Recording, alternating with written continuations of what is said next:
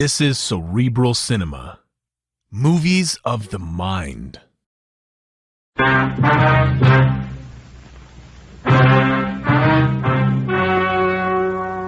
The story you are about to hear is true. Only the names have been changed to protect the innocent. Fatima Cigarettes, best of all long cigarettes, brings you Dragnet.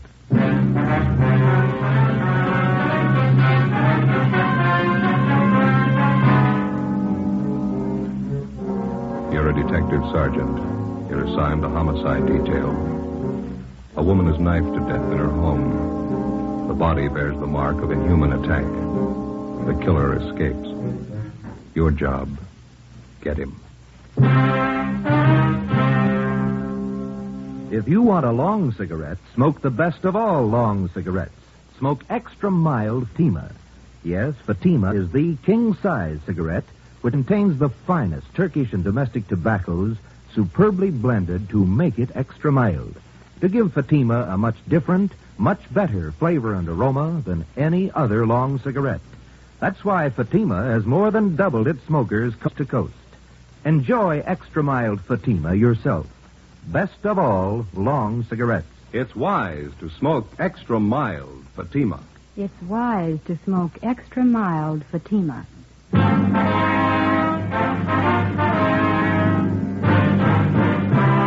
Dragnet, the documented drama of an actual crime. For the next 30 minutes, in cooperation with the Los Angeles Police Department, you will travel step by step on the side of the law through an actual case from official police files. From beginning to end, from crime to punishment, Dragnet is the story of your police force in action. It was Wednesday, September 29th. It was warm in Los Angeles. We were working the night watch out of homicide detail. My partner's Ben Romero. The boss is Captain Blaine Steed. My name's Friday. I was on the way back from the interrogation room. It was 11:23 p.m. when they got to room 42. Homicide. Hi, Lorraine. Hello, Joe. Like to type this up for me? Dead body report. Yeah, okay. Thank you. Joe, How you doing? they bring Palmer in yet? He's in the interrogation room. Captain's with him. What's his story? He claims he had nothing to do with it. You contact any of the boys' relatives? Says he hasn't got any in town. It was just him and his mother. You called Juvenile Hall, didn't you? Yeah, they'll look after him for the time being. Pretty big shock for a kid. Yeah. Did you get anything out of him? Harry and I have been talking to him. Just starting to make sense. You want to lend a hand? Sure. We're going to the beach tomorrow, my mother and I. She had the day off and we were going to the beach. That's all I know. That's all she told me. Harry? Hi. You want to give it a try? Yeah. All right, Robert. Come on, son. It's going to be all right now. We need your help, Robert. Think you can answer a few questions for us? How about a bite to eat, son? Can I get you something? No, I'm not hungry. I'm okay. That's the stuff. Well, here, take it. It's a clean handkerchief. Yeah. Well, you're the cop that drove me down here, aren't you? That's right. Not go back to the house. You won't have to, son. I'm never going back to that place. All right. It was awful. Could you start from the beginning for us, Bob, and just take it easy? Tell us what you know. Okay. Think I could have a coat? I'll pick up a couple. Be right back. All right, Harry. Thanks, Harry. Well, all I know is I left the house about 7:30. Mom gave me the money to go to a show. Was she alone in the house when you left? Yeah, that's right. We had dinner and then I went to the show. You usually go to the show on school nights, son? No, but Mom asked me if I wanted to go. She gave me the money. Double feature. She told me to stay for both pictures. Mm-hmm. She usually tell you that? No, she always said to just stay for one picture. She didn't want me coming home so late. Was she expecting anybody to visit her? I mean, after you'd gone? She didn't say so. She just told me to stay for both pictures, that's all. What time did the movie let out? Almost 11 o'clock. Pretty late, so I went straight home. Mom was in the bedroom. She was on the floor. There was this knife, this big knife. What'd you do then, son? I ran outside, hollered. Wallace's came over from next door. I went inside and looked, and then they called the cops. That knife you saw in the bedroom. There was blood on it, all over it. It was terrible. Did you ever see the knife before? Yeah. Yeah, Roy gave it to my mom last year. It's a bowler knife. Who is this Roy? Mom's boyfriend. One of them. He's in the Navy. Was he at your house tonight? I told you, it was just Mom and I. Roy had a fight with Mom about 2 weeks ago. He said he didn't like her having other boyfriends, and they had a fight. They argued, is that what you mean? Yeah. And once Roy slapped my mother. You want one of these, Joe? No, thanks, Harry. Okay. Here's your Coke, Riley. Oh, yeah. Son, did you know most of your mother's friends? Most of them, yeah. Can you think of any of them who might have wanted to hurt your mother? I don't know. Roy Palmer, maybe. He was mad at her. He's the only one I can think of. I don't know. I don't want to think about it anymore. All right, son. We won't bother you anymore tonight. Thanks a lot. Yeah. Ben, Mm-hmm. you want to follow through with Juvenile Hall, see if the boy's taken care of? Okay. You going to be in the interrogation room? Yeah, I got a few more questions for Roy Palmer. Right. Check you later. Okay.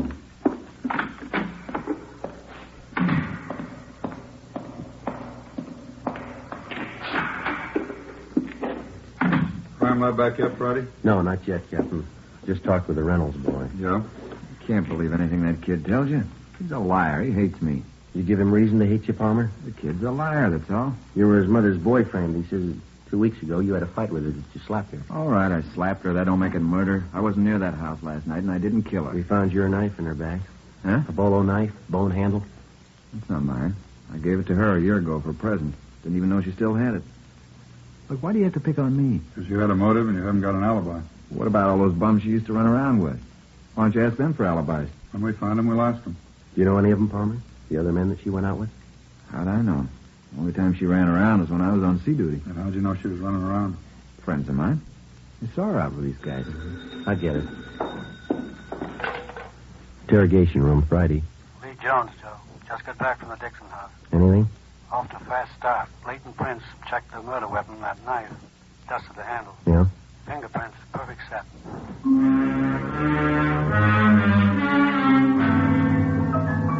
Captain Steed and I took the suspect, Roy Palmer, down the hall and had his fingerprints taken. At the same time, across the street in the crime lab, a set of fingerprints were lifted from the weapon which had taken the life of Mrs. Betty Dixon. The 2 sets of prints were checked and rechecked. They didn't match. Every object in the murder house was gone over for fingerprints and further evidence. Roy Palmer's fingerprints were on none of them. He was released pending further investigation. The only suspect in one of the most savage murders in the history of the city was free. The next morning, Captain Steed and I met with Chief Detective Thad Brown. How about the dead woman's son? Did you talk to him again? Well, Romero's with him now. He's taking down a list of all the people that his mother knew, friends, neighbors, everybody. No luck yet with a set of fingerprints? No, we've got no record on him. Checking them through Washington, we ought to get a kickback pretty soon. Set of prints and a piece of envelope. That's physical evidence, huh? Yeah. One of the top corners off an envelope. It had a postmark on it, Sonoma. Sonoma. Tie in with anything yet? No, not so far. Might turn up when we start checking the victim's friends. They posted the body this morning. I guess you saw this coroner's report. Yeah, I did. I don't have to tell you, you're not after an ordinary killer. 23 knife wounds. Revenge motive, maybe. Yeah. The reaction of the dead woman's neighbors, that's what's got me stopped. No one heard a thing? Mitchell and Didion are still covering the neighborhood. Haven't found anyone yet who saw or heard anything unusual. Well, I can't buy it. A woman isn't just cut down like that without some kind of a commotion. Besides, the homes in that neighborhood are fairly close together. Shouldn't take much to make yourself heard from one house to the other. No sign of robbery or burglary? No, according to the boy, the house is intact. Nobody touched anything. It leaves you with a boyfriend angle. Lover's quarrel. We're stuck with it, yeah. Hi, Chief. Romero? Go ahead. How'd you make out? Better than I thought. Boy was over most of his shop this morning. Did he talk? 5 pages of names and addresses. He gave me all of them. Well, how about that boyfriend angle? Oh, about half a dozen names. Seems the mother had quite a social life since the boy's father died. You confirmed the boy's story about going to the movies? Yeah, it checks out. Pretty nice kid, considering the environment he's been raised in. Well, how about those names, Ben? Any of them list Sonoma as their hometown? No, I don't think so. Let me check here. Okay. No. Huh? No, none of them. All right, you better start digging into that list. Postman may tie in later. Meantime, you still have that set of fingerprints. No chance for a mistake there. When you reach the right men, those prints will connect him with the killing. That makes it simple for you. Prince will tell us who he is. You got only one answer to dig for. Yeah. Where he is. Thursday, September 30th, 11 a.m. We started checking the list of the murdered woman's friends through R&I for any possible criminal record. It's usually the case that a major crime rate's headline space twice. When the crime is committed, when the criminal is apprehended. Between the two, more than often, there's a space of weeks and months, sometimes even years, in which the police officer goes through the monotonous, undramatic business of checking files, asking questions, sifting and sorting leads and evidence until he finally reaches the criminal. For a news story, it's pretty dull material, but it proves out the contention of most working detectives. You don't catch criminals with headlines. Monday, October 4th. We checked with Miss Lucille Dana, a counter clerk at a little market out on Crenshaw. Terrible thing. I've been away on my vacation. Heard about it when I got home yesterday. You were pretty good friends with Betty Dixon. Is that right, Miss Dana? Yeah, pretty close. Oh, excuse me a minute. I'll take care of this customer. Yeah, all right. Is there anything, sir? No, 2 bags of them jelly beans, please. All right. Okay, that's all. Oh, that's 19. 87. 9. 87. This is not marked. Just a minute. Tommy? Yeah, Number 2 corned beef. How much? just a minute. 67. Thanks.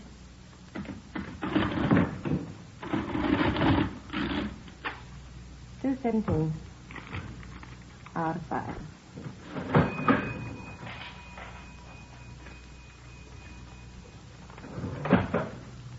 $2.17. $2.20, $25, $50, $3, $4, $5. Mm-hmm.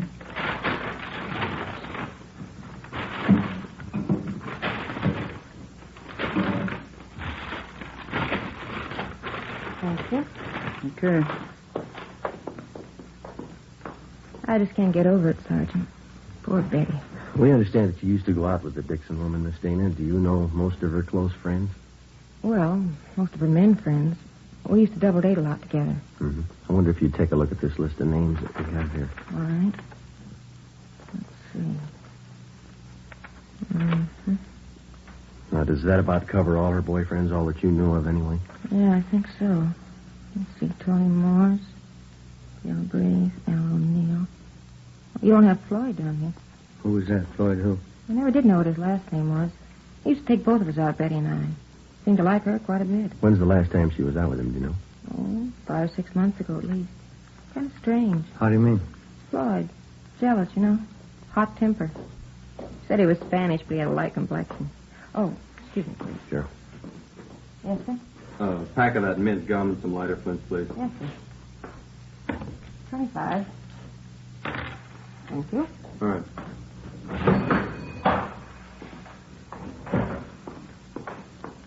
Could you describe this Floyd for us, Miss Dana? Well, he was kind of fresh and conceited in some ways. He was attractive. A lot of fun. How about his physical appearance, his weight and height? About 6 feet, I'd say. Nice build. 180 pounds, I guess. Mm-hmm. Dark hair, dark brown eyes. Good dancer. How'd he and Miss Dixon get along? Oh, I don't think he did. Floyd and Betty used to fight all the time, but she used to fight with Roy Palmer, too. I don't think Floyd did it. Is he in town now, do you know? No, I don't. As I say, last time I saw him was 6 months ago. Would you know if Mrs. Dixon saw him recently? She did. She didn't tell me. You have no idea then where we could get in touch with this Floyd. Well, no, I don't. He's from up north originally. Is that so? Yeah, Sonoma. Ben and I went back to the office and got up a teletype to the Sonoma Police Department along with a description of the suspect named Floyd. Then we checked with the 16-year-old son of the murdered woman. He remembered the man called Floyd, and essentially his description of the suspect checked out with that given us by his mother's friend, Lucille Dana. 3 p.m. We met with Lieutenant Harry Didion and Captain Steve. You want to fill him in, Didion? Finally got in touch with the dead woman's next-door neighbor. His name's Conroy. Get anything out of him? They seem to be the only ones who heard anything the night of the murder. What they had to say? Let's see. Yeah, they saw Mrs. Dixon's son, Robert, leave the house about 7:30 the night of the murder. And nothing till 8:30. Yeah? They heard loud pounding on the back door of the Dixon home. The door finally opened. They heard an angry woman's voice invite the person in. A man? Yeah. Any description? Not much. He was tall, good build. Not much, Jack. Go on. Neighbors said it was quiet then for about an hour. Then they heard a woman cry. Said it sounded like Mrs. Dixon. They make out any of the conversation? I got it right here. About 9:30, they heard Mrs. Dixon, a lot of loud talking. She said, Why don't you kill me then, Floyd? Put me out of my misery. Mm-hmm. Anything else? I said it was quiet between 9:30 and 10. And I heard something that sounded like the thud of a body falling on the floor, a piece of furniture overturned. No screams for help. Funny, but the neighbors say no. The only other thing they heard was Mrs. Dixon. Here's a quote.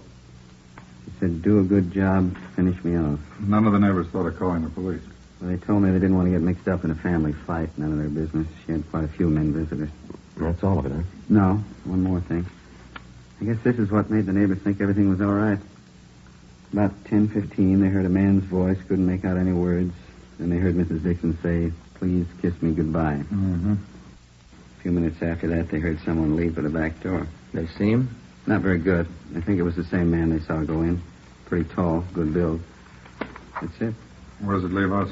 Pretty weird. How about that? Oh, I don't know. She was supposed to be a sane woman. She'd have to be pretty drunk to ask a man to kill her. You'd have to be pretty drunk to take her up on it. Why the killer used that bolo knife on the victim? That piece of envelope we found by the body. Yeah, it was postmarked Sonoma. There's a state mental hospital up there. Just a hunch. Maybe we're dealing with a maniac. 4 p.m., Monday. R&I could give us nothing because of the meager description. Ben and I checked out of the office and went over to the state building to the Department of State Institutions. First, we checked the name Floyd through the files, using it as a last name, then as a first name. Failed to connect. Either the names didn't fit the description of the suspect, or they were elderly men still confined to the institution at Sonoma. We checked through the files using Floyd as a middle name. We came up with 2 recent parolees from Sonoma. Both matched the description almost perfectly. Both had the middle name of Floyd. We checked out the first one, Charles Floyd Johansson. We found out that he'd been returned to Sonoma almost a month before. The second parolee still had his freedom. We took a set of his fingerprints back to the office and had them checked out with the set of prints found on the murder weapon. How's it shape up, Joyce? Richard Fred Coleman. That the right name? Yeah. Any make? He's your killer.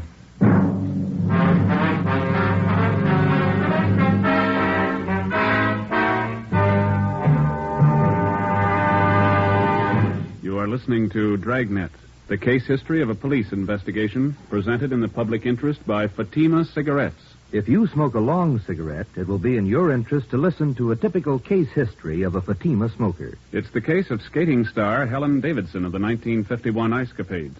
This is her actual signed statement. Recently, on tour with the Ice Capades, I've noticed more and more people smoking Fatima.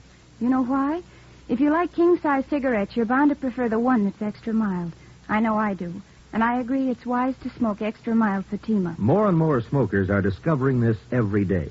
Actual figures show extra mild Fatima has more than doubled its smokers coast to coast. So enjoy extra mild Fatima yourself. The king-size cigarette, which contains the finest Turkish and domestic tobaccos, superbly blended to make it extra mild. You will prefer Fatima's much different, much better flavor. You will agree. It's wise to smoke extra mild Fatima. It's wise to smoke extra mild Fatima. The best of all long cigarettes.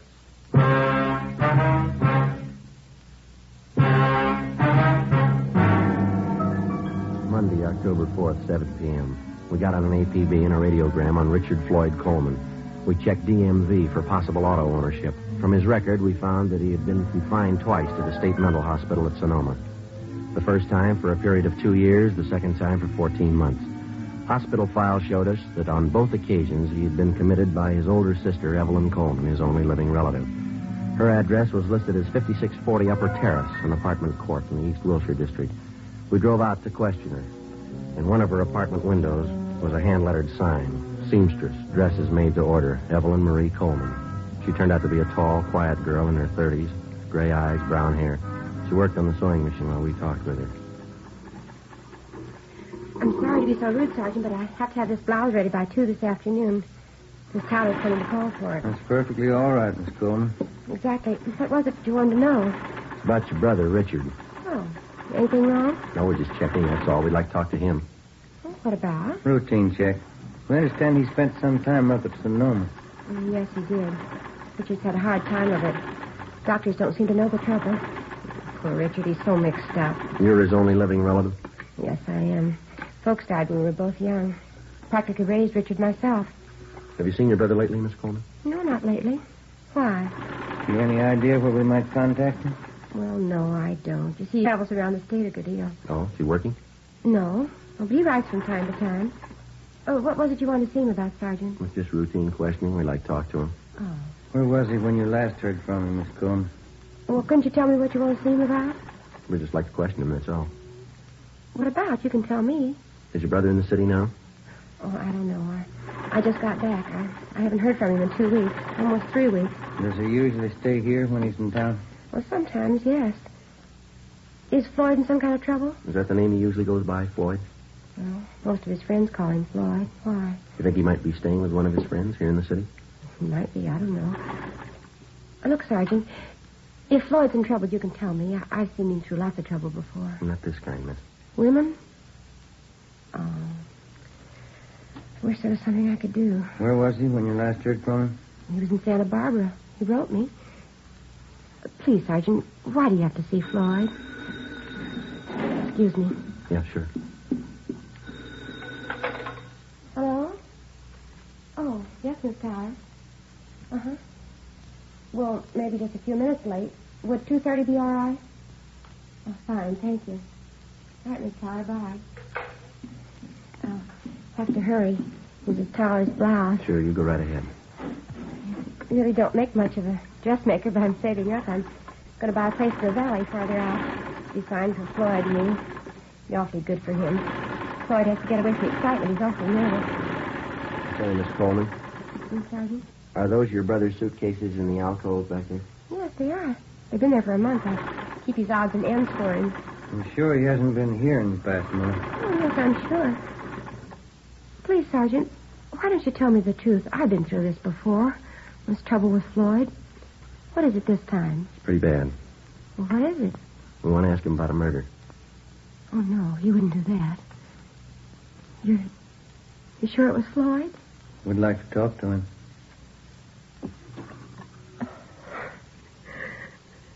Floyd.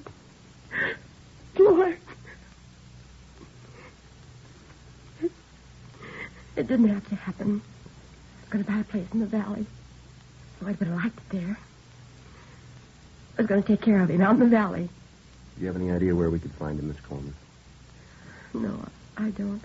I don't know where he is. Santa Barbara, that's the last I heard. I've been worried about him. If he was in the city, would he come here to stay, ma'am? Well, he did before, yes, but I don't know about now. Does he have a car? No, not that I know of. No, I don't know what he's living on. He doesn't have any money. Who was the woman? No, Mrs. Dixon.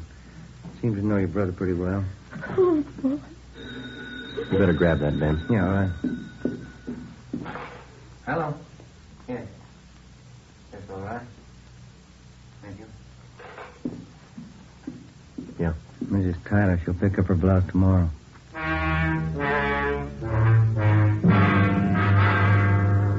Ben and I left Evelyn Coleman's place and went back to the office. A stakeout was placed on her apartment. 2 days went by. Nothing happened. Despite the fact that the suspect's sister had promised to cooperate fully with us in locating her brother, a team of men was assigned to follow her wherever she went as insurance against any possible slip-up. As far as we were concerned, no precaution was out of reason. A maniac was on the loose in the city, the same maniac who had murdered the Dixon woman. He'd done it once, and if the urge was there, he'd do it again. We sweated out the next 3 days. On the afternoon of the 6th day, we got an urgent call from one of the parole officers in the State Institutions Department, a Miss Gertrude Vaughn. Ben and I went over and checked with her. Call came in about 20 minutes ago, Sergeant. Man's voice. What do you have to say? He wanted to talk to me about the Betty Dixon case. Seemed nervous. You say you knew anything about her? I didn't want to frighten him off asking too many questions.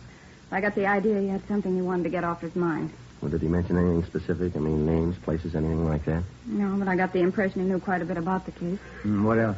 He promised he'd be here by 4 o'clock. Said he'd be ready to talk. Mm-hmm. Well, it's 2:45 now. All right, Ben. Okay. Pull up a chair. We waited. 3:15, 3:30, 3:45. No sign of the anonymous caller. 4 p.m. Still no sign. We waited. At 4:30, the office door opened and a tall, thin girl with brown hair came in and walked straight toward the desk of Parole Officer Gertrude Vaughn. We saw Miss Vaughn motion the girl across the room toward us. It was Evelyn Coleman. Sergeant, Miss Coleman? How are you? I know where Floyd is. I'll take you to him. 4:35 p.m. Ben and I left the state building with Evelyn Coleman, got in our car, and drove north across the city, according to her directions, until we got on Highway 66. We continued driving north out of the city. Evelyn Coleman sat quiet in the back seat, looking at her hands folded in her lap. Except for directions, she said nothing. Approximately 3 miles out of the city, she directed us off onto a county highway. We drove east for a few miles, then we turned north onto an unpaved road lined with eucalyptus trees. We'd gone a little less than a mile when she directed us to pull up. We can walk the rest of the way. Okay. It's not far. All right. This way. Your brother been out here all this time? He didn't tell me. He called this morning. Supposed to get himself up. What happened? I don't know. He's worse now, I think.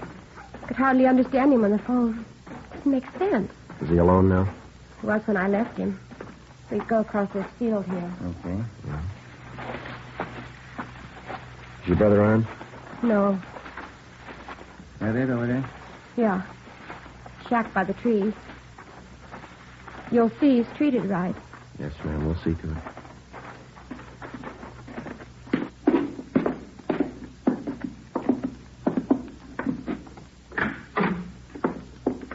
Evelyn?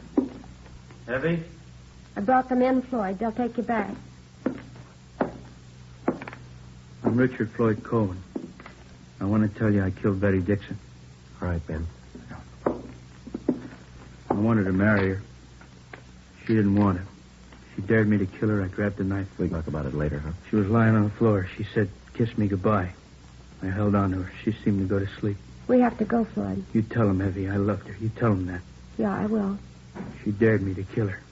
She said I didn't have the nerve. She asked me to. Yeah, all right. Come on. Try to tell him that at the hospital. Yeah. I'm not crazy.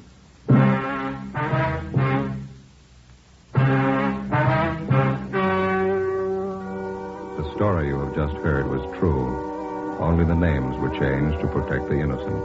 On December 4th, trial was held in Superior Court, Department 86, City and County of Los Angeles, State of California. In a moment, the results of that trial. And now, here is our star, Jack Webb. Thank you. To prove a suspect's guilt or innocence, as in tonight's case, the working detective spends many a long hour with the man in question. In the interrogation room, the crime lab, with his friends, his enemies, gets to know his man well. And so with a cigarette. If you're a long cigarette smoker like I am, get to know Fatima.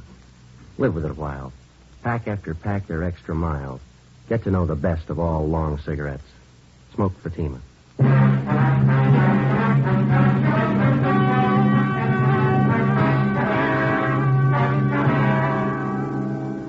Richard Floyd Coleman was examined by 6 psychiatrists appointed by the court and was found to be criminally insane. He was committed to the state mental hospital at Mendocino for an indefinite period of time.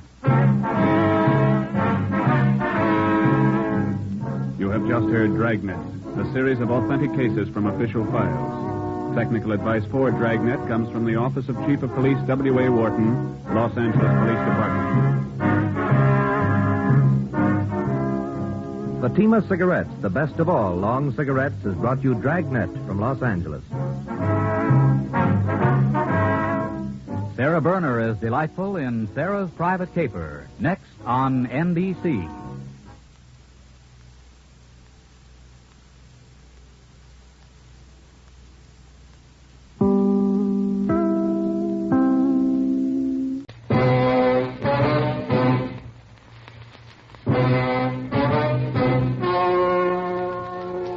The story you are about to hear is true. Only the names have been changed to protect the innocent. Fatima Cigarettes, best of all long cigarettes, brings you Dragnet.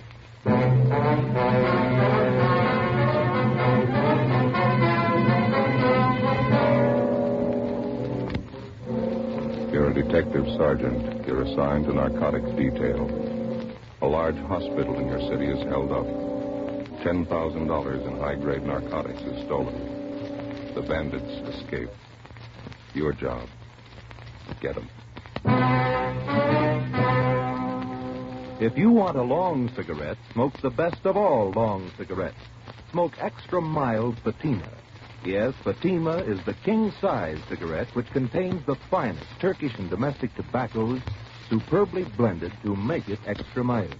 To give Fatima a much different, much better flavor and aroma than any other long cigarette. That's why Fatima has more than doubled its smokers coast to coast. Enjoy extra mild Fatima yourself. Best of all, long cigarettes. It's wise to smoke extra mild Fatima. It's wise to smoke extra mild Fatima.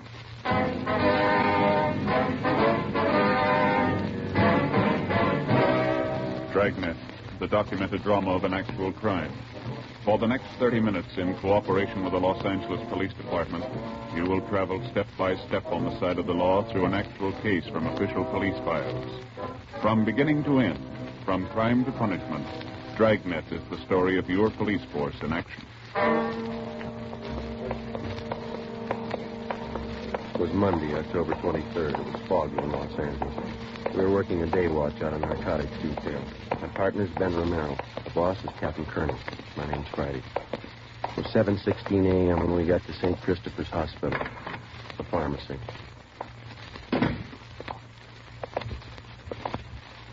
How you do? Yes? Police officer, sister. You'd like to see Sister Mary Benedict? I'm she. Mother Superior sent us down to see you, sister. We're investigating a narcotic robbery. Oh, yes, there have been quite a few policemen here in the past hour. I believe it was the fingerprint men who just left. Let's never have their card.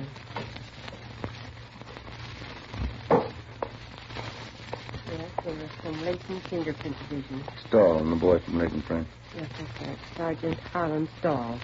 Sister, we're the investigating officers assigned to the case. This is Sergeant Romero. My name's Friday. Are you a lieutenant? No, I'm a sergeant. I wonder if you could start right from the beginning for us. Just tell us what you know about the robbery. Well, after Mass, I went to breakfast, and then I came downstairs here to the pharmacy to open up. You keep the pharmacy locked overnight? Oh, yes, always. We always assign an intern on night duty. He has the key in case any medicines are needed during the night. He's authorized to issue what may be needed upon the doctor's request. Who else has a key to the pharmacy, sister? Well, there are just 3 keys. Mother Superior keeps one at her desk, and we have one for the intern on duty, and I have one. All right. You want to go on? When I got down here this morning, I started to unlock the door and found it ajar. There were no lights on. I snapped on the wall switch. That one. Mm-hmm. That's when I saw young Jimmy Lyons. That's the intern? Yes, he's unconscious on the floor. I could see his head had been cut. He was bleeding profusely. What'd you do then? I called Mother Superior, and she came right down. Dr. Spencer was summoned. He came in and started administering aid to intern Lyons there on the floor. Is that when you found out the narcotics were missing? No, not just at that moment.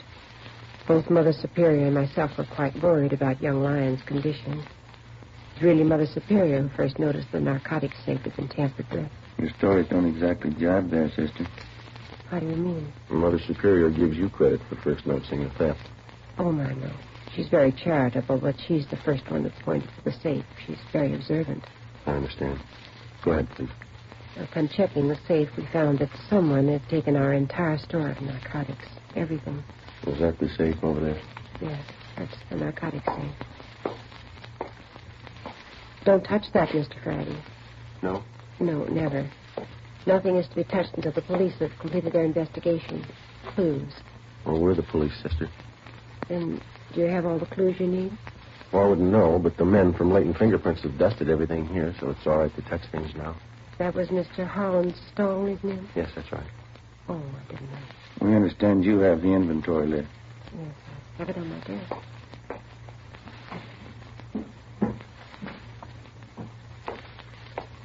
Here. Thank you. We keep a running inventory so that the exact amount that's missing. Yes, ma'am. Cocaine and morphine. No bird's eye, Joe. Big haul. Looks like about 10,000 worth. I'd like to have a copy of this inventory, sister. Would you take the carbon?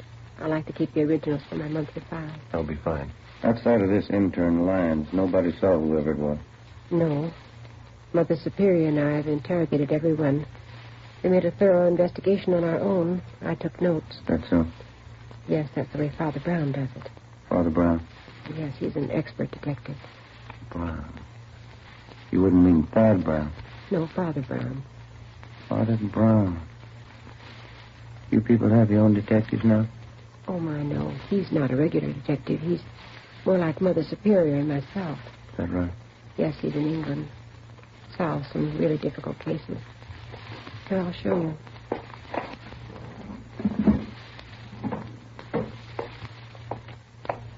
See right here?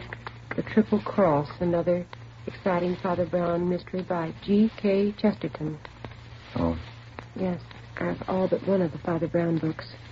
Mother Superior has it. I get it after she finishes. Mm-hmm. What's the condition of the intern? He's resting comfortably. Dr. Spencer says he'll be all right. Had to take 9 stitches in his scalp. We'd like to talk to him. I'm sure that'll be all right. I don't have to tell you, we all think this is a terrible thing. Yes, sister, it is. All those narcotics. Whoever took them will distribute them, won't they? Well, that's our guess, sister. The stuff will be sold to addicts. What makes a dope addict? How do they get started? Why do they do it? I don't know, sister. I give you a lot of reasons. None of them good. None of them good. And for a few moments of what? Tonight they have it and tomorrow they have nothing. That's about the size of it, sister. Stars are setting and the caravan starts with the dawn of nothing. The Bible. No, Omar Khayyam.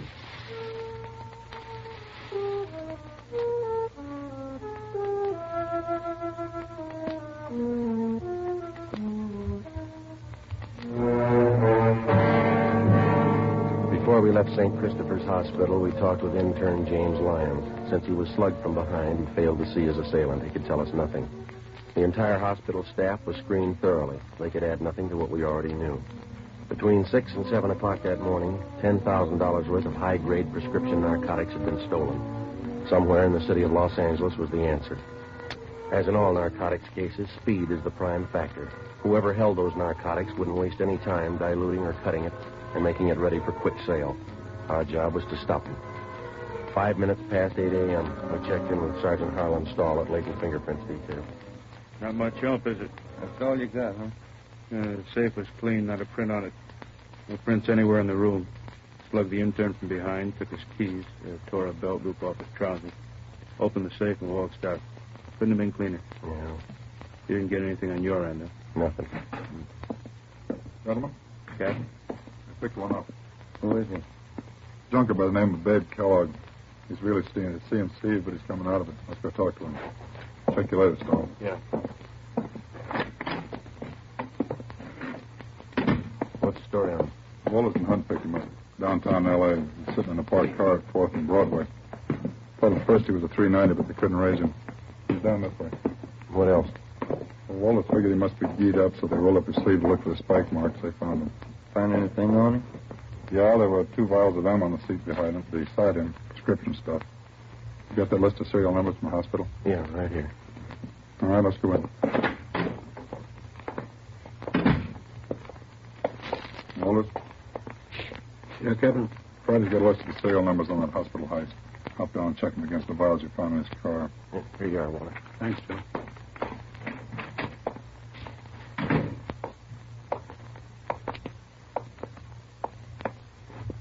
How you feeling, babe? All right. Kellogg, this is Friday and Romero, Central Division. I see him. You want to tell us about it? Nothing to tell. Living high, aren't you? I'm unusual. It's not the way I get it. You're scoring good. Prescription stuff. Birthday present from a friend. Who is it? I want to keep his friendship. Who's your connection, babe? I don't know. You know that morphine we picked out of your car is hot. Is it all of it? Hospital pharmacy was knocked over this morning. The numbers on those vials of yours match up. You're in a real jam. No numbers on them? You might as well tell us where you got it. I'm not going to be a Fagin for you. Nobody's asking to be a Fagin, Kellogg. That's high-powered stuff. If we don't get anybody else, it can go hard for you. I'm not going to bite the hand that feeds me. You want to stand alone on this one, that's the idea? I didn't say that. Well, one of us isn't going to go along and hold your hand. How about it? Who's your connection? All right, it isn't going to be a long wait, Kellogg. As soon as Walters gets back with those serial numbers, you can play hero all afternoon. We'll be on the 12th floor of the county jail, babe. You won't have to wait long there either. The minute you put one foot in that courtroom, the judge will throw everything he's got at you. 2 bottles of drugstore stuff? Robbery, Kellogg. $10,000. Well, this is good, but 2 bottles ain't worth that much. And you only show a part of it. Maybe you got the rest of it at your plant. You got my plant. 1931 Essex. 4-wheel brake. Your car's being checked out. You didn't find any more, did you? No. I couldn't be that lucky. You feel pretty good now, but you'll get a yen on. You won't help me. You never do. When's the last time you helped us? Your memory's worse than mine. I helped you. I helped you guys a lot. Don't you remember the Frank Smith plant? No. 1933, Friday Night Live. I led you right through Smitty's plant.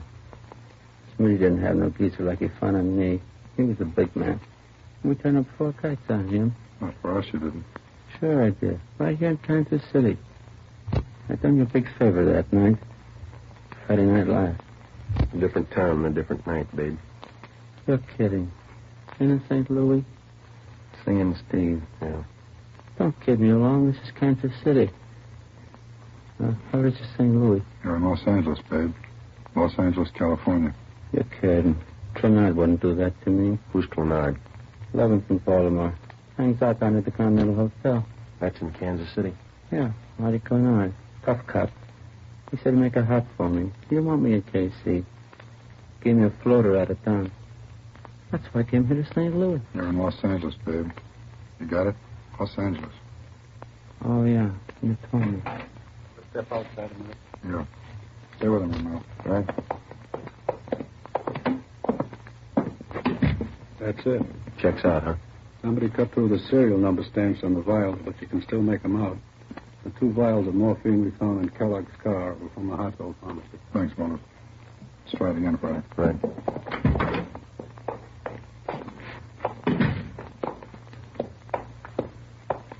All right, babe. Now let's cut out the jokes. Those 2 vials you had came from the hospital. The numbers check out. No numbers on those vials. How do you know? You probably didn't even look at them. Oh, yeah, I looked. No numbers on them. We found them all right. I don't see how you could read them. I couldn't. Why not? Somebody scratched them off. Who, babe? You wouldn't know. Try it. How much heat do I have to stand if I take it alone? Plenty. There was an intern slugged on that job. Hurt pretty bad. They're going to tag you for assault, too. I never hit anybody in my life. How do we know? I just told you. We don't know you didn't pull this job. We haven't got any proof. Once more, what's the count? Goes like this, babe. First-degree robbery, 5 years to life. Assault with a deadly weapon, 1 to 10. Violation of the State Narcotics Act, 1 to 15. You can add.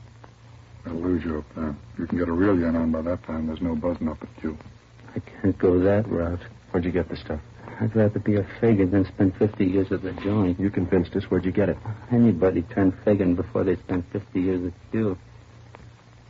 No, I can't go that route. Where'd you get it, babe? From some jaw stopper. Who? I gave him $700. Clean. Who? Company fastened himself off as a croaker. I can spot a guy's been hitting speedballs a mile away. I knew he wasn't any croaker. What was his name? He was scoring good somewhere. Oh, that's Cecil and Mary. Now I know where he got it. Give us his name, babe. He's a bit clear in pictures, Leonard Castle. Where is he? You're in Arizona. On location. How could he be on location when you bought that stuff from him this morning? Off the plane this morning. He was on his way. Leonard Castle. Picture actor, that right? You got it. Run it down. 10 a.m. We checked the name Leonard Castle through R&I. We found nothing. We looked in the phone book and got the number. Garfield 3711, Central Casting. Central Casting? Los Angeles Police Department calling. Yes, sir. Do you have a Leonard Castle registered with you? One moment. Yes, we do. Wonder if you could tell me if he's working. Oh, just a minute. I have his card right here. Yes, he's working. He's doing crime report for Schumann and Kester, independent production. They're shooting over at Soundstages Incorporated. You're working today? Yes, he is. You're sure that company's not on location? No, we have no location showing for that picture. Could you give me his call, please? Surely. He had a 9 o'clock call today, stage 3. Did you wish to see Mr. Castle? Yeah, You shouldn't have any trouble locating him over there. we'll find him.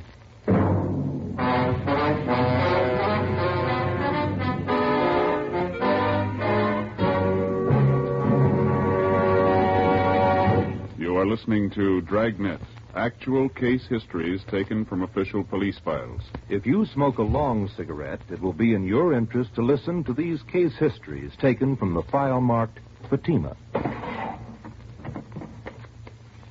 On this card, reporter Lee Silver's statement. I need an extra mild cigarette. No other long cigarette I've tried is as mild as Fatima. Here is Nurse Shirley Gilman's statement. When I go off duty, I appreciate a mild cigarette. Fatimas are extra mild. I can enjoy them more. On this card, the statement by drama critic Richard Watts, Jr. Anyone can tell Fatima contains the finest tobaccos. It's extra mild and has a much better flavor. All agree it's wise to smoke extra mild Fatima. And that's what more and more smokers are discovering every day. Yes, actual figures show extra mild Fatima has more than doubled its smokers coast to coast. So enjoy extra mild Fatima yourself. You'll agree it's wise to smoke extra mild Fatima. It's wise to smoke extra mild Fatima. Best of all, long cigarettes.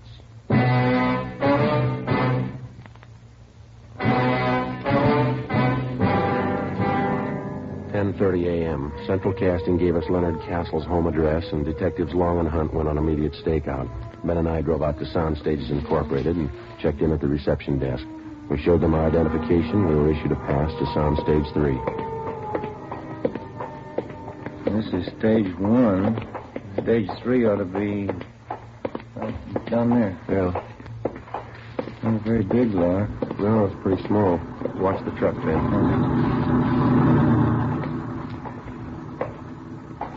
Think Kellogg knew what he's talking about? We'll know in a couple of minutes. Not very usual. Joy Pauper pulling a job like that. They all start somewhere. That's a good way to get around a movie lot. Bicycle. Better than walking. Sure a thick fog, isn't it? Yeah, we don't have them often, but when we get them, they're real pea super. Oh, here we are. You better hold it, Ben. Red light. They're shooting in there. Oh, yeah, I didn't see. On Stage 5, you know? Couldn't tell you. Okay. All clear. Let's go in.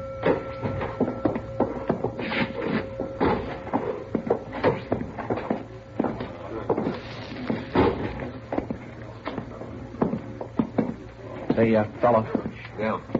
Wonder if you can tell us where we can find Leonard Castle? Sure. Rosie, call Leonard Castle, will you? Call on the scene. Okay. Leonard Castle. Leonard Castle. Guess we can wait over here by the phone, huh? He'll be right here. Yeah, thank you. Thank you. Rosie, you calling? These gentlemen want to see you. Thanks, Willie. You want to see me? Your name, Leonard Castle? Yeah, that's right. Police officer. Yeah? There's someplace where we can talk. Well, this all right? I got to stick close. I might be in the next shot. All right. You know a fellow by the name of Babe Kellogg? No? He says he knows you. No, I never heard of him. You sure? Put us on a bell, George. Hold the work. Quiet down, quiet. Have to hold it a minute. They're lining up a shot. Lefty, move that fruit about 1.5 feet to your right. That's it. Hold it right there. Make it a little hotter. Couple of turns. Whoa, whoa. That's good. Baxter, give me an inky dink right here, camera left. Harry. Hello. When Fred Conrad crosses over at the table, can you help me out a little? Can you bring this one down about 2 points on the dimmer? It's done. Don, you get that? All ready, Miller. Conrad? Yes, sir. Take it real easy. Remember, you don't know your sergeant's got a clue until he comes to you with it. All right. You're anticipating a little bit, okay? Mm-hmm. Let's try it. Bob, what's that mic shadow? We're getting it on that wall. Am I out now? Not too much. Come in a little. That's fine. You're clear. All ready? All right, we'll try one. Cut him over. Rolling. Speed. Action. All right, Chief. As soon as I get all the clues, I'll be right down. Look, I found it. Piece of that broken window, huh? That's right. It's plastered with fingerprints. Yeah. We got our man. Cut. Sure. Let's hold it quiet, folks. You never heard of Babe Kellogg, huh? That's right. We're awake at 6 o'clock this morning, Cass. In bed? You've got men out your place checking? What's it all about? Between 6 and 7 o'clock this morning, somebody robbed the pharmacy at St. Christopher's Hospital. They slugged the intern and made off with over $10,000 worth of narcotics. Yeah? If we find you were in bed between 6 and 7, you're clear. No, I was. Anybody to back up that alibi? The landlady, I guess you'd know. What time she generally get up? Oh, I don't know. Why? She couldn't very well back you up. She was still asleep. Well, she's usually up early. Thought you said you didn't know what time she got up. Well, I mean, I don't usually know. But you knew this morning. No. And you don't know Babe Kellogg. Simmer down, everybody. Let's have it quiet. Line them off. What do you read on that junior, Harry? 9+. Make it a little hotter. A little harder, Jack. That's it. Whoa.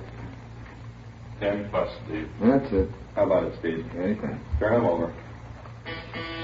Rolling. Say, action. All right, Chief.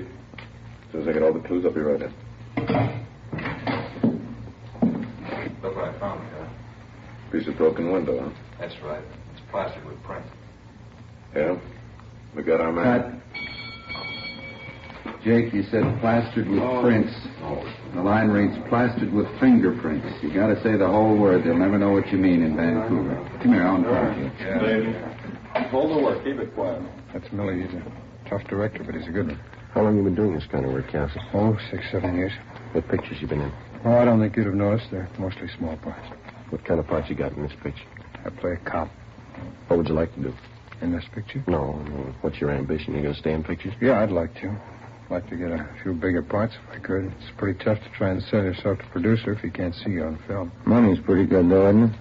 Well, it all depends. It's a different deal on each picture you do. Mm-hmm. You have an agent? No, I did have.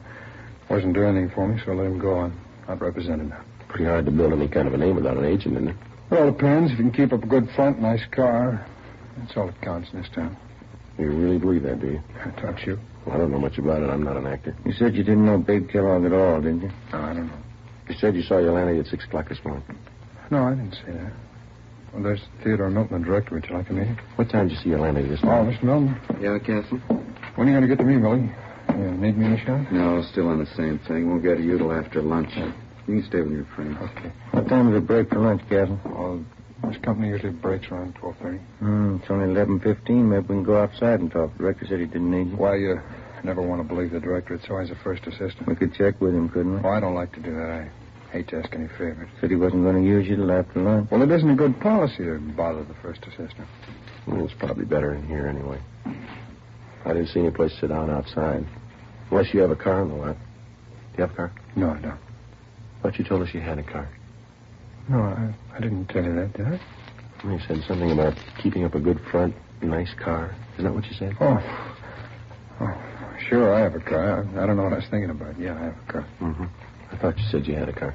Well, I tell you, this picture act will drive you crazy. I don't know what I'm saying half the time. Maybe you made a mistake about Babe Kellogg. Do you know him? No, I'm sure about that. I don't know any Babe Carson. Kellogg. You're Kellogg, you know. I don't know him. Would you mind showing us your wallet? Well, what for? You want to see my identification? Let me see the wallet, please. All right. Here you go. No, you hold it. Would you open it up? Okay. Quiet, please. All right, Steve. Yeah, okay. Turn him. Rolling. Big. All right. Nice and easy now. Fingerprints, Jake. Right. Action. All right, Chief. As soon as I get all the clues, I'll be right in. Look what I found. Piece of broken window, huh? That's right. It's plastered with fingerprints. Yeah? We got our man. Cut. Sid. No talking. Let's see how much money you got in your wallet, Castle. No, you hold it. Just count it for us. Oh, there it is. What about the rest of it in there? All right, I didn't see it. All right, count it. Just a few hundred here. Count it. All right. Let's see. And I can see 450s right there on top. That's 200, isn't it? Yeah. It's 300. 400. 450. Yeah, go on. I didn't know I had this much. That's 250 more. That makes 700, doesn't it? It's more than I thought I had. There's 2 more 10s and a 5 there. That's $725, Castle. Yeah. Doing pretty well on this picture, aren't It's you? not all picture money. All right, you can put your wallet away. Thanks. You didn't make this money on the picture. Where'd you get it? Played a little cards last night. Play pretty late? Yeah, pretty late. Weren't you tired this morning? No. Not even when you got up at 6? Did I say I got up at 6? Now, listen, Castle. You don't know what you said, but one thing's sure, you're lying to us. You know Babe Kellogg, and you know him well enough to sell him 2 vials of high-grade morphine. Oh, you're wrong about that. All right, then you set us straight. Kellogg says he paid you $700 for this stuff. You got over $700 in your wallet. That's more than you need for lunch money. Now, this could be a coincidence. You set us straight. Well, you're wrong. Where'd you get the money? Colonel. Rolling? Steve. Action. All right, Chief. As soon as I get all the clues, I'll be right in. Look what I found. Piece of broken window, huh? That's right. It's plastered with fingerprints. Yeah? We got our man. Cut. All right, once more. Where'd you get the money, Castle? I told you I played cards. It won't do. Got the keys to your car? I can't leave. We'll get you excused. We want to look at your car. No, don't do that. All right, then. Do you know Babe Kellogg? I don't know. Colonel. Rolling? Steve. Action. All right, Chief. As soon as I get all the clues, I'll be right in. Look what I found. Piece of broken window, huh?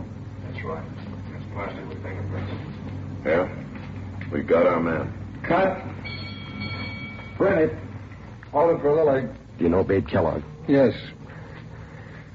Yes, I know it. You robbed that hospital this morning. I needed it. I needed the money. I had to have it. I owed money. They were going to take my car. I was broke. What else could I do?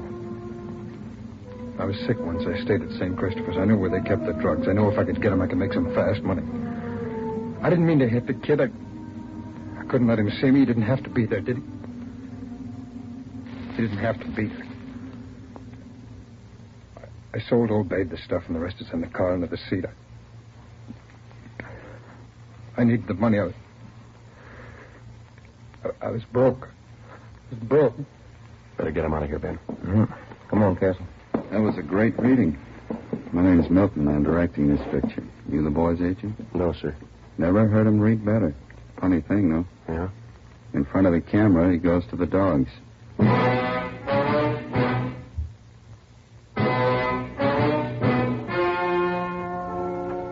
The story you've just heard was true. Only the names were changed to protect the innocent. On January 28th, trial was held in Superior Court, Department 91, City and County of Los Angeles, State of California. In a moment, the results of that trial. And now here is our star, Jack Webb. Thank you. The working detective in reaching the solution of a crime depends on the combined efforts of many minds and many hands. The crime lab, state and federal peace officers, and you, the citizen. And so with Fatima. The combined efforts of many go into their blending and manufacture. Skilled hands, working with the finest Turkish and domestic tobaccos, make Fatima extra mild, best of all long cigarettes. If you're a long cigarette smoker like I am, try Fatima. Every pack is extra mild. Smoke Fatima. Ladies and gentlemen, starting Thursday, August 24th, that's 2 weeks from tonight, Dragnet will be heard 1 hour earlier at 9 p.m. Eastern Daylight Saving Time.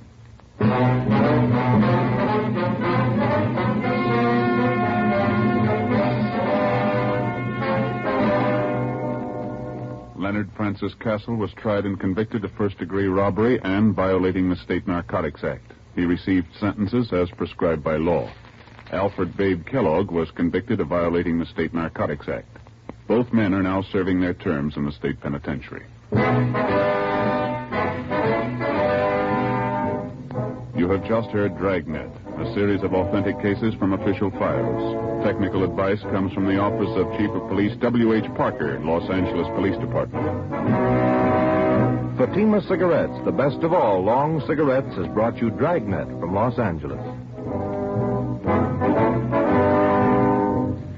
Sarah Berner is delightful in Sarah's Private Caper. Next on NBC. Next week, Thursday, August 24th, Dragnet will be heard 1 hour earlier at 9 p.m. Eastern Daylight Saving Time.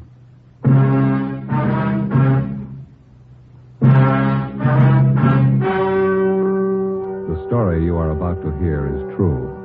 Only the names have been changed to protect the innocent. Fatima Cigarettes, best of all long cigarettes, brings you Dragnet.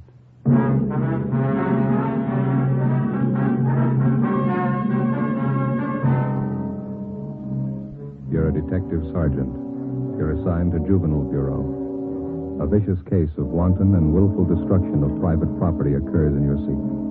Suspicion points to a juvenile. Your job, find him. If you want a long cigarette, smoke the best of all long cigarettes. Smoke extra mild Fatima.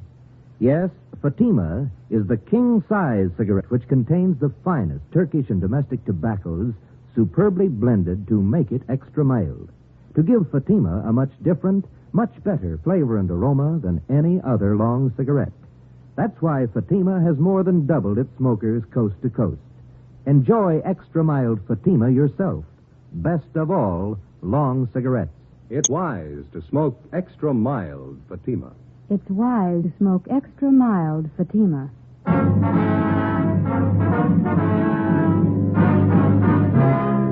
Dragnet, the documented drama of an actual crime. For the next 30 minutes, in cooperation with the Los Angeles Police Department, you will travel step by step of an actual crime.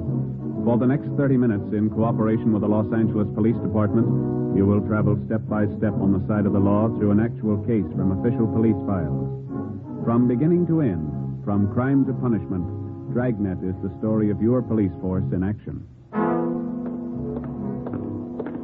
It was Tuesday, April 10th. It was cool in Los Angeles. We were working the day watch out of Juvenile Bureau. My partner's Ben Romero. The boss is Inspector Bowling. My name's Friday. It was 9:35 a.m. when we got to 1335 Georgia Street. Captain's office. I'll ask you to sit down. We're not going to be here that long. You sound mad. Get your hat. Right with you. Where's our... Right out front. All right. What's up? A rotten mess.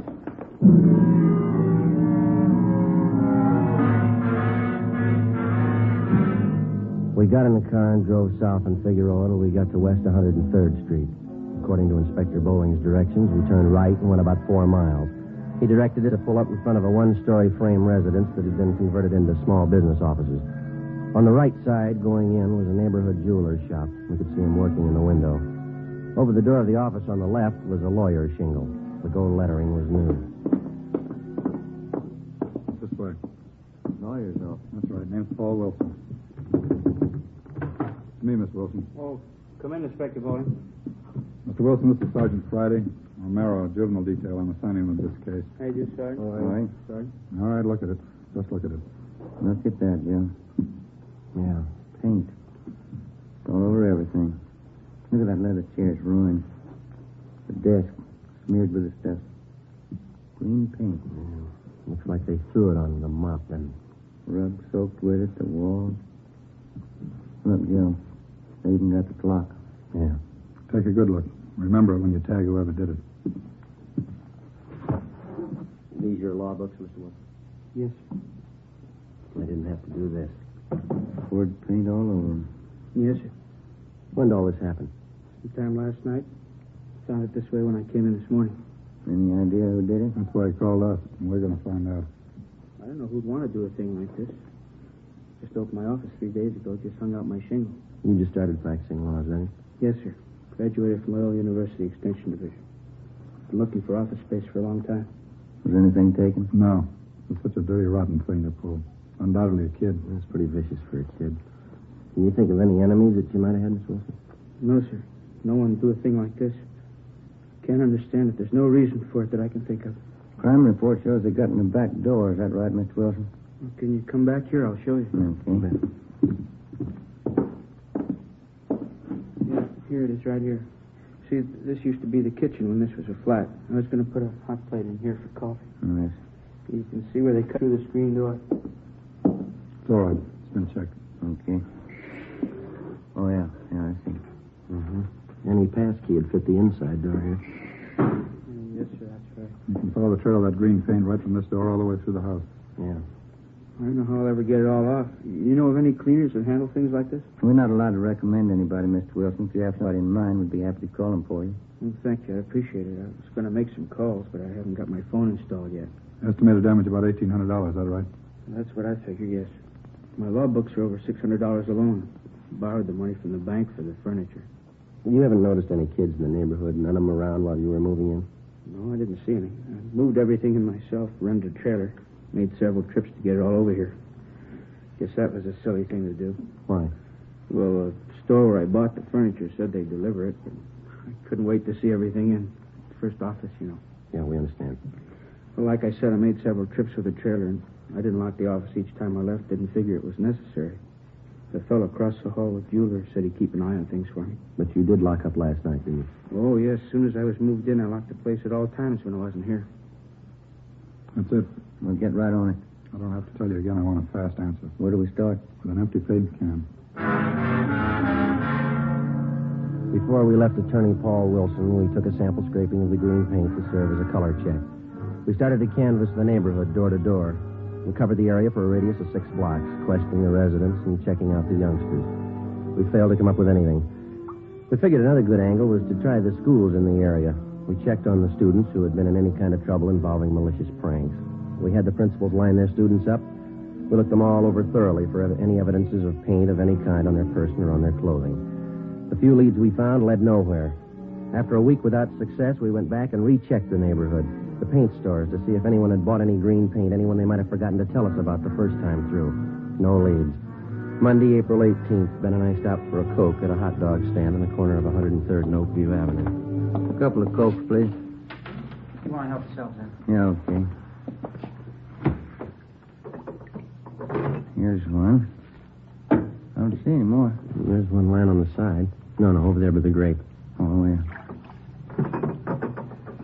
Let me get it for you. Oh, thanks. There you are. Good.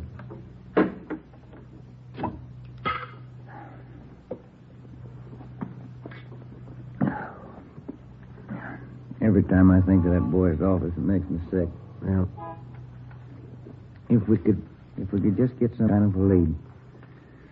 Anything for a start.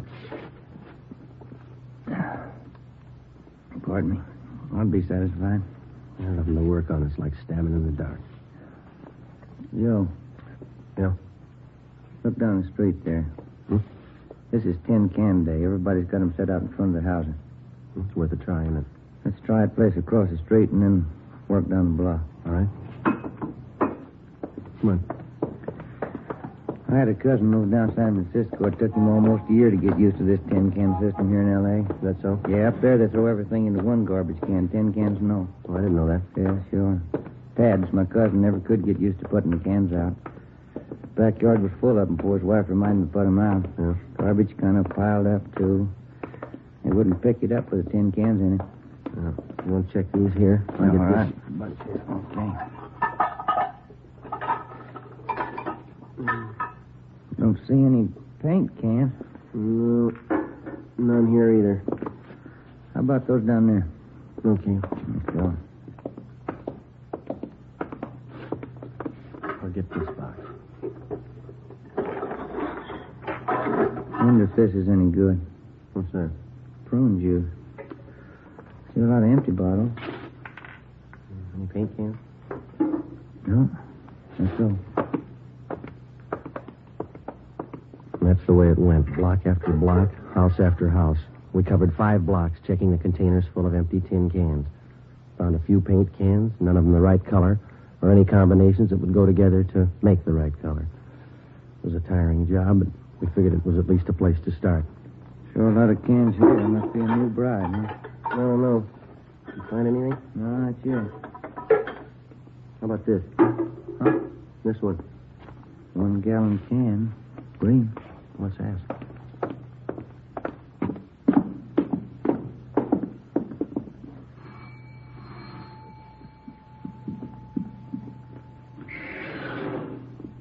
Yes? Police officers, ma'am. This empty paint can belong to you? You can have it if you want. We threw it out. Do you have any children here, ma'am? Yes, a boy. How old is he? 1 year. Would you mind telling us what this paint was used for? We just moved here. Is there any law about throwing out the paint can? Oh, no, ma'am. We're investigating the case. Just like to know what the paint was used for. Did old man Boone send you over? Beg your pardon? Mr. Boone, the man we rented this house from? No, ma'am. I thought maybe it was him. He said we couldn't do any painting inside. We don't know anything about that. You sure? I don't trust him. No, ma'am. You say the paint was used to redecorate? Yes, come in, I'll show you. Oh, thank you.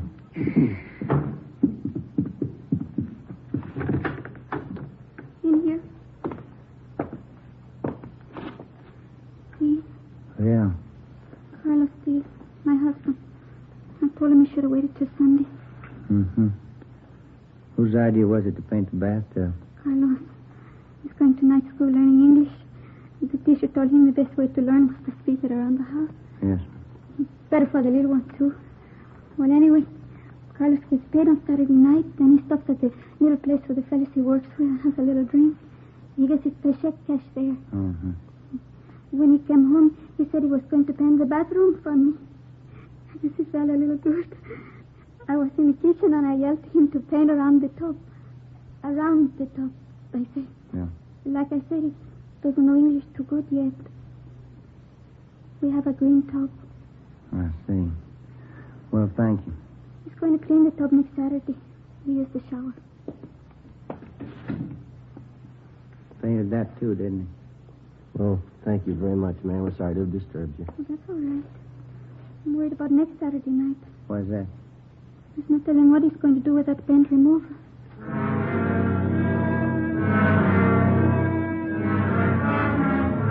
4:30 p.m. We were no closer to finding out who spread that paint around the attorney's office than when we started. We continued checking the neighborhood, but we found nothing. A few minutes before 5, we got a call to check back in with Inspector Bowling. You do any good out there? Nothing at all. Well, we had a little action, a new one. No, what's that? Came in about an hour ago. Somebody poured kerosene on 3 palm trees and set them on fire. 3 trees, 3 different blocks. Yeah? Kept the fire department busy. Tied up the traffic for several hours. I've sent additional juvenile cars out there to cover happened in the same general area as the paint job. Any leads? No. Anyone who will smear paint over an office might set a palm tree on fire. Same type of gag, malicious mischief. Think there's a connection between the two? Well, it's anybody's guess. Paint routine's who one sells palm trees.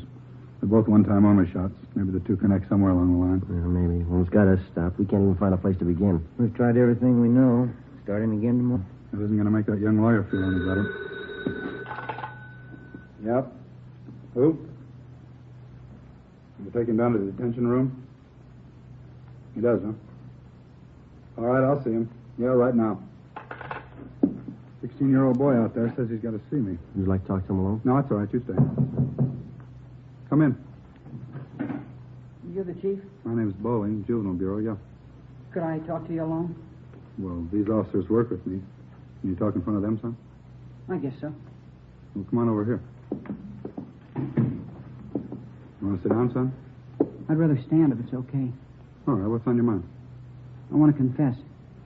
What do you want to confess, son? I murdered somebody.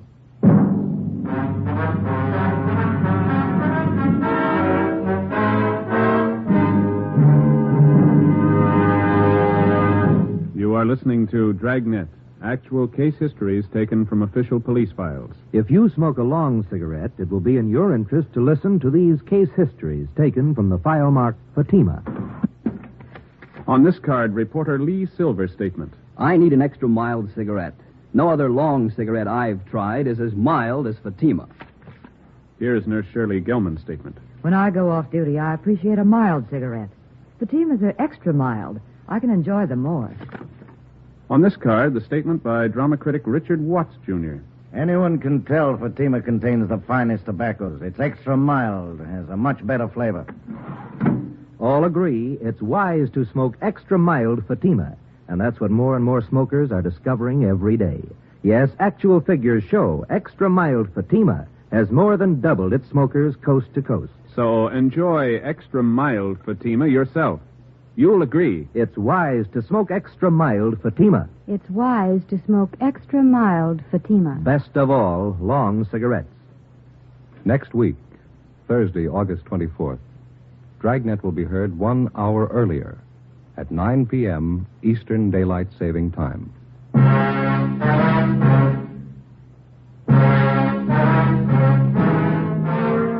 6 p.m. Monday, April 18th. The boy identified himself as Arnold Waterman. He gave his age as 16. He told us that 2 days before, at 98th Street and 2nd Avenue, he'd shot a man to death and hidden his body in the basement of a house. He was taken to the interrogation room where a police stenographer took his statement.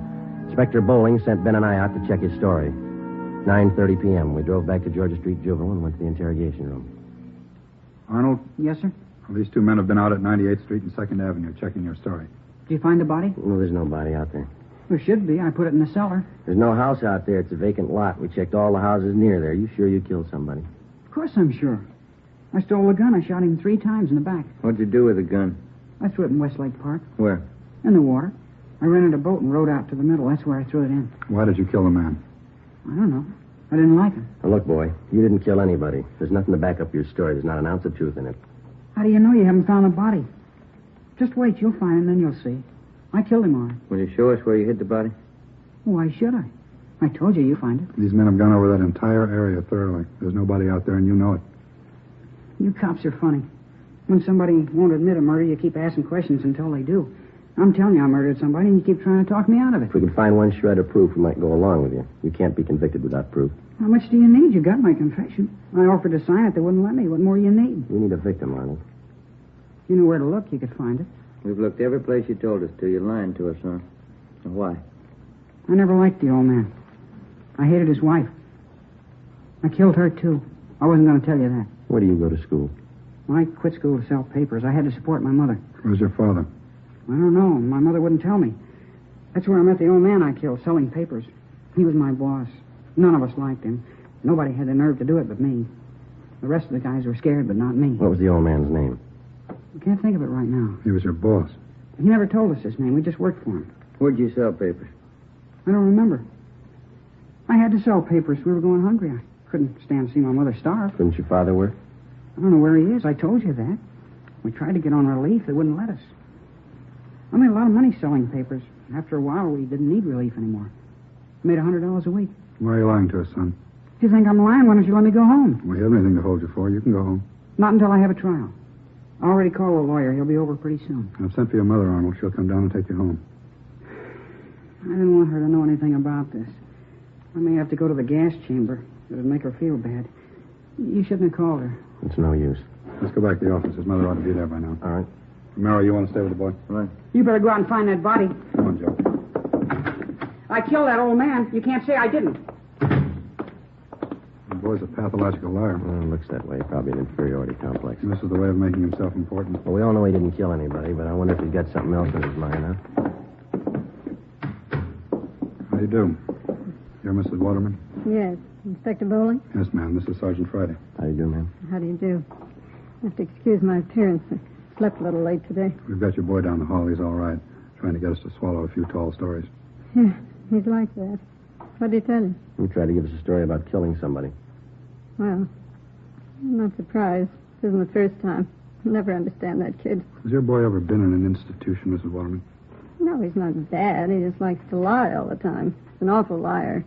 Went to his high school principal the other day, told him his father and I beat him. We wouldn't give him any lunch money. Where is your husband? He has a newspaper concession on one of the railroad trains. How often is he home? Once a week, sometimes every 2 weeks. It's the only business he knows. Yes, ma'am. Maybe that's the reason the kid's the way he is. My mom always used to tell me a kid needs his father. So whenever my hubby's home, he always does the right thing. Arnold started telling these lies a long time ago, and ever since, when his father found out, he catches it. How do you mean? Good strapping. That's all a kid like him understands. His father knows how to handle him. Whenever he lies, he takes the strap to him. You think that's the best way to handle it? Don't you? Well, you know what you're doing, Mrs. Waterman. He's your son. But if you wouldn't mind a little advice, do you mind my telling you? No, not at all. Well, that boy needs care, and he needs it bad. The strap's not the answer. He needs attention, good supervision, and a lot of companionship. I'm not conducting a class in child psychology, but care for that boy of yours. Care for him before the state has to. It's just those stories he hears. That's what's wrong with him. Came home the other night with the wildest tale I ever heard. Yes, ma'am. Said he threw green paint all over somebody's office. Ben and I drove out to the Waterman home. We checked through the boy's belongings. His mother showed us his room. In his closet, we found a pair of corduroy trousers, a white T-shirt, and other articles of his clothing spattered with the same shade of green paint that had been found in the office and furnishings of attorney Paul Wilson. We asked Ms. Waterman where her son Arnold was on Sunday night, April 9th, the night that the office had been broken into and smeared with paint. She told us she didn't know, but that he came home that night with paint on his clothing. Ben and I went back to the office where we filed an application for a petition and detention, Section 700, sub M, WIC, malicious mischief, 1 count. 2 days later, in juvenile court, the calendar was called. Arnold Waterman's name was first on the list. The judge, the subject, and all those concerned in the case retired to the judge's private chambers. Ben and I, Arnold Waterman, and his mother. The subject was informed of his constitutional rights, and Judge Frank J. Smith read the findings of our investigation. Arnold, it alleges in this petition that on April 9th at approximately 8:30 p.m., you entered the office of Attorney Paul Wilson at 9218 West 103rd Street, where you willfully and without Mr. Wilson's permission did maliciously damage his office to the extent of approximately $1,800 by pouring paint over his rugs, furniture, books, and other articles in his offices. Is this true, Arnold? Yes, sir. Did you know Mr. Wilson? No. Arnold, I'd like to know why you did that. I felt like it. You'll have to give me a better answer than that, youngster. That's the best I can do. That's good enough, isn't it? No, it isn't good enough. We have a courtroom full of boys outside who probably want to be helped, and we're going to try to help them. We can't help you unless you want to be helped. You don't want to help me. You don't believe anything I tell you. Officer Friday. Yes, Your Honor. You and Officer Romero investigated this case from its inception. We did. As a result of your investigation, what's your opinion of this boy's truthfulness? Well, Your Honor, I think I can speak for Officer Romero here as well. In all our talks with the boy and our observations of him, it's our opinion, for what it's worth, that the boy's a pathological liar. Basically, he seems to have the makings of a good youngster. His environment's bad. Seems to have very little, if any, parental guidance. Tells lies, Your Honor. Lots of them. That seems to be everyone's opinion. It's not mine. If you'd spend more time trying to find out if I'm lying instead of trying to put me on the spot, you'd earn your money. Your stories have been thoroughly investigated and double-checked by competent police officers. There is absolutely no basis of truth in anything you've said. I'm getting sick and tired of everybody calling me a liar. Do you hear me? Young man, sit down in that chair. We review a great many juvenile cases here in my private chambers, but that does not alter the fact that you are in the court of law. You will lower your voice, speak in a gentlemanly fashion, and tell the truth. Is that understood? Yes, sir. Mrs. Waterman, could you give this court any reason for your son's behavior? It's a mystery to me, Judge. Fred, that's his father. He can't understand it either. He's always lied. His father beats him for it. I guess he'll always lie. That's all you can say on your son's behalf? What else is there to say he's a liar? Arnold, I'm going to ask you once more. Why did you smear paint all over Attorney Paul Wilson's office? I didn't like him. Why didn't you like him? I didn't like him, that's all. Tall, skinny, flippant guy. You mean you destroyed his property because you didn't like his looks? Something like that. He was cheap. I saw him moving in. He had a trailer. He was moving his own stuff in. Why didn't hire a mover like everybody else? I don't like cheap people. You know anything about this man, Wilson? No. Why? What business was it of yours, whether or not Mr. Wilson decided to move his own furniture? Do you know that a young man, not much older than you, just graduated from law school, took a lot of time, took a lot of his money that he earned to put himself through school, and you sit there, a mere sketch of a boy, passing judgment on a fine young man like Paul isn't. And boy, let me tell you something. I don't know if you're a God-fearing lad or not, but you'd better fall on your knees and ask forgiveness and hope that somebody hears you, that he hasn't lost patience with you. You better raise up those sights of yours, lad, and pray for forgiveness. I hope those tears mean something now. Now, do you have anything to say before I pass judgment on this case? Yes, sir, I have. I'd like to tell you about something else I did. There were some palm trees out there. I put kerosene on them and set them on fire. Oh, Friday. Would you know anything about this? Yes, Your Honor. That checks for the report. Any property damage? No, Your Honor. Kept the fire department pretty busy. That's about all. I didn't kill anybody. I just made that up. Yes, we know, Arnold. Do you have anything else to add, Mrs. Waterman? No. I don't know what else you can do with a kid. I'm glad it's somebody else's problem. According to the findings of the probationary officers and the investigating officers and what I've heard and observed in these chambers, I have no alternative but to remove this boy from his present home and environment and place him in a foster home where he will receive closer supervision and the care that he requires. Does that meet with your approval, Mrs. Waterman? It's fine with me, Judge. Fred and I can hardly make ends meet now, and it's a shame to waste what money we have on this kid. It's all I can do to squeeze out the new clothes I need. Then you approve this plan? I can't wait to tell Fred. Well, then, You tell Fred. You can also tell him the taxpayers are not going to assume the burden of the mistakes that you and your husband lavished on this boy. What do you mean, Judge? The expense of placing the boy in this foster home comes to the amount of $35 a month. You and your husband will pay this sum. The law covers that. It's an awful lot of money. The payment will be due on the first day of each month. You will meet this requirement or be held in contempt of court. I'm only sorry that's as far as the law goes. The laws of the state of California do not make the parents responsible for the torts of their children unless contributory negligence can be proven. In my eyes, it is contributory negligence on your part, but unfortunately, it cannot be proven. Any faults that this boy may have are yours. You as a parent are responsible. We did the best we could in raising the kid. Madam, you didn't raise him. Hearing dismissed.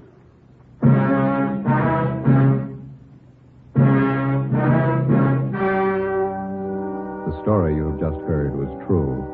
Only the names were changed to protect the innocent. On April 18th, the hearing was held in the private chambers of Judge Frank J. Smith, Juvenile Court, City and County of Los Angeles, State of California. You have just heard the results of that hearing. And now, here is our star, Jack Webb. Thank you. The working detective in the process of apprehending criminals devotes his full time and energy to the job. His alertness, intelligence, and a great amount of patience. So with a cigarette. The makers of Fatima cigarettes employ these same qualities in blending the finest Turkish and domestic tobaccos to make Fatima extra mild. Best of all, long cigarettes. Now, if you're a long cigarette smoker like I am, then buy Fatima. You'll find, as I have, that every pack is extra mild. Smoke Fatima.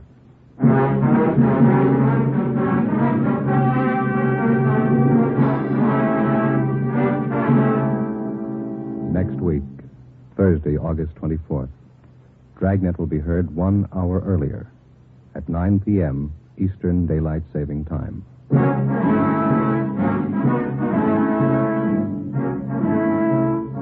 You have just heard Dragnet, a series of authentic cases from official files.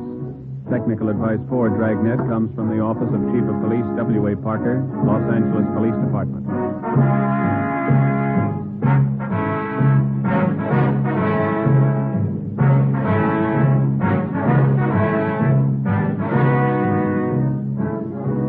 Fatima Cigarettes, the best of all long cigarettes, has brought you Dragnet from Los Angeles.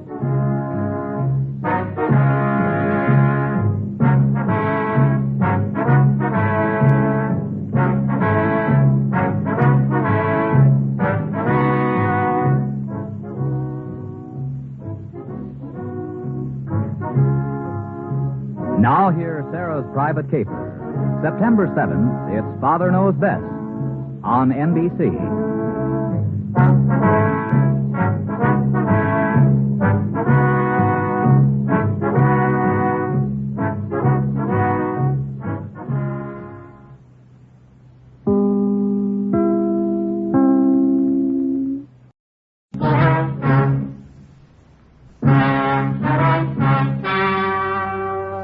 The story you are about to hear is true.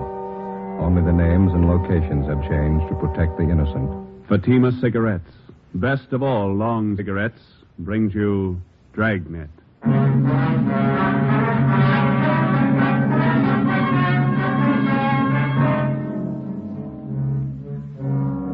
You're a detective sergeant. You're assigned to homicide detail. You answer an early morning call.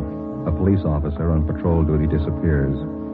Any attempt to contact him by car radio fails. Your job, find him. If you want a long cigarette, smoke the best of all long cigarettes. Smoke extra mild Fatima. Yes, Fatima is the king-size cigarette, which contains the finest Turkish and domestic tobaccos superbly blended to make it extra mild, to give Fatima a much different, much better flavor and aroma than any other long cigarette. That's why Fatima has more than doubled its smokers coast to coast. Enjoy extra mild Fatima yourself. Best of all, long cigarettes. It's wise to smoke extra mild Fatima. It's wise to smoke extra mild Fatima.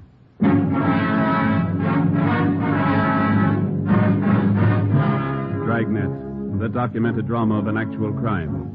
For the next 30 minutes, in cooperation with the Los Angeles Police Department, you will travel step by step on the side of the law through an actual case from official police files. From beginning to end, from crime to punishment, Dragnet is the story of your police force in action. It was Monday, June 4th. It was sultry in Los Angeles. We were working the early morning watch out of homicide. My partner's Ben Romero. The boss is Chief 82 Thad Brown. My name's Friday. It was 6:45 a.m. when we got to the Imperial Highway. San Pedro cut off. Hi. Friday and Romero? Yeah, that's right. Pete Sutton, Sheriff's Department. How are you? Hello. We got here as soon as we could. Inspector Bowers fill you in? Yeah, Ed Baxter in Central Homicide told us to check with Bowers at the sheriff's office. Bowers directed us to come out here and lend you a hand. This thing happens so close to the county line, they figure both departments ought to go to work on it. Sure, glad to have you. Looks like a tough one. Is this the highway patrol car the missing officer was assigned to? Yeah. This is just the way we found it. We turned off the ignition. Motor was running, lights were on. It's been idling quite a while. The temperature was up pretty high. When'd you find it this way? 45 minutes ago. Missing patrolman's name is Eugene Brewer. State High Patrol called the Sheriff's Department a little before 6 a.m. Told us the missing officer wasn't acknowledging his radio call. I talked to Mark Benson. Is the radio all right? We checked it. In fact, it was operating normal when we found the car. Mike was out of the bracket, laying on the seat there. Yeah. Any ideas? No signs of struggle. No blood stain. This asphalt here. No footprints anywhere. Nothing on the shoulder of the road. You said the car was running? That's right. That eliminates any engine trouble. Yeah. No, there's more to it than that. Gotta be. Nobody has any idea why or when he left his car. You've got it all. You know as much as we do. What was the check on Brewer? Mark Benson says he's one of their top men. Been with Highway Patrol for 8 years. Good record all the way. Have you talked to anybody around here? Pretty remote spot out here. A lot of truck gardens. That's about all. My partner, Dave Terry, turned up one man. Maybe he's got something. Let's send him over by our car. Hey, Dave, would you send him over here, please? Who is the fellow? One of the farmers. Works at truck garden out here. Name's Henry Taniguchi. Lieutenant Sutton? Yes, sir. Mr. Taniguchi, this is Sergeant Friday in Romero. Oh, yes, sir. Oh, yes, sir. I know you filled my partner in, but would you mind going over it again for us? I can tell you very little. You know, we start work early in the garden. Yes, sir. Conrad, the fellow I work with, Conrad Ishikawa, we started in the string beans about 5 o'clock this morning. Bean patch near Imperial Highway. Yeah. We noticed a header stop off the side of the road. This happened all the time along the highway, but this stayed very long. Mm-hmm. About what time did you notice this, Mr. Taniguchi? Must have been 10 minutes past 5. I remember asked Charlie Fujikuni, our cultivator man, what time was. I see. Did you see or hear anything out of the ordinary? Oh, no, sir. We wait a while, and headlight do not move. Conrad and I decided maybe somebody was in trouble. This highway quite deserted early morning hours. What'd you do then? We walked up to see what was wrong. When we get close, we could see was state highway car, so we know everything all right. Mm-hmm. Did you see the officer in the car? Oh, no. Door was open on the other side. We thought maybe officer investigate something down in the brush. Did you see him down there? Oh, no. We just think he was check up something. So we go back to work. You saw nothing out of the ordinary, nothing unusual? No, we don't. We hear the radio play. We know everything okay. That checks out. The radio was functioning when we got here. Mm-hmm. You didn't notice any other cars around anywhere, did you? Oh, no, sir. Thank you very much, Mr. Taniguchi. Here's my card. Appreciate it. If you think of anything else, please let us know. Oh, yes, I will. What happened to officer in this car? We don't know. Oh, he's all right. Probably look for somebody. Well, that makes us even. We're looking for him. Monday, June 4th, 8 a.m. According to our instructions, we headed back to the Hall of Justice to check in with Inspector Gordon Bowers and Captain Garner Brown of the Sheriff's Department. They were coordinating the search for the missing highway patrolman Eugene Brewer. Inspector Ed Backstrand, Central Homicide, was helping out. To the peace officer, cooperation with all branches of the various law enforcement agencies is essential. Each man on the force knows the value of a coordinated effort. He knows that without the aid of the many divisions of law enforcing bodies in his city and county, the task of maintaining law and order would be a total failure. The local officer depends on the men in the federal, state, and county departments as they depend on him. Without this coordination, no one department could survive. 8:25 a.m. We met with Inspector Bowers and Ed Backstrand in the sheriff's office. Nothing, huh? Nobody saw him. If somebody did, we haven't found him, Inspector Bauer. We both figured the only thing to do was to ask for cooperation of the newspapers. We got it. Pretty good layout, huh? There's stories in every morning edition in town. They're running a picture and full description of the missing patrolman. Well, we talked to everybody we could find in the general area out there. We worked 2 hours at it. The spot where the patrol car was found is pretty remote. A couple of gas stations, some vegetable gardens. We told you about the Taniguchi fella. Checked all his friends that worked with him. They couldn't add anything. Maybe the newspapers will turn up something. I sent a special detail out there to fan out and search the entire area, 5 square miles. Yeah, it'll take time. There's nothing else we can do. No, there's nothing more we can do. Nothing anybody can do until we can show them the patrol cars how to carry 2 men. Nobody seems to be able to do anything about it. Maybe they will now. Sending one officer out in a patrol car is like trying to run a trolley line with 1 man. How many cases can you remember in our department? Ed Dudman pulled the car over in Dogtown at 3 o'clock one morning. I remember. Driver turned out to be a guy with a record. Dudman couldn't know that. While he was making out the traffic ticket, the guy shot him down in the street. Dudman died before he could get help. Yeah, we do a lot of griping in the detective division, but those men in the patrol cars and the motorcycle boys, they get the dirty end of the deal for sure. You bet they do. When a detective is sent out on a job, he knows who he's after, what he looks like, what he can expect when he finds him. The boys in the patrol cars answer a call at 390 or 415 or 507. Sure, we know what they're supposed to be, but how often do they turn out that way? Prowler or peeping Tom? How many times do they have a gun in their pocket? How many cops do they kill every year? We've all been through it. We know what it is. Yeah, but how often do we think about it when we're griping on stakeouts? Let me tell you something. This goes for me as well as you. Let's not forget who the real cream of the force is, the backbone of any police department. Men on wheels. No question there, Skipper. Sorry, I didn't mean to make a speech, but when something like this happens, it gets to me. The riding on short odds as it is. There ought to be 2 men in every patrol car. Well, we should have been somebody else with Brewer. The guy on the job just doesn't disappear without a trace. It's just what he's done. We've checked everywhere, everything. Excuse me. Powers. Who? Yeah, send him right in. This might help. Truck driver by the name of Nat Wolf. Says he's got something for us. Come in. Mr. Wolf? Yes, sir. Come in. Mr. Wolf, Inspector Backstrand, Sergeant Friday, and Romero. How do you do? Right. I saw the story in this morning's Times. I don't know if what I got's worth anything, but I figured I'd better pass it along to you guys. Something on the missing highway patrolman? Well, I don't know. The reason I'm here, maybe it's just a coincidence, but I gave a fellow a hand earlier this morning out on the Imperial Highway, not far from where the paper here says an empty patrol car was found. About what time was that, Mr. Wolf? Oh, around 4:30 this morning. You want to tell us about it? Yeah. I'm an independent trucker. I haul topsoil for different nurseries. Stuff out there in Imperial's good rich stuff. We dig it right out the side of the hill. Yes, sir. Well, I just loaded up, and as on my way back to town, this fellow flags me down. Said he'd had a flat, pulled out on the shoulder of the road to fix it. Said he didn't know it was sand. After he'd fixed the flat, he found out he stuck. He couldn't get his car. You gave him a hand, huh? No, that was a flat. He already had that fixed, but I towed him out. That's how I became suspicious of this fellow. How do you mean? Well, I offered to get out, hook up the tow chain. He said, no, just stay in a cab.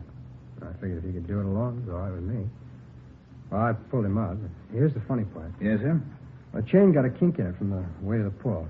It's no mean job to handle that alone, but he says, well, he can do it himself. Seemed to me like he didn't want me to get a good look at him or his car. I could be wrong, but, well, that's the way it struck me. Did you notice anything? Yes, I did. For one thing, I got a look at him when I threw on my backup lights and his car. That's a real funny one. What do you mean? Well, this is a fairly new car. I'd say no older than last year's model, Plymouth. Well, at the risk of sounding completely nuts, I'm going to tell you that car looked like it had just been painted. There's nothing wrong in that, is there? Well, there is if you're off on the side of the road that time of the morning throwing cheap black paint all over a fairly new car.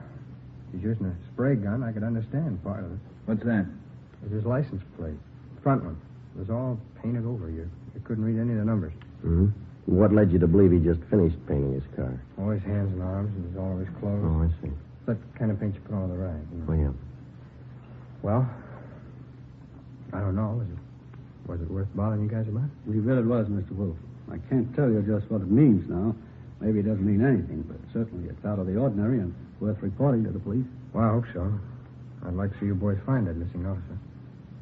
Something's pretty rotten in Denmark about that one, huh? Maybe we found a hole. Maybe. Friday, I'd like to have you and Romero help out in the next step. What's that? Throw up a roadblock.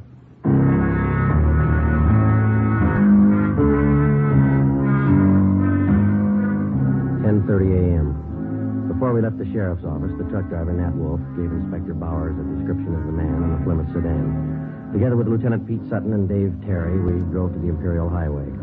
Nat Wolf showed us the spot beside the road where he towed the man. The area was checked, and sample scrapings of the black paint were taken. There was no chance of taking a tire impression because of the loose sand in the area. All physical evidence was taken to the crime lab for analysis. Nat Wolf returned to the office to check through mug books for possible identification of the man he helped out. Meantime, a special detail of men continued to search the area where the missing patrolman had disappeared. 3 a.m. According to instructions, a roadblock was established at the spot where the abandoned patrol car had been found. Imperial Highway, San Pedro cutoff.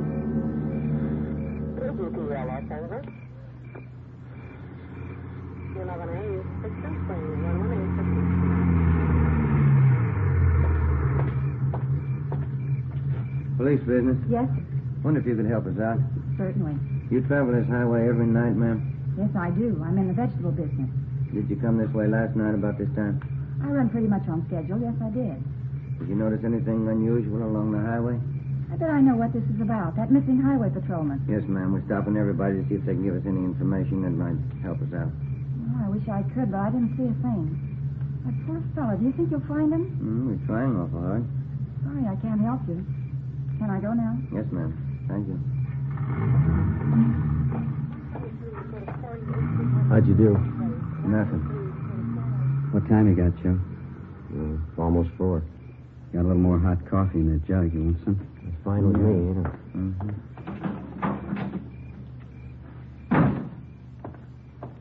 Here we are. Cuts in the lid here. And, Joe? Thanks a lot. Watch your fingers. It's hot. Yeah.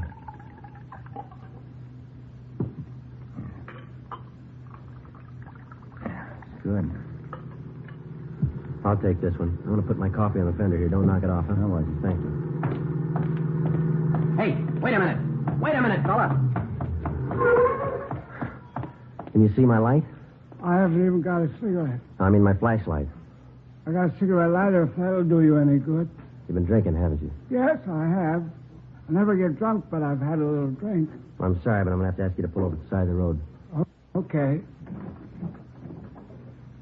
What happened to my car? It's broke. You better let me do it, huh? You want to slide over a little bit there? I never pick up hitchhikers. No, I'm just going to move your car off the side of the highway there. Any trouble, Joe? No, 502. We'll have to hold him a while. Well, tell your friend to get in, too. It's a sedan. We're not going far.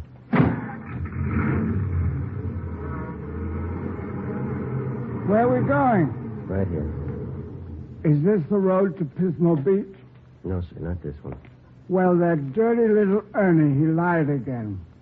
He hates clams. What's that? I've been trying for 5 months to get to Pismo Beach for a bowl of clam chowder. I haven't made it yet.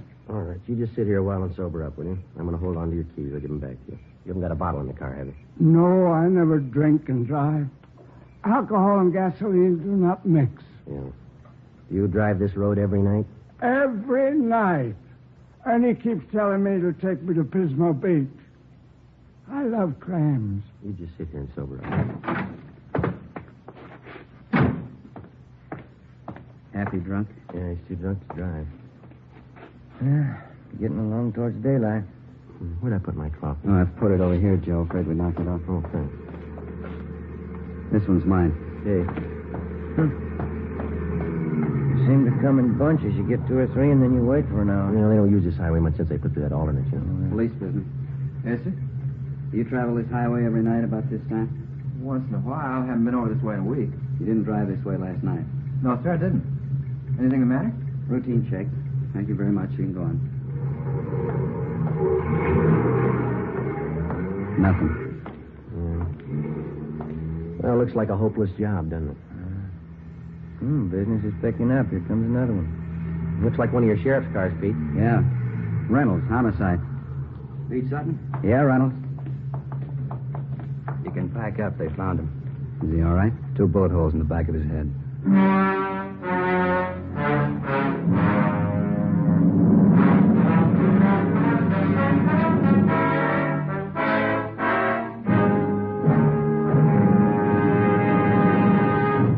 are listening to Dragnet, the case history of a police investigation presented in the public interest by Fatima Cigarettes.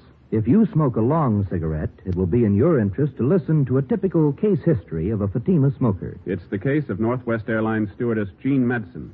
You'll see her picture in leading magazines this week. Now, her actual signed statement. There's one thing I really look forward to after a long flight, a good, mild smoke. That's why I prefer king-size Fatima. It's milder than any other long cigarette I've tried. Yes, I agree. It's wise to smoke extra mild Fatima. And so do more and more smokers every day.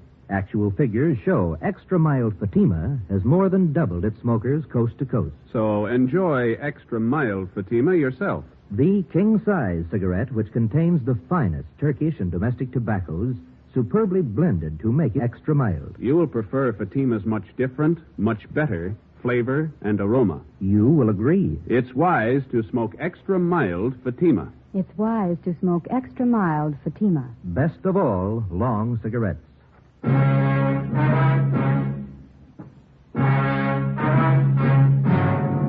a.m. Tuesday. The body of Highway Patrolman Eugene Brewer was found half buried in a shallow grave approximately 4.5 miles from the point where his car had been found standing on the highway. The scene was roped off, photographed, measurements were taken, and the area carefully gone over for any physical evidence. A few scattered residents were again checked and asked if they'd heard gunshots. Since the nearest dwelling to the place where the body was found was 2 miles, there was a possibility that they could have not heard the shots. No one could give us any further information. The coroner's autopsy showed that Patrolman Brewer had been shot 3 times in the chest, 1 bullet directly entering his heart. He'd also been shot twice through the base of the skull. 1 p.m. Wednesday. I get it. Homicide, Friday. Pete Sutton, Joe. Yeah. Just had a call from our Hollywood substation. Woman reported her car stolen on Sunday night. Thought the guy was going to bring it back. That's why she didn't report it sooner. And what about it, Pete? Plymouth sedan, last year's model. Same type the truck driver told us about. Sounds good. We already have a broadcast out on it. We're putting out an APB now. You want to check and see if they got it on tonight's hot sheet? Right. Anything on the guy who stole the car? Boyfriend of the woman who owned it. He left her in a restaurant and got away with her car. You remember the description of the guy the truck driver helped out Monday morning? Mm-hmm. The guy that stole this woman's car? It's the same. Yeah. Still doesn't prove he had anything to do with it. Doesn't prove he didn't. Together with Pete Sutton and Dave Terry from the sheriff's office, we drove out and interviewed the woman whose car had been stolen. She told us that the man who had taken her car had also been seen in the company of one of her girlfriends, a Miss Helen Farrell, who worked as a cashier at a Hollywood theater. The Farrell girl identified the man as Mike Lapino, and she gave us a snapshot of him. She also gave us his last known address. We had no actual tie-in between the theft of the woman's car and the murder of Patrolman Eugene Brewer, but the circumstantial evidence made it at least worth checking out. The only car known to have been in the vicinity the morning of the murder was the car the truck driver, Nat Wolf, had reported. The same make and model car had been stolen the night before the killing. The general descriptions of the man from 2 different people tallied closely. We figured before we'd pass his lead by, we'd check it out all the way. 4 p.m. Wednesday. We met with Inspector Bowers at the sheriff's office. We checked this Lapino's apartment, found a shirt and a pair of pants. Black paint on both of them. I sent for that truck driver, Nat Wolf, to identify this picture here. You find anything else in the apartment? Well, this address book, there's no local places in it. They're all Las Vegas, Nevada addresses. That's it, huh? Yeah. What'd you get from the record bureau on the guy? The I Bureau pulled the package on him. There's his mama sheet. Thank you. Mike Lapino. Spent some time at San Quentin. Armed robbery, grand theft auto, assault. Pretty good record. I'm still not positive he had anything to do with the Brewer killing, but he's had the training for it. Yeah? Send him right in. Nat Wolf. Mm-hmm. Come in, Mr. Wolf. Thanks. A dirty shame about that boy. I read about it in the papers. Yeah. Got a photograph we'd like you to look at, Mr. Wolf. You bet. Yeah, that's the man. You're sure? Sure. No mistake. Hey, why do you suppose he was painting that car at 4 o'clock in the morning? Maybe that's what that patrolman wanted to know.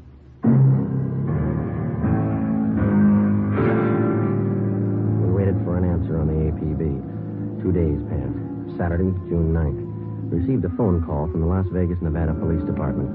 The stolen black sedan had been found in the downtown area of Las Vegas. We requested them to put a stake out on the sedan and asked them not to disturb either the car or its contents. Together with Pete Sutton from the sheriff's office, Mark Benson from the Highway Patrol, and Ray Pinker of our crime lab, we We flew to Las Vegas. Pinker checked the stolen car. Embedded in the rear seat were 2 spent bullets. There were also bludgeonings on the seat and on the floor of the car. Pinker flew back to Los Angeles, where the evidence was analyzed. The bullets found in the car were fired from the same gun as the bullets found in the body of the dead patrolman. Fingerprints lifted from the stolen car matched those of Mike Lapino. Saturday afternoon, we checked in with Chief Harry Miller, Las Vegas Police Department. This is all you've got on him, huh, Chief? That's most of it, yeah. Since we staked out that black sedan, I've had the town covered for Lupino. No one saw him abandon that car, huh? No one we know of, no. Had good cooperation from the newspapers. Story's been on page 1 since the thing broke. Anything come of those names we got from Lupino's address book, the ones we phoned to you? Let's see, I got the list right here. Yeah, here we are. These are the ones my men have checked out already. George Connolly, nothing there. Harry Carlson, he and his wife have been checked out, nothing there. Roy Spencer, nothing at his place. We've got them all staked out. That leaves 2 to go, huh? That's right. We're checking the last 2 now. Nothing from the railroad station, the airline? They've been covered ever since we got your phone call. I could be wrong, but I think your man's still here in town. Any reports on him? A couple of wild ones, nothing definite. Checked them out. Had one this morning from a dealer at one of the clubs downtown. About 10:30 this morning, he saw Lupino playing the 2-bit slot machine. We showed him his mugshot. He swears it's the guy. Well, all we can do now is sweat it out, huh? My men have covered everything. I don't know what else we can do. Yeah. Excuse me, sir. Chief Miller. Yeah? You sure it's him? No, don't try to handle it alone. Keep the place covered the best you can. We'll be right out. I found him. 2 Las Vegas detectives named Billings and Vance answered a phone tip from a grocerman in the east end of town. He said a man had been buying groceries from him for the past 2 days and lived in the apartment house above the store. The 2 detectives showed the grocerman Lupino's mugshot. He gave a positive identification. They then checked with the apartment house manager. After looking at the mugshot, he identified Lupino as the tenant in apartment 10B. Detectives Billings and Vance staked out the place until our arrival with enough men to cover the area.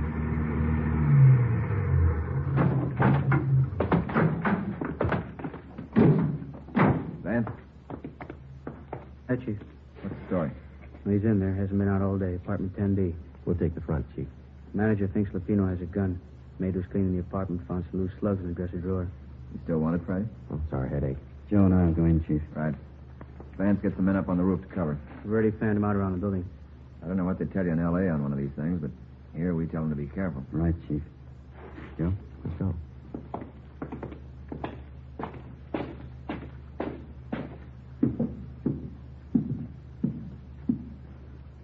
B's on the second floor. Yeah, let's take the stairs, Chief.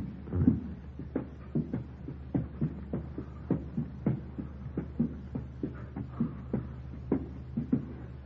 Long way up, isn't it? Yeah.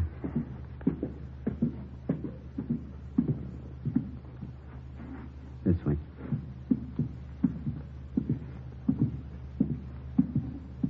Here we are. You cover, huh? Yeah.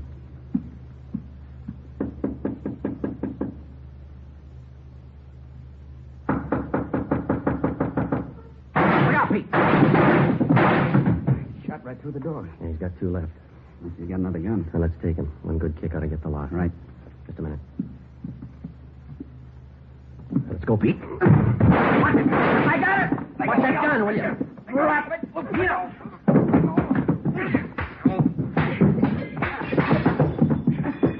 Let it alone, Lupino. I got it. All right, come on, get up. You all right, Pete? Okay. I get the cuts. What's the big idea? You tell us. You killed that patrolman. He got tough. You didn't have to kill him. Spotted the stolen car. What else could I do? Come on, you. He had as much chance as I did. That figures. Yeah. 2 bullet holes in the back of his head.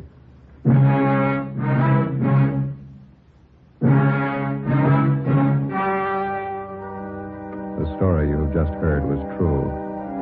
Only the names and locations were changed to protect the innocent. On October 2nd, trial was held in Superior Court, Department 91, City and County of Los Angeles, State of California. In a moment, the results of that trial. And now, here is our star, Jack Webb. Thank you. The working detective knows that every member of his local police department is a qualified man. He knows that his fellow peace officers have been carefully selected to perform their specific duties by trial, by examination, and by results. And so, with a cigarette, the makers of Fatima Carefully select and blend only the finest Turkish and domestic tobaccos to make Fatima extra mild. Best of all, long cigarettes. If you're a long cigarette smoker like I am, smoke Fatima. Every pack is extra mild. Fatima.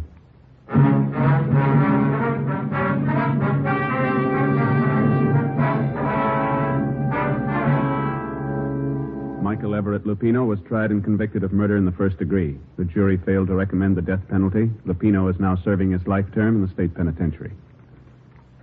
Ladies and gentlemen, the Los Angeles Police Department requests the cooperation of all Dragnet listeners in the following police matter. The Los Angeles Police Department would like every and any information regarding a gun fitting the following description. .38 caliber special Smith & Wesson revolver, gold seal model. The gun has a blue steel 4-inch barrel. The serial number is 210088. 210088. If you have any information as to the past or present whereabouts of this gun, contact W.H. Parker, Chief of Police, Los Angeles, California. This is a very important matter. All information furnished will be held in strictest confidence. Thank you. You have just heard Dragnet, a series of authentic cases from official files. Technical advice comes from the Office of Chief of Police W.H. Parker, Los Angeles Police Department. Coming up, Duffy's Tavern. 3 times mean good times on NBC.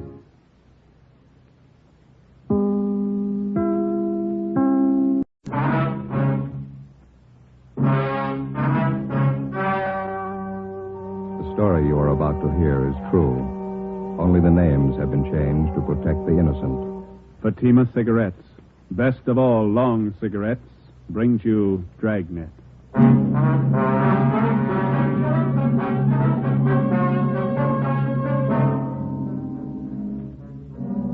You're a detective sergeant, assigned forgery detail. An accomplished check forger is at work in your city. His victims, small businessmen.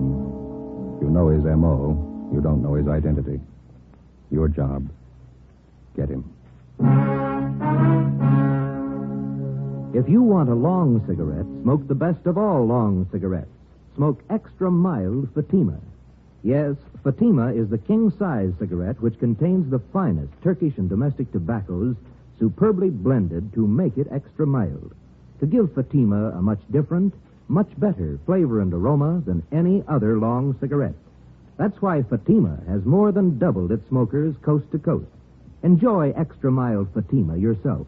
Best of all, long cigarettes. It's wise to smoke extra mild Fatima. It's wise to smoke extra mild Fatima.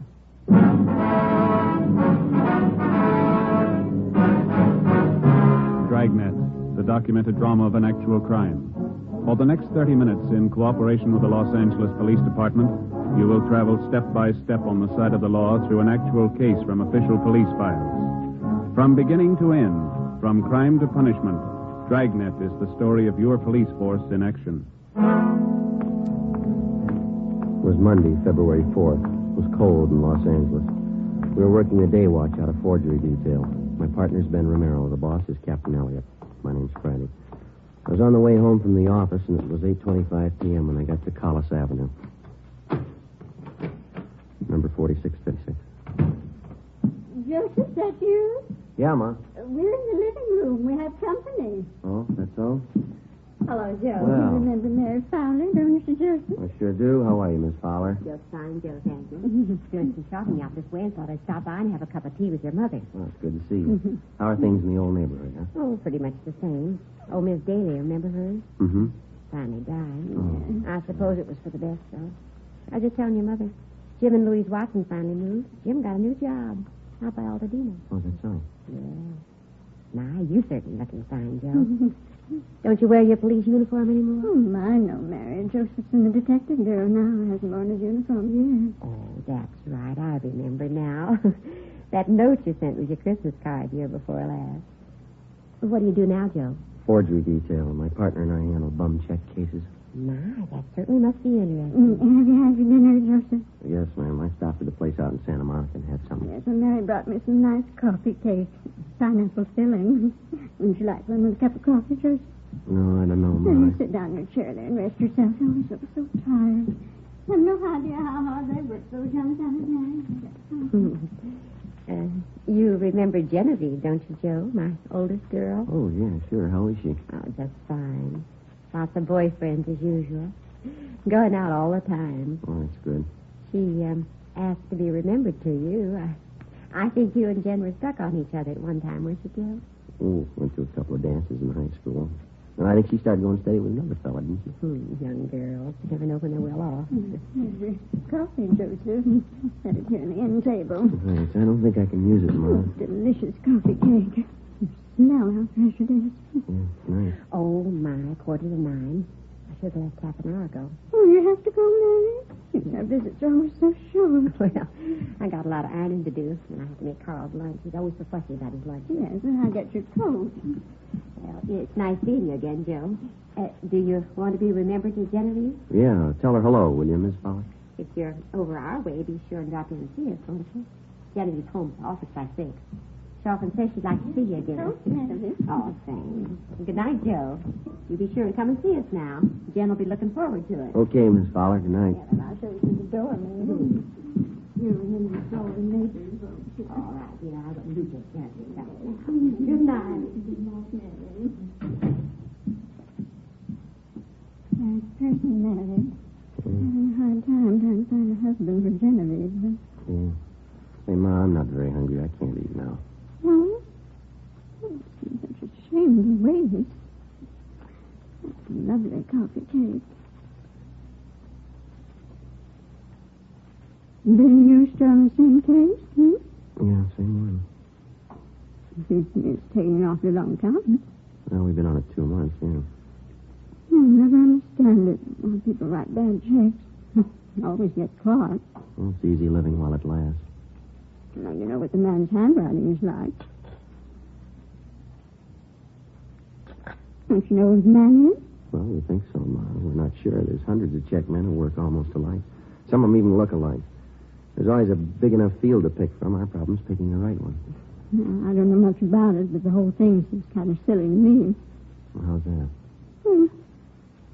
What's this man supposed to be doing?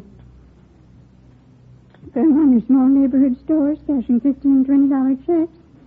Well, if he got himself a job, he could probably earn that much in one day doing good, honest work. Yeah. Say, Ben didn't call before I got home, did he? Wasn't he with you? Well, he was going to interview one of the bum check victims on his way home, a grocery store owner down in Highland Park. Might be him now. Oh, now, don't hang on that phone, Joseph. Your coffee gets cold. Yeah. Friday talking. This is Ben, Joe. I got a partial identification from that grocer's. Nothing great. Which mugshot did he like? Stanley Buellback. Grocer thinks it might have been the guy who pushed the check. He can't be sure. 33 bum checks passed.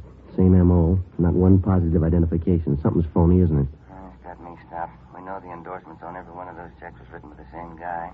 Used practically the same story on every one of his victims. Yeah. Those 33 people are either blind or they're kidding us. Well, there's only one other answer. Huh? We're looking for the wrong man. For 2 months and 2 days in different shopping districts throughout the city, a man described as well-dressed and middle-aged has been passing worthless checks on independent neighborhood businessmen. Most of the victims were proprietors of small shops, meat markets, liquor stores, grocery stores. In none of the cases was the check written for more than $25. With the help of the stats office and our record bureau, we'd gone through the list of experienced checkmen until we found one man whose description and M.O. matched perfectly with that of a suspect. The man's name was Stanley Buellback. We can't locate him, Captain. Another thing, we can't get a positive identification from any of the victims. And find a suspect they can identify. You've been tracking the guy for 2 months. What's the big mystery? Well, we tabbed the man as Stanley Buellback, and his record and his M.O., his description, they all tie in perfectly. Now we're not sure it's him. What do you mean? Well, if it is Buellback, it's almost a sure thing that one of the victims could have made him on one of his mugshots. None of them can make up their minds. Look, maybe one of you two'd like to be captain of forgery for a day, sit in this office and listen to complaints come in over that phone about this guy, the front office, neighborhood businessmen's clubs, retail merchants. They tell me they're troublesome and passing them on to you. Now, whoever this paper hanger is, we want him, we want him fast. Lousy little $20 checks. We'd probably have a lot better target if he tried something bigger. And don't think he and 100 other checkmen like him don't know that. You won't find him stealing company paychecks and flooding the town with paper. They take it from the little guy, and they take it in small amounts, but add up those small amounts at the end of the year, and they'll scare you. Well, that's the rotten part about it. None of those victims can afford a bad check. That grocer, Donnelly. Stands on his feet all day and at a profit of $10, $15. He gets tagged with one bad check and he's working for nothing. We've got bulletins out on the suspect. All the small businessmen in town. They've all been alerted. Excuse me. Captain Elliott. Yeah, okay, Don, right away. Don Myers. He went over the handwriting of those last 3 checks. Wants to see you. Okay. How about that special bulletin you got out to the prisons on Stanley Bubeck? Any replies? Nothing yet, Skipper. All right, stay on it. All right, let's go, man. It's a sour deal. I'd give a right arm for a line on this guy. Yeah. Well, it'd move a lot faster if somebody'd help us follow those checks closer. The way it's running now, we hear about the paper 2 weeks after it's been cashed. The Dubeck thing isn't helping much. No use find another line. We get it settled. Hi, Don. Oh, hi. Just finished up on those last 3 checks that came in. You want to give them a look? How do they shape up? Well, you can see for yourself. Right here. Yeah? Here are the 3 I just went over. Mm-hmm. And here are half a dozen bad ones for cash last month. Now, the endorsements on this half doesn't match perfectly. And those other 3? Well, I'd say they were endorsed by the same person. Now, look here. You can notice the capital letters. And he still handles them the same way. Disconnected from the other letters in the first name. See? Yeah. But he connects the capitals in the last name. See? Mm-hmm. Not very bright. Yeah. Not much doubt in my mind. All the other handwriting factors tie in. Form, skill, shading. They all match up. The movement, terminals, they're all the same for my money. Here, the way he writes the lowercase letters. Yeah, that cinches it for me. How's that done? Well, here. The inclination of the terminal stroke on the S. See it? Degree of slant above the horizontals. It's about 55 degrees in all cases. Mm-hmm. Now, the finger movement in his capitals have plenty of freedom. They're not shaded much. Yeah. Nothing like this in his lowercase letters, though, you see? Here. Yeah, I think I know what you mean. Not much freedom here. It's a shading. And the pressure on the lips. Here. They match up. Mm-hmm. Same on the downstroke. No, I'd say the skill is medium in all cases. Embellishments, both class 2. No changes at all in the style? Oh, he made the signatures look a little different. All 8 factors match up, though. It's the same person. All we have to do is find him. Hey, how about this fellow Stanley Bubeck? I thought you had him tapped. Well, we're not too sure about him, but it's the only line we got to work on, so it'll have to do for now. Mm-hmm. Romero, the man in the office for you and Joe. Name's Loomis. Right, Fred. Be there in a minute. Okay. Well, thanks, Don. We'll check you later, huh? Sure, okay. See you. Let's go, Ben.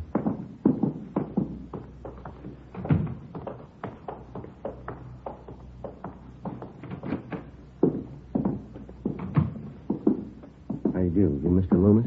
Yes, sir. Sergeant Romero? No, this is Sergeant Romero here. My name's Friday. Oh, How are how you? do you do? What can we do for you? It's about these checks, Sergeant. These right here. Yeah? You see, I run a delicatessen out on Sunset, and a few days ago, a new customer came in for a few things and paid for them with these checks. He came in twice. Yeah, go ahead. Well, I got the checks back today. They're no good. I tried to look up the man at the address he gave, but there's no such address. Mm-hmm. You can see, one's for $15, the other one's for $20. The reason I asked for you men is because I know the man who runs the drugstore across the street, George Holmquist. He had some bad checks about a month ago. He said you took care of them. Oh, yeah, I remember. Do you recall the man who passed these checks, Mr. Loomis? Yes, I think I do. He told me he was new in the neighborhood and he was looking for a place to trade. Well, I guess we're all anxious for new business. I took the checks. You got those in shots there, Ben? Yeah. Here we are. Thank you. How about these men, Mr. Loomis? Any of them look anything like the person who passed the checks on you? No. Let's see. This one, yes, it does look like the man in a way. I don't know if I could be absolutely sure. Stanley Bubeck, same M.O. Beg your pardon? Well, looks like you're stuck with a couple of bad ones, Mr. Loomis. Probably the same man who passed checks on your druggist friend. We're doing everything we can to run this man down. But what about the checks? Isn't there anything I can do about them? No, sir, I'm sorry. Not right now. We would like to have you make out a crime report, if you will, and would you leave these checks with us? Yeah. Friday, Romero. Here's Mr. Loomis. It just came in for you. Reply from Salt Lake City, Utah on that bulletin you sent out under Stanley Bubeck. Yeah. He's been in jail for 5 months. We sent a request to Salt Lake asking him to question Stanley Bubeck if he knew of any forger who matched his description or used his M.O. Bubeck could tell us nothing. Wednesday, February 6th. We threw away the results of 2 months of investigation. We went back and started from the beginning. Despite all precautions and warnings, the checks kept coming in at the rate of half a dozen a week. The same M.O. was used. The same handwriting showed up in the signatures on the checks. Again, with the help of the staff and the statistician's office and the record bureau, we waded through hundreds of names of known checkmen and compiled a new list of 38 possible suspects. Each one fitted the general description of the forger. Each one, at some time in his forgery career, had used the same general method of operation. Well, after days of legwork, we finally boiled down the list of possibles to 3 names: George Roberts, James Young, and Harry L. Johansson. We got out a flyer to all the small businessmen in the areas where the forger operated.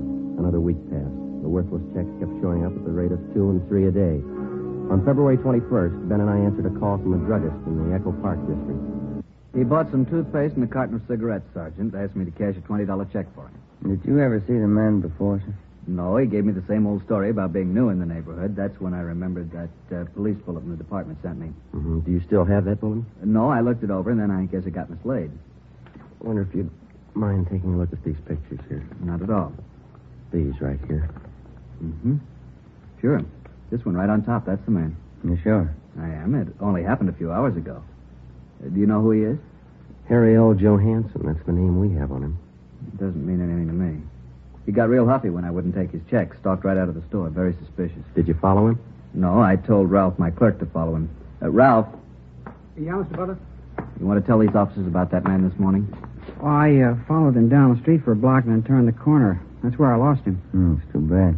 Yeah, all I got was the license number.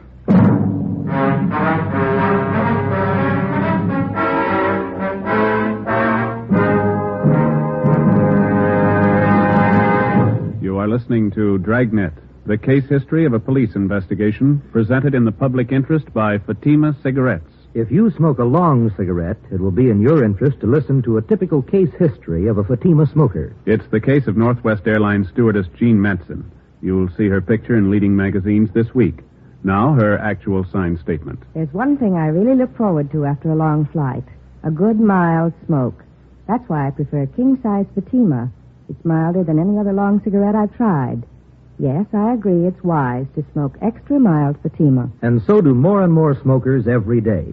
Actual figures show extra mild Fatima has more than doubled its smokers coast to coast. So enjoy extra mild Fatima yourself. The king-size cigarette, which contains the finest Turkish and domestic tobaccos, superbly blended to make it extra mild. You will prefer Fatima's much different, much better flavor and aroma. You will agree. It's wise to smoke extra mild Fatima. It's wise to smoke extra mild Fatima. Best of all, long cigarettes.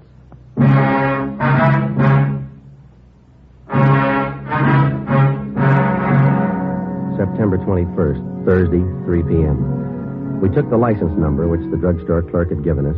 We went back to the office and checked it through DMV. We found the car was registered to a Russell Burroughs on Pico Boulevard. We checked him out.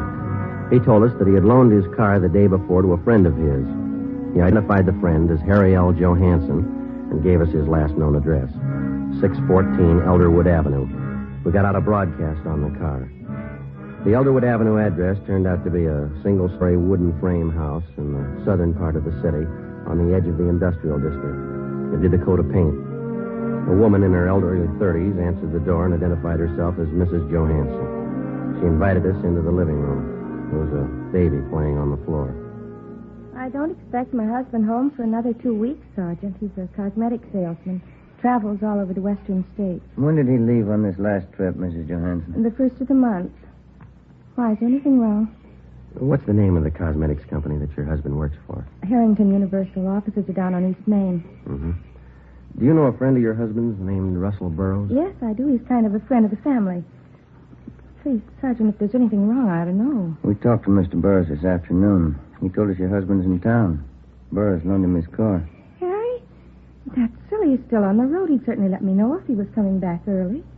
You sure of that, ma'am? Would you excuse me a minute, Sergeant? I'll have to put the baby to bed. Certainly, ma'am. Come on, Bobby. I'll be back in a minute. Kind of a funny setup, isn't it? How do you mean? Well, if Johansson's pushing bum checks, the money isn't going into his home here. Wife doesn't act like she knows anything. Seems cooperative. Afraid we're going to have to level with her if we're going to find out anything, huh? Mm-hmm. Sure got a cute little girl. I'm sorry, Sergeant. It's perfectly all right. Just a few more questions. Is it possible that your husband could be in town and you might not know it? I mean, could he be staying with a friend or some relatives? No, if Harry was in town, he'd come home. Why would he stay with anyone else? When did you last hear from your husband? Last week. He wrote from San Francisco. The letter's right there on the mantel. Oh, huh. Well, besides that letter, do you have any other samples of your husband's handwriting around the house? Well, I think so, yes. Where did you say you were from? Central Division, Forgery Detail. You investigate checks, bad checks. Yes, ma'am, that's right. And you know about my husband. His prison record, yes. Harry promised me he was through with all that. He gave me his word. Sorry, ma'am. About a month ago, he had some extra money. He wouldn't tell me where he got it. Look, Sergeant, maybe you've made a mistake. Maybe it's not Harry at all. You're not sure, are you? Did your husband use the phone much? I mean, for out-of-town calls, say? No. Just that one toll call, a Long Beach number, I think. He has a business friend down there he used to call. Do you know the number, ma'am? I can show you. It's on last month's phone bill. Please, Sergeant, if Harry's done something wrong, he did it for us. Me and the baby. Harry's not bad. Yes, ma'am. He's done something. He did it for us. Harry hasn't had it easy. He wanted to get things for the baby. Clothes, a better house. All he wanted was a little happiness. A little happiness. You had it wrong, ma'am. Hmm? You don't buy it with bum checks. Before we left Mrs. Johansson, we called and had a stakeout placed on the house. And then we got a sample of her husband's handwriting and the Long Beach telephone number that he was in the habit of calling. The next morning, Don Myers in handwriting compared Harry Johansson's letter with the signatures on the worthless checks. It matched. We called the Harrington Universal Cosmetics Company. They never heard of Harry Johansson. We called that Long Beach phone number. A woman answered and gave us the address where the telephone was installed. Turned out to be a swanky, modern apartment house. In apartment 18, we interviewed a good-looking brunette. She identified herself as Harry Johansson's common-law wife. She was well-dressed, and the apartment was richly furnished. What's it all about? What do you want, Harry? Police business. You know where he is? Well, what's he done? Do you know where he is? He drove into Hollywood this morning. Might be back tonight. I don't know for sure. Is this your apartment? Yeah. Mine and Harry. You're sure that Johansson's not here now? Of course I'm sure. Why? Oh, and you won't mind if we come in and look around, huh? I have a right to know what it's all about. Johansson's wanted for forgery. Now, if you want to get involved, you help him hide out. I'm not asking for that kind of trouble. Go ahead and look. Take the bedroom, will you, then? Right. Never mind, Cop. Thanks for the help, honey. I don't want any part of your troubles, Harry. I didn't know a thing about it, okay? Ben? Yeah. You better come along, too, lady. Well, tell them, Harry. I don't know what it's about. What's the idea of getting me mixed up in this? How do you think I was paying for this place? Taking you out and buying us clothes for you. I don't want any part of it. 3-room apartment, a couple of dresses. That's all he ever got me. You got no complaints, lady. Huh? That's more than he bought his kids. 1 p.m. Friday. Ben and I took Harry Johansson to the county jail where he was booked for suspicion of forgery. We called Mrs. Johansson and notified her. She immediately contacted friends and relatives and raised enough money for a writ to have her husband released from jail. 3 days later, Johansson was arraigned and a date set for his preliminary hearing. After the arraignment, Ben and I took him back to the county jail for rebooking. I'd like to ask you a question, Johansson. Yeah? You got any money of your own left? Why don't you stick to your own business, Copper? That family of yours has had a pretty rough time. Your wife borrowed every cent she could find to bail you out. Now, what's she going to live on? She got relatives. You know, there's the elevator. Come on, Johansson.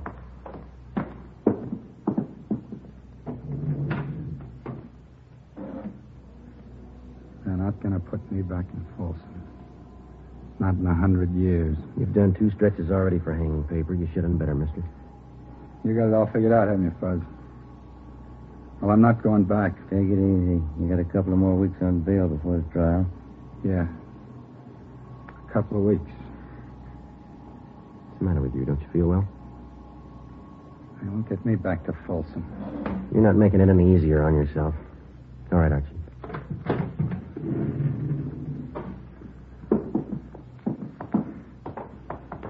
Don't you cops understand? I hate it. Every lousy bit of it. I'm not going back to Folsom. I'm not going back. Now, do you understand? It's a good idea, mister. You remember that when you get out.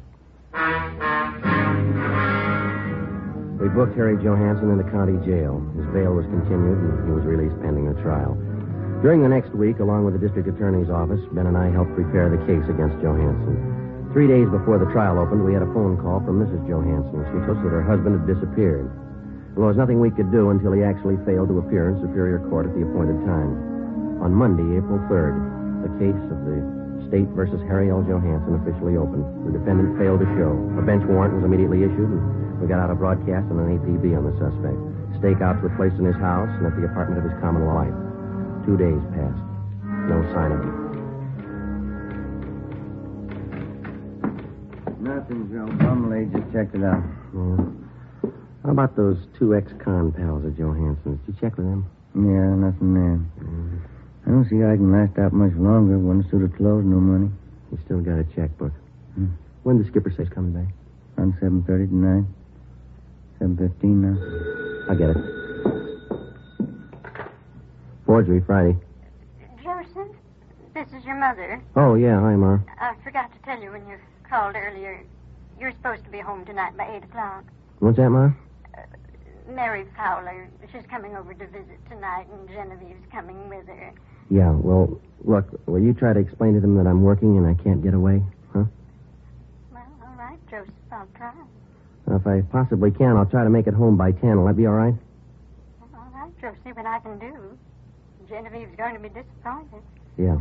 If I'm later than that, don't wait up for me, huh? Yes, all right then. Bye, Ma. Yeah. Bye, Joseph. Oh, hi, Skipper. The call just came in. Yeah? They found Johansson. Captain Elliott, Ben, and I drove out the highway to the Tahunga Wash. We turned off and headed into the Mount Gleason area. Captain Elliott directed us onto a dirt road. Halfway up one of the mountains, we spotted a group of cars pulled off on the shoulder of the road. We parked behind them, got out, and started over. Who found the car, Skipper? One of the people living back in the hills spotted it on his way home from work. Coroner got here in a hurry. Yeah. Hi, Dave. Oh, how you doing, Joe? Captain Elliott. How long's he been dead? Since last night, I figure. Come on over. Yeah. You talked to the man who found Johansson's body, Dave? Yeah, he didn't touch a thing. What'd you find? Powder burns on the temple, powder on the hands. Boys from homicide found the note. It's on the seat right next to him. Here it is, here. It's been checked. Yeah, thanks. All ties in, huh, Dave? Pretty tight, yeah. Gene Bechtel from homicide wants to talk to you, Captain. Okay, be right back, Joe. Right. Who do you address the note to, Joe? His wife? No, the girlfriend. Look what he wrote it on. Yeah, blank check.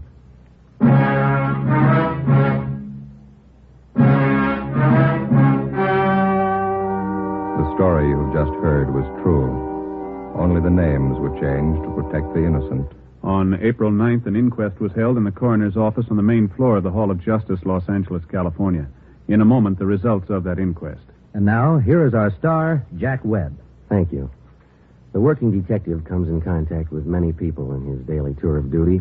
People who are willing to cooperate and those who won't even try. It's a difficult task, but the police officer has been trained to try to please everybody to the best of his ability. So with a cigarette. The people who make Fatima try to please all long cigarette smokers. They carefully select and blend the finest Turkish and domestic tobaccos to make Fatima extra mild, the best of all long cigarettes. Now, if you're a long cigarette smoker like I am, smoke Fatima. Every pack is extra mild. Fatima.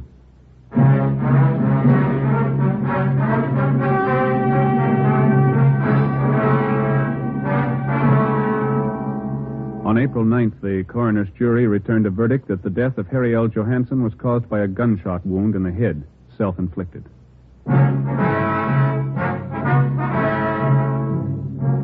You have just heard Dragnet, a series of authentic cases from official files. Technical advice for Dragnet comes from the Office of Chief of Police W.H. Parker, Los Angeles Police Department.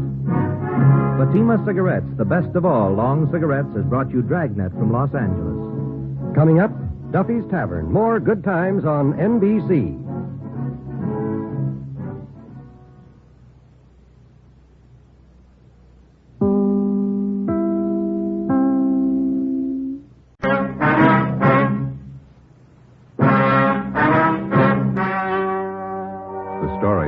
to hear is true. Only the names have been changed to protect the innocent. Fatima Cigarettes, best of all long cigarettes, brings you Dragnet.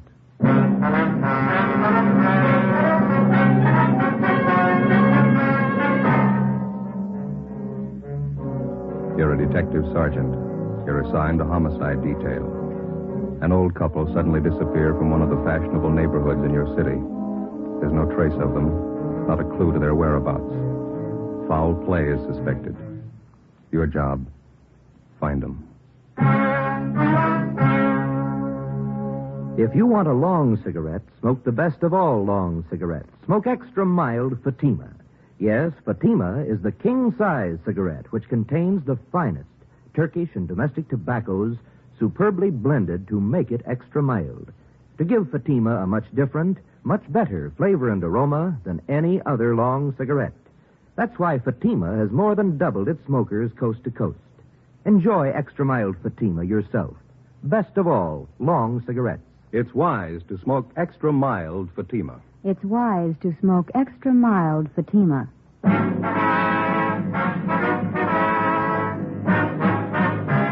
Dragnet, the documented drama of an actual crime. For the next 30 minutes, in cooperation with the Los Angeles Police Department, you will travel step by step on the side of the law through an actual case from official police files. From beginning to end, from crime to punishment, Dragnet is the story of your police force in action. It was Saturday, September 30th. It was warm in Los Angeles. We were working the day shift out of homicide. My partner's Ben Romero. The boss is Captain Blaine Steed. My name's Friday. It was 3:45 p.m. when I got to room 67A. Missing persons. Hi, Joe. Hi. Where's Al? Next door. I'll be back in a minute. Oh. There's a phone message for you in the book. It's from your wife. What is it this time? She didn't say. Sure been a bad week. No, what's the matter? Lucille. Who? Our cat. Again? Kittens. Had 11 of them by the time I left the house. She was a healthy kid. Yeah. Don't know what I'm going to do with them. Hey, your mother likes cats, doesn't she, Joe? You gave us 2 from the last litter. We still got as healthy as their mother. Yeah? Never pass up a meal. Hi, Joe. Hi, Al. Sorry to keep you waiting. Just getting this report straightened out. Here you go. Mm-hmm. Mr. and Mrs. Walter Apperson. How long they been missing? Well, today's the 4th day. They're an elderly couple. One of their next-door neighbors got a little worried when he didn't see him around the house. Came in yesterday and filed a 316 on him. Let's see. Clarence Stokely. Is that the neighbor? Yeah. It says here he lived next to the Appersons for 28 years. Never known him to take off like this. Checked Apperson's cottage out there. Dirty dishes on the kitchen table. Not the way an old couple leave a house normally. How about friends and relatives? And Stokely called him. None of them have seen or heard from the Appersons for a week. Checked out 2 of their 3 living relatives, cousin in Eagle Rock and East in Alhambra. They don't know a thing. Mm-hmm. Wonder if I can see that, Ben. Oh, yeah. Thank you. Well, how about the third relative? Nephew, is that it, Joe? Yeah. Frank Apperson. Says here he goes to a private college out near Monrovia. I haven't been able to contact the kid. He's away on a vacation. Possibly the old couple might be with him? Not according to Stokely. Says the Appersons seldom spend any time away from their home. That's all we've got to go on, huh? Just the neighbor's story? Yeah. Oh, he says he checked the garage, too. The Appersons' car's gone. How does that tie in? Well, Mr. Apperson hasn't driven the car for the last year and a half. He has a nephew or some friend drive whenever he wants to go out. One more thing. May mean something, may not. What's that, Al? Mrs. Apperson's an invalid. Yeah? She hasn't left the neighborhood in 10 years. 4 p.m. Ben and I left the office and drove out to interview the neighbor of the missing couple. After checking at his home, we finally located him at his place of business, a small barber shop at the corner of 54th Street and Maxford Place. The chipped gold lettering on the window read, Jim Dandy Tonsorial Parlor. Smaller lettering in the right-hand corner of the window read, Proprietor Clarence Stokely, except for a man in a white barber's smock sitting in the first chair. The shop was empty. How do, gentlemen? Hi. You Clarence Stokely? That's right. Police officers, Mr. Stokely. I'd like to talk to you about the missing persons report you filed yesterday. Oh, yes. Glad to help. You found out anything yet? You know the Appersons pretty well, do you, Mr. Stoker? 28 years. Sure worried about Walter and Kate. Never known them to do this. Say, I couldn't be of service to you, could I? I just had a haircut a few days ago. How about you, Joe? Looks like you could stand a trim. We could talk it over while I cut your hair. Don't think we'd be disturbed. They still look well. Yeah, okay, fine. Here, I'll take your coat. Oh, thank you. Push the chair there. You bet.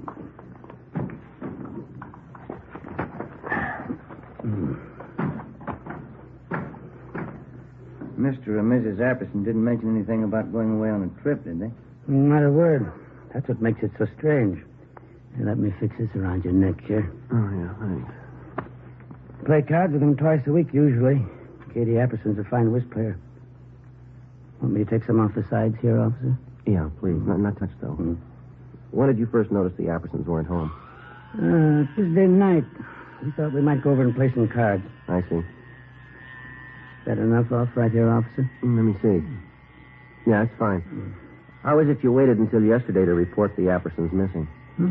Wife and I are great friends of Walt and Katie's, but it's certainly none of our business if they want to go off for a few days. Uh-huh. Besides, we thought if anything was wrong, Buzz would have said something. Who is Buzz? Anderson's nephew, Buzz. Name's Frank, but everybody calls him Buzz. I thought he was away at school, a place out near Monrovia. Yeah, Stanley College, private school. But he only stays there part of the time. He's usually home early in the week. Well, we were under the impression that this nephew, Buzz, was on a vacation. That's so. That's the first I've heard. Funny, Walt and Katie would have told us. Oop, that bull? No, it's all right. Look at this little dog. Head down. Yeah. You, think the nephew might account for the Appersons' car being missing? You think he might have taken it on his vacation? Possible, I guess, but I think Walter mentioned it. That car was old, but he was particular about it. Uh-huh. Maybe fit it out on top here a little? All right, fine. Do you know the nephew at all? Pretty well. Nice fellow. He got along with his aunt and uncle all right, did he? Yes, indeed. Buzz loves them both. Do you have any idea where the Appersons might be, Mr. Stokely? No, I don't. Neither does my wife. That's why we called you people. We don't mean to be Badinsky's, but we're worried. Maybe just a little more off the top, officer? No, I think it's fine. It's okay. You have no idea where we might find the nephew, Buzz? Not if he's away on vacation. Might check with the school. Buzz might have gone off with a couple of his friends. Do something to dampen that down? Yeah, fine.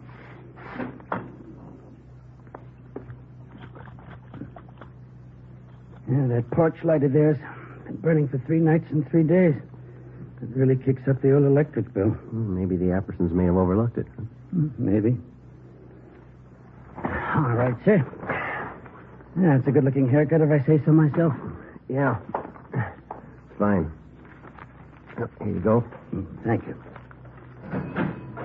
Oh, here's our card, Mr. Stokely. We'll be checking with you. Bye. Bye.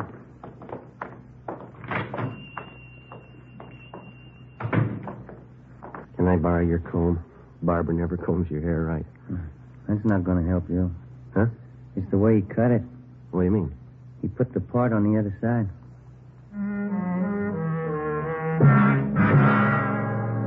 After we left Clarence Stokely's barber shop, we drove out to the Apperson home on 54th Street, just below Seaboard Avenue. We checked the house from top to bottom. The closets and the bedrooms were well stocked with clothes. None of the luggage seemed to be missing. In the basement, back on one of the cupboard shelves, we found a bottle of cyanide. It was half filled. In the kitchen, we found dirty dishes still lying on the table. We put in a call to Ray Pinker at the crime lab, and he came out and took sample scrapings from each of the 3 plates and specimens from each of the half-filled cups of coffee on the table. He also took along a bottle of cyanide to examine it for fingerprints. Ben and I called the record bureau just as a matter of routine and asked for any make and warrants on the nephew, Frank Buzz Apperson. R&I called back with the information that Frank Apperson had been arrested for grand theft auto 6 weeks before. His trial was pending. We checked back with the barber, Clarence Stokely. He knew nothing about the trouble. The next morning, Sunday, with the help of school authorities at Stanley College near Monrovia, we got in touch with the parents of 2 of Buzz Apperson's friends. They told us, as far as they knew, Apperson was on a camping trip with their sons. They were expected back in the next day around noontime. From one of the boarding students at Stanley College, we got the name of Buzz Apperson's girlfriend, a Miss Norma Louise Bernard. She lived in San Marino. Sunday night, we drove out to interview her. I don't know what I can tell you, Sergeant. Buzzy's on a camping trip with 2 of the fellows from school. That's all I know. When did he leave? Do you know, Mr. North? Last Monday morning, they left from school. Said they'd be gone for a week. They're coming back tomorrow. Mm-hmm. You know Buzz Apperson pretty well? Yes, I do, as well as anyone, I guess. What is he, just a casual date? Oh, Buzzy and I have been going steady for almost a year now. I see. How old are you? I'm 19. Have you ever met the Appersons, his aunt and his uncle? Just once. They're awfully sweet. How did Buzz get along with him, do you know? Well, fine, I guess. The only argument Buzz ever told me about was a month ago. He wanted more allowance, and his uncle said no. Was Buzz ever in any trouble, to your knowledge, Miss Bernard? I think I know what you mean. What kind of trouble? Well, I mean, was he ever in any trouble at the college or with the law in any way? Oh, you mean that car Buzz took about 2 months ago? Yeah. We were supposed to go to this school dance, and Buzz didn't have a car. I guess he was ashamed. He said he knew the fellow he borrowed the car from, but the day after the dance, the cops came. How did his uncle react to that? Well, there was a terrible row, Buzz said. I really shouldn't be telling you. Bud made me promise. How were feelings between the boy and his uncle before he left on the trip? Did he mention anything to you about that? Well, we had a date last Sunday night. I asked him how things were at home. He didn't seem to want to talk about it. The last time you saw him was Monday morning. Is that right? Yes, just before he left on the camping trip. Well, you're sure he went on that trip? Well, of course I'm sure. How do you mean? He said, no matter who asked you, I went on a camping trip. He said it a couple of times. Did he offer any explanation? No, but I knew everything was all right. Oh, is that so? How? I could tell. The way he kissed me.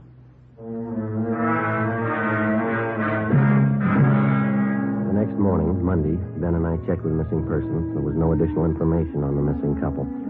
We phoned the barber, Clarence Stokely. He had seen or heard nothing further of Mr. and Mrs. Apperson. We went down to the bank where the Appersons had their account, and with the help of the manager, we found that 3 checks had been passed on the Apperson checking account since the previous Wednesday, a full day after the missing couple had been last seen. 1 check was for $100 and 2 for $50 each. All of them had been cashed in Los Angeles, and all bore the signature Walter Apperson. After examination, it was found each signature had been carefully forged. 10:45 a.m. We went back to the office. Are you two going someplace? Oh, hi, Ray. No, just coming. You finished checking that stuff through the crime lab? Yeah. I was passing over this way. I thought I'd drop off the report for you. Got it right here. How'd it go? Fingerprints on that bottle of cyanide. Latent prints got to make. Here's the name on it.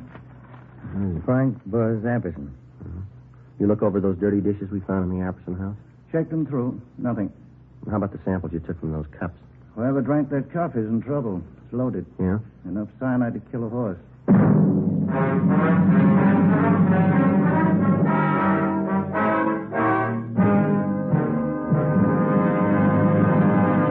You are listening to Dragnet, the case history of a police investigation presented in the public interest by Fatima Cigarettes. If you smoke a long cigarette, it will be in your interest to listen to this case history recorded by a typical Fatima smoker. Hi there. My name is Bab Beckwith. Bab. That's short for Bethany Ann Beckwith. I live in New York City, and I'm a fashion stylist. The other day, at a showing of the new fall styles, I ran out of cigarettes. A friend of mine, a designer, introduced me to the new long Fatima. I really wish someone had told me about them sooner. Fatimas are a lot milder than the cigarettes I've been smoking, and they have a delightful flavor, too. I'm very glad to recommend them to you, because I know from experience it's wise to smoke extra mild Fatimas. And more smokers every day are finding that out. Actual figures show extra mild Fatima has more than doubled its smokers coast to coast. So enjoy extra mild Fatima yourself. The king-size cigarette, which contains the finest Turkish and domestic tobaccos superbly blended to make it extra mild. You will prefer Fatima's much different, much better flavor and aroma. You will agree. It's wise to smoke extra mild Fatima. It's wise to smoke extra mild Fatima. The best of all long cigarettes.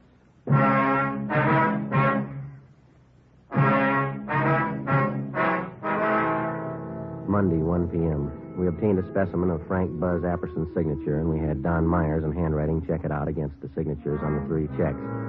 Both styles of handwriting matched in every detail.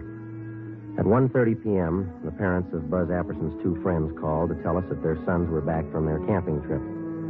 We checked the Apperson home. The nephew wasn't there. We drove out to see his 2 friends. Under questioning, one of them finally broke and admitted that Buzz Apperson had not gone with them on the camping trip. In the process of questioning the boys, one of them told us that he had been with the suspect 2 days before the trip when he purchased some medicine at the campus drugstore. We went to the drugstore and checked the prescription book. It showed Frank Buzz Apperson had purchased and signed for a bottle of cyanide 2 days before the disappearance of his aunt and uncle. Ben and I drove back to the Apperson house. When we arrived, the officers on stakeout had the boy in custody. No, I'm sorry, officers. I wish I could help you out, but, well, maybe it's not as bad as you think.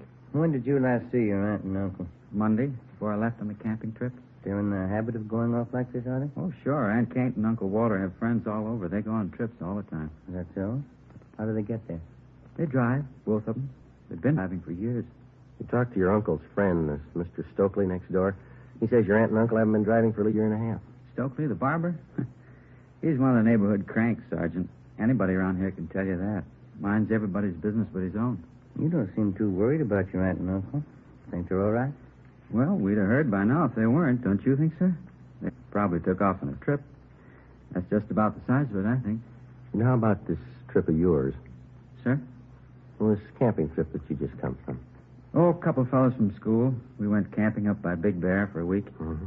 Pretty good fishing for September. Ever been up there? Yeah, have you? Well, sure. I just said that's why we've been camping. Say, I'm a little thirsty. There's a couple of bottles of ale in the refrigerator. Care for a bottle? No, not right now. Well, would you mind if I had one? Sure could use it. No, you go right ahead. We can talk in the kitchen. Place is in kind of a mess. I guess I'll have to go in and clean it up. Does your aunt usually leave in a hurry like this? Not usually, no. Dishes all over the place. She probably figured she'd wait till she got back to clean up. Mm-hmm.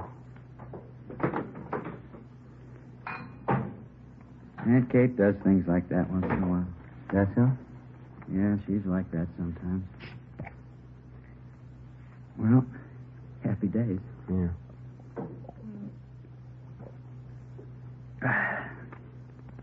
Okay, Buzz, you want to tell us? Where are they? Your aunt and uncle, what happened? Say, I don't think I know what you're talking about. What's the trouble? Come on, Buzz. You know what the trouble is. Let's have a straight story. It's going to save a lot of time. Sir? We can draw it out as long as you like. It'll be a lot easier if you cooperate.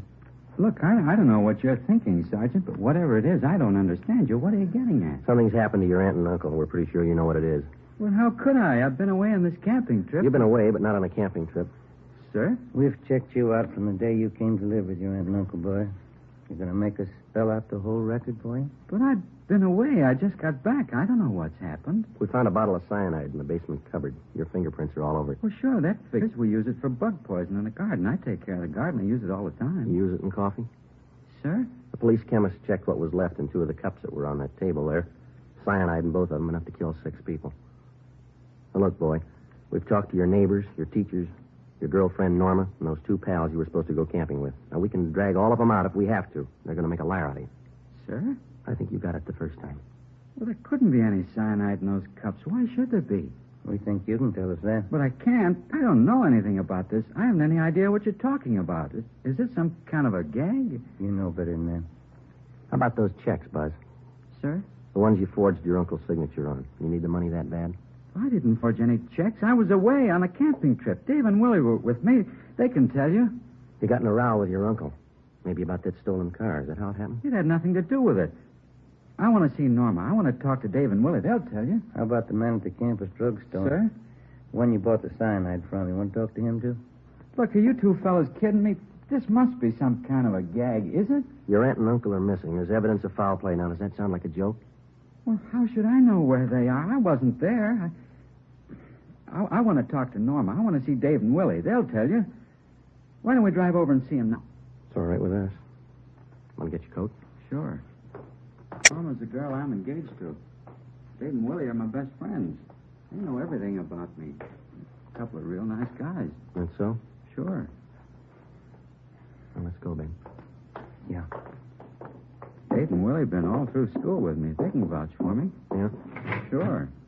You can take their word, too. We will. 5:50 p.m. We left the Apperson house, drove across town, and headed over the Arroyo Seco toward the home of the suspect's friend, Dave Killefer. 6:33 p.m. We took a right turn off the freeway, headed south for another mile, and finally pulled up in front of the Killefer home. Buzz Apperson's friend, Dave, met us at the front door. What's it all about, anyway, Buzz? What's the pitch? Well, that's what I want to know. Look, is this some kind of a gag you guys cooked up on me? We were on the trip, Buzz. I don't know anything about any gag. What's all this about your aunt and uncle? I don't know. That's what these officers want to find out. I'd like to have you tell us again, Dave. Was Buzz here with you on that camping trip? Sure, that's why we came over. Now, tell him about it, you know. All right, let's have it, Dave. Was he with you on that trip? These officers aren't kidding, Buzz. They want the truth. Well, tell him I was with you and Willie. We went to Big Bear. They're looking for your aunt and uncle. I'm not going to lie now. You didn't go to Big Bear with us. All right, Dave, thanks. Well, he's lying, officers. Who put you up to this stunt, Dave? They'll throw you in the jug for a gag like this. Who's behind it? You're the guy who said it was a gag. You told us to tell everybody you're up at Big Bear, Willie and me. How about leveling? What's it about? He's lying. What's it about? You've got nothing to hide. Have you? He's lying. You can tell that, can't you? Let's go talk to Willie. He'll tell you the truth. Joe? All right. Thank you, Dave. That's all. All right, Sergeant. Sure there isn't anything I can do? No, thanks. Just the same. Good night. Okay. Good night. Anybody could tell he was lying. Isn't that right, Sergeant? Well, he's your friend, Buzz. Why do you say that? Well, he was just plain lying, that's all. Couldn't you tell? No, I couldn't. How about you, Ben? Not me. Why would he lie, Buzz? You told us he was your pal. Some kind of a stupid gag they're pulling. The gang in the fraternity I belong to, Dave's one of them. They've done it before. I don't know why they're lying, but they are. Where's your friend Willie live? Sir? You said you wanted to drive over and have us talk to Willie? Oh, yeah. Oh, where does he live? Look, would you mind very much? How's that? I got a terrible headache. Would you mind very much just driving around a while? I'd like to clear my head a little. I can't figure this thing out. All right. Why don't you roll down the window there, Buzz? Okay. Yeah. Air feels good. Sure is hot out tonight. Yeah, Been a pretty long summer, hasn't it? Yeah, it has. Say, I guess maybe we ought to forget about going over to Willie's place. He strings along with the rest. He'd probably lie, too. You said you wanted us to have a talk with him. Yeah, but I've been thinking about it. He'd only lie. It'd be better if we drove over to see Norma. That's the girl I'm engaged to. Yeah, that's what we understand. If anybody can give you a straight story, Norma can. She doesn't live far. Straight down the road here into San Marino. Yeah, we know. Oh. Sure would appreciate it if you'd drive over there. Okay. Norma can straighten this thing out. Swell girl. We're going to get married as soon as we can. Oh? Yeah. She saw me leave on that trip to Big Bear. She won't lie to you. Sure wish my aunt and uncle had left a note where they were going. All this trouble. You mind if I lay out a couple of things for you, Buzz? Now, what do you mean? When a police officer picks somebody up, he's got a good reason for it. Yeah, but Dave was lying, Sergeant. You know that. It's a lot more than what Dave had to say. Now, you've done something wrong. We don't know what exactly, but we've got an idea, and we're going to find out. You can't prove anything. I got that cyanide for the garden. We use it around the house for different things. You don't use it in coffee cups. What happened, boy? Where's your aunt and uncle? Next turn for Norma's house, up by the signal. Turn left. Yeah. Come on, Buzz. You know what happened. You're going to have to face it sooner or later. If it's not tonight, then tomorrow morning or tomorrow night or the night after. But I don't know what happened. The facts say you do, and they're not going to disappear. Now, you made the problem. It's going to stick out in front of you till you find an answer. How about it? Norma will know what to do. Wait till I talk to Norma. Why don't you stand up and face it, boy? Getting your girl mixed up in this isn't going to help. She'll know what to do. Can she find your aunt and uncle? Can she? How about the 3 checks? How about them? Can she explain those signatures that you forged? Maybe those fingerprints on the cyanide bottle. Can she help you out there? Well, look, Buzz, I believe you. You love the girl. Do you want her mixed up in all this? Here we are, Joe. Okay. That's the right house, isn't it? Yeah. That's Norma's house. All right, what's it going to be? Do we go in? She'd cry. She'd only cry. Norma thinks a lot of me. Yeah? She's a swell girl. I don't want to have to tell her. She'd only cry. Yeah. I killed my aunt and uncle. p.m. Buzz Apperson directed us to drive to San Pedro to the west basin of the Los Angeles harbor. We got out of the car and followed him to the end of one of the piers. He told us his story, and we put in a call to the office. Within half an hour, a fireboat and a barge were on the scene, and a diver was sent down into the water a few yards from the edge of the pier. We stood by and watched. Buzz Apperson, Ben, and I. I put quite a bit of cyanide in the coffee. I had to be sure. How'd you manage to get both of them in the car? I waited till way after dark, and then I dragged them out. Drove down to the end of the pier right here. Put the car in low. It went over, right where the diver went down, just this end of the barge. All right. There's those lines up there. There's the first one. You better stand back there. Yeah, watch it. Okay, sir. Let's go.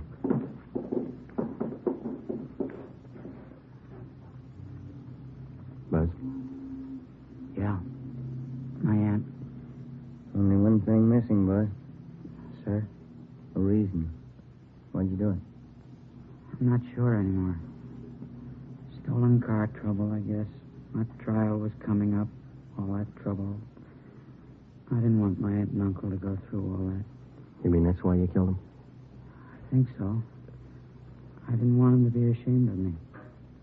That must sound funny. Nobody's going to believe you. Suppose they don't. Yeah. Will it make any difference?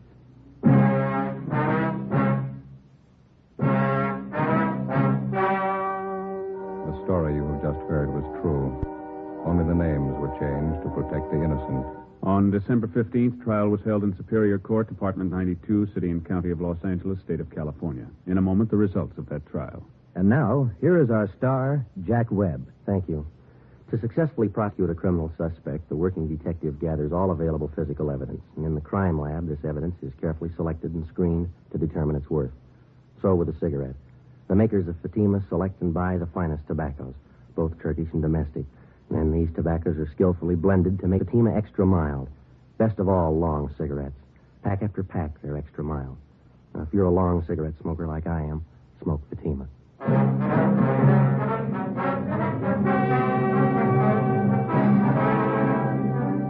Frank Buzz Apperson was tried and convicted of murder in the first degree and sentenced to life imprisonment. He is now serving his term in the state penitentiary. You have just heard Dragnet, a series of authentic cases from official files. Technical advice for Dragnet comes from the Office of Chief of Police W.H. Parker, Los Angeles Police Department. Fatima Cigarettes, the best of all long cigarettes, has brought you Dragnet from Los Angeles. Coming up, Duffy's Tavern. Be sure to hear Theater Guild Sunday on NBC.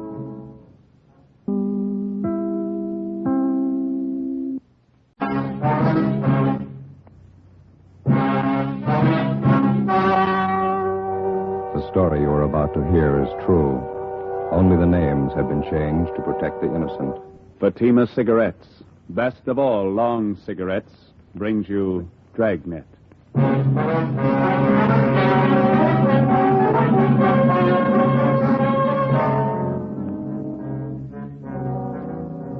You're a detective sergeant. You're assigned to robbery detail. A small bakery shop in your city is held up. A man and his daughter are shot down without reason. Your job, get him. If you want a long cigarette, smoke the best of all long cigarettes. Smoke extra mild Fatima. Yes, Fatima is the king-size cigarette which contains the finest Turkish and domestic tobaccos superbly blended to make it extra mild, to give Fatima a much different, much better flavor and aroma than any other long cigarette. That's why Fatima has more than doubled its smokers coast to coast. Enjoy extra mild Fatima yourself. Best of all, long cigarettes. It's wise to smoke extra mild Fatima. It's wise to smoke extra mild Fatima.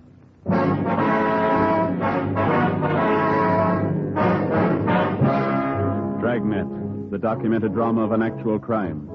For the next 30 minutes, in cooperation with the Los Angeles Police Department, you will travel step by step on the side of the law through an actual case from official police files. From beginning to end, from crime to punishment, Dragnet is the story of your police force in action. It was Tuesday, November 3rd. It was chilly in Los Angeles. We were working the night watch out of robbery detail. My partner's Ben Romero. The boss is Captain Ed Walker. My name's Friday. It was 5 minutes to midnight when we got to 318 Silver Avenue, Stendel's bakery shop.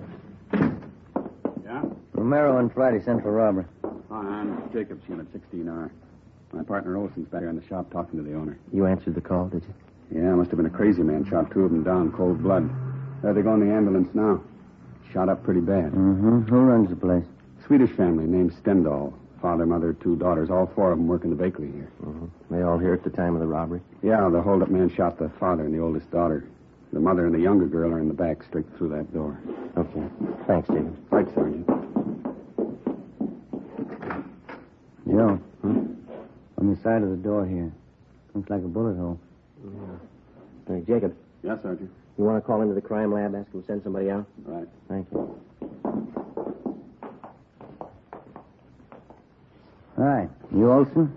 That's right. Romero and Friday sent for robbery. Oh, how are you? These are two of the victims, Mrs. Signey Stendal. The girl's her daughter. Name's Jennifer. Any other witnesses? Not so far. Neighborhood around here is pretty deserted this time of night. Hold-up man made a fast getaway. And two people who were shot. What kind of shape are they in? The father, Mr. Stendal, he's got a bullet wound in the right shoulder. Older daughter's a lot worse. Her name's June. 19 years old. Shot 4 or 5 times through the stomach. Mm-hmm. You want to stand by? Right, yeah. Okay. Mrs. Stendal, we're from robbery detail. Ja, how do you do? How do you do? Jenny, det var snäll i ansiktsplats för herrarna. Det var stolar. Yes, Mama. You will excuse me for not getting up, officer. You don't feel so well. That's perfectly all right, ma'am. Chair for you, officer. Oh, thank you. I'll get it. Thank you very much. You and your daughter here were in the front of the bakery shop at the time of the robbery. Is that right, Miss Stendal? No. Jenny was back here with her father. That's Lars, my husband. Jenny and I were in the shop in front. Oh, who were you with, ma'am? Jenny and I. Joe? Mama means June, my older sister. She calls her June. Yeah, Jenny. Oh, well. You mind telling us what happened? Well, June and I was scrubbing the floor of the shop. Every Tuesday night we scrubbed the floor of the shop. Then this man came in and pointed a gun. He wanted our money. About what time did he come in? 11:15, 11:20. I don't remember for certain. He wanted our money and I gave it to him. How much was that, ma'am? Jenny, du vet. Hur mycket pengar var det förresten? $24. $24. Just the paper money. He took it and put it in his pocket. You, my daughter, she started to cry. The man hit her. She cried some more. Then Lars and Jenny came running from the back. Yes, ma'am. The man pointed the gun. He made Lars and me and Jenny stand against that wall. But not June. He took hold of her. Jenny, hur kände du dig? Den vägen din mannen. Han var där. June was getting fresh with her, Mama. The man tried to get fresh with June officers. June hit him. He tried to drive out the door with him. Yeah, June hit him. Hit him good. And he went like that, threw her against the counter and pushed June down. Crazy man. Crazy look. He kicked her. Mm-hmm. Then Lars, my husband, he ran at the man.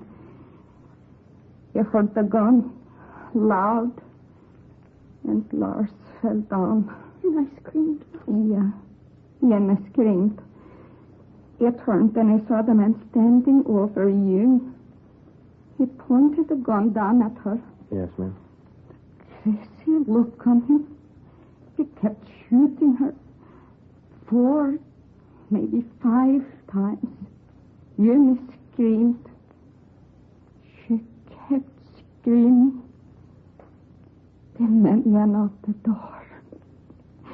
It's all right now, Miss Stendal. Had either one of you ever seen this man before? No. Neither did I. Would you know him if you saw him again? Yeah, I think so. I would, officer. I got a good look at him.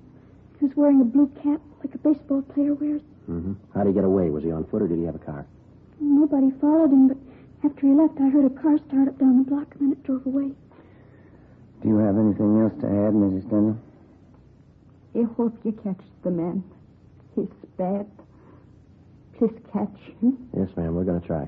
Jenny, var snäll att ge mig Nichols ifrån kassan. Yes, Mom.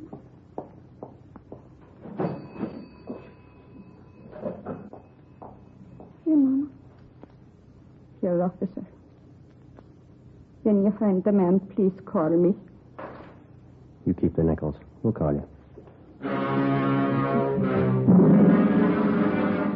Before we left the scene of the robbery and shooting, Mrs. Stendhal and her daughter gave us their description of the hold-up man, together with the clothing he wore. The suspect had no outstanding physical characteristics that they'd noticed. The only thing unusual about his clothing was that he wore what appeared to be a baseball cap at the time of the hold-up. She described the cap as light blue with a visor. Together with Officers Bechtel and Lopez from Central Robbery, we canvassed the immediate neighborhood for other possible witnesses. We found none. The next morning, we went up to the hospital. The condition of the older daughter, June, was critical. We interviewed the father. He could tell us nothing. At 10 a.m., Mrs. Stendhal and her younger girl, Jenny, were brought to the office, and we started them looking through mug books of parolees previously convicted of armed robbery. Within 2 hours, both of them positively identified the picture of a recent San Quentin release as that of the hold-up man. His name was Harold Best. We started a quick rundown. You pulled the package on? Yeah, here's the dope. Harold Best. Alias Harold Norris, alias Harold Thompson, alias Tom Norris. One term for armed robbery in Q. Got out 4 months ago. Ammo and description both match. How about the ex-con files you checking? He's registered. Did you get a hold of his parole officer? Yeah, 2440 Excelsior Avenue is rooming house. Well, that checks with the ex-con files. Parole officer says Best went to work 2 weeks ago at a filling station over on Vermont. Yeah? Doesn't seem to be able to hold a job. Quarrelsome, run himself into debt. I got it. Robbery, Romero. Yeah, right. That's all, huh? Yeah. Right, bye. Ray Pink at the crime lab. They checked the slugs taken from the 2 victims. Yeah? They came from a .32 caliber revolver. Probably a Colt. Mm-hmm. Anything else? That's it. Not too bad a start. We've had worse. Yeah. Maybe we can make that phone call pretty quick. 2 p.m. Wednesday. Ben and I drove out to his rooming house at 2440 Excelsior Avenue, and we found that Herbert Best was still living there. We had the landlady show us his room. Besides the usual personal belongings, we came across nothing of consequence. After questioning the landlady, we drove to the service station on Vermont Avenue, where Best was supposed to be employed.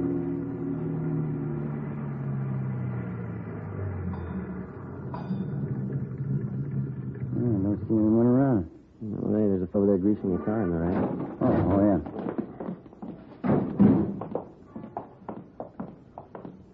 That looks like Best. Mm-hmm. Hey, fella. You. Yeah? Can you tell us if there's a Herbert Best working here? Sure, I'm him. Why? Police officers would like to talk to you. Yeah?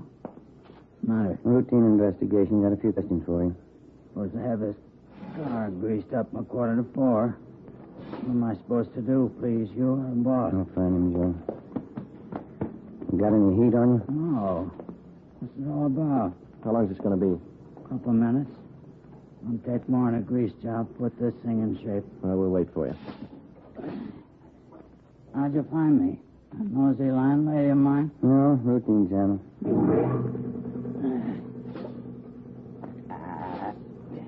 Every fetting on this trap was closed. Piece of junk. Well, what's it all about? Got a few things to straighten out, Best. How long you been working here? You didn't drive out here for that. That's not your game. What's the pitch? Routine investigation. We'd like to know you've been spending your nights. For instance? Sunday night. Where were you? Well, I don't know. I went to a show. Yeah, I saw a Mickey Rooney picture. Where? Downtown. I had a beer after the show. Come home. How about Monday night? I went home after work. I was pooped. Went to bed early. Can you prove it?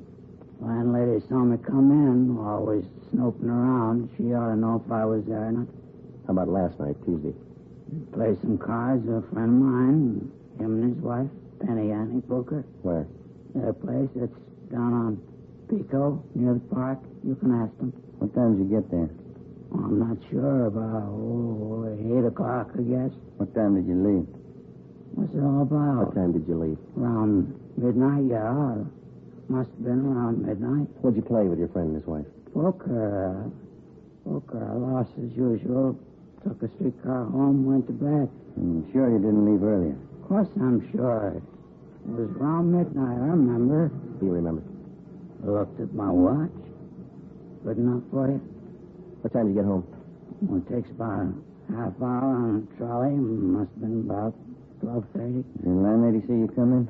I don't know if she saw me or not. Always snooped around. Probably did. You're not sure? No, of course I'm not sure. She looks for me. I don't look for her. You own a gun, Best? You know better than that, copper. Ex-cons can't have a gun. Your friend and his wife. Now, they're going to back you up if you were playing cards with them till midnight? Why not? I was. Say, there's the boss looking for me. I better let him know I'm here. Just a minute, Best. Yeah? What's that you got in your back pocket there? Huh? In your back pocket, the right one there. Oh, this? Yeah. Baseball cap. Why? 4 p.m. Ben and I checked the suspect's locker at the service station and then drove him back to the office to the interrogation room. We continued questioning him. He denied any knowledge of the holdup and shooting at Stendhal's liquor shop the night before. We asked him again about the friends he was supposed to be playing cards with at the time of the robbery. He told us that they lived over on Pico, but he couldn't remember the address. He volunteered to direct us there, but he said they wouldn't be home. He told us their names were Mr. and Mrs. Clyde Mitchell, and that they were in charge of the food concessions at one of the football stadiums in town. Best was held for suspicion of robbery. That night, we drove out and interviewed the landlady at his boarding house. She knew nothing of Best's whereabouts the previous night. She didn't know what time he left or what time he returned. Ben and I went over his room again. There was no sign of a gun. Friday, 2 p.m. Officers Bechtel and Lopez went out to the hospital to see if Mr. Stendhal and his daughter June could identify Best's mugshot. Ben and I drove out to the stadium to locate Mr. and Mrs. Clyde Mitchell. There was a high school football game going on. High school kids sure have a lot of fun nowadays. Best years of your life, Joe. You sound like you're 85. Some nights I feel like it. The way those kids turn out for these things, you'd think USC and Notre Dame were playing. You see the number on that gate over there? Yeah, 23. Is that the number the gatekeeper gave me? Yeah. Must be the Mitchell stand over there. Come on.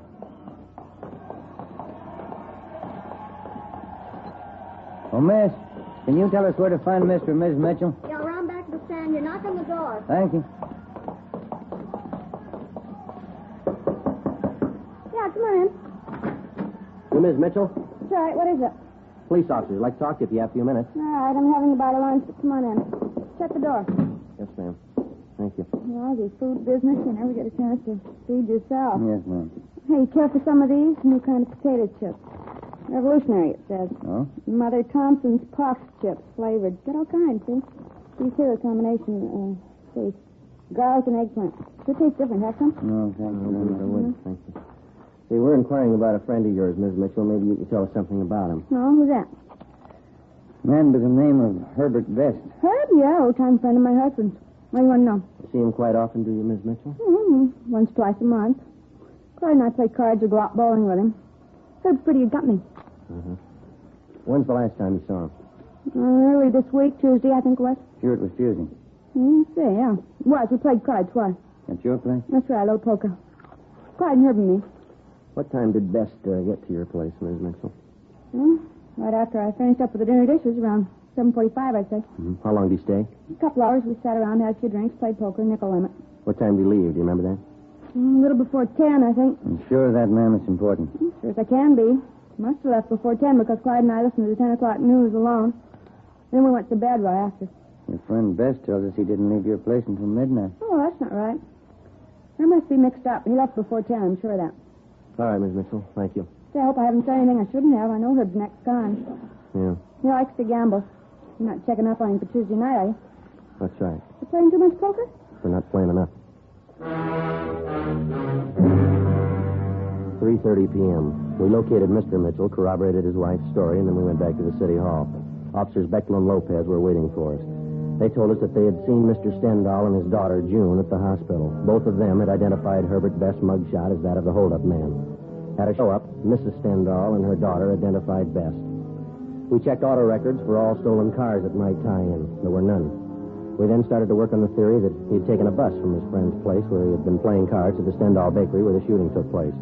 Lopez and Bechtel rode the bus over the same route. It took 43 minutes.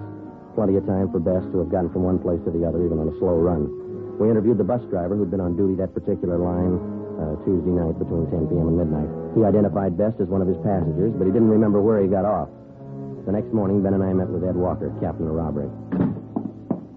Hi. How'd you make out? Just saw the deputy DA. Laid out the case for him. Yeah? We got the complaint. He'll be arraigned this afternoon. How strong a case you got? Well, each one of the Stendhal family identified Best. His alibi didn't stand up for Tuesday night. Uh-huh. Then we got that bus driver. He tapped Best, too. And that blue baseball cap. All we need now is the hold-up gun. I hate to spoil it for you. This letter just came through in the mail. Have a look. Thanks. What do you think? I read in the paper this morning about Herbert Best. You got the wrong guy. I'm the one who held up that bakery. Every detail about that robbery is written down in that letter. The information wasn't in the newspaper story. Nobody else but the hold-up man would know all those details. Yeah, wait a minute, listen to this. Yeah? If you don't believe I'm the right man, I'll shoot up a couple of more jerks. Next time, I'll kill them. It's no crank letter. No, it isn't. You got the wrong man.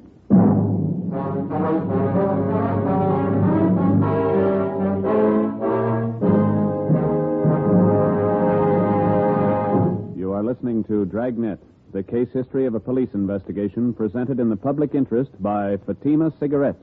If you smoke a long cigarette, it will be in your interest to listen to this case history recorded by a typical Fatima smoker. Hi there. My name is Bab Beckwith. Bab. That's short for Bethany Ann Beckwith. I live in New York City, and I'm a fashion stylist. The other day, at a showing of the new fall styles, I ran out of cigarettes. A friend of mine, a designer, introduced me to the new long Fatima. I really wish someone had told me about them sooner. Fatimas are a lot milder than the cigarettes I've been smoking, and they have a delightful flavor, too. I'm very glad to recommend them to you, because I know from experience it's wise to smoke extra mild Fatimas. And more smokers every day are finding that out.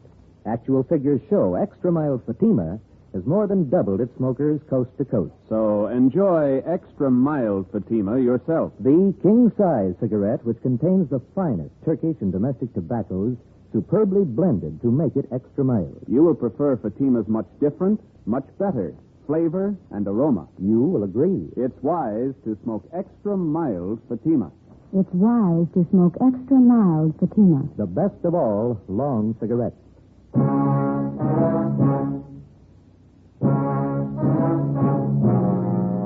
After we received the anonymous letter in the mail confessing to the Stendhal Bakery holdup, we met with the deputy district attorney. We acquainted him with the new facts in the case. That afternoon, the charges against Herbert Best were dropped. We started again at the beginning. 10 a.m. Monday, November 9th. The members of the Stendhal family were again shown mugs of ex-cons with robbery records. This time they picked out 8 mug shots of known robbery men, each with a marked resemblance to the original suspect, Herbert Best. Together with officers Bechtel and Lopez, we started checking them out. The first 2 days, we tracked down 4 of the 8. All of the 4 were in the clear. 5:15 p.m., we got back to the city hall, the car pool. See any empty spots, Joe?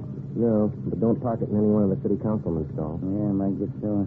Well, why don't you pull up here? Boyd will take care of it. Yeah, okay. That's good, right there.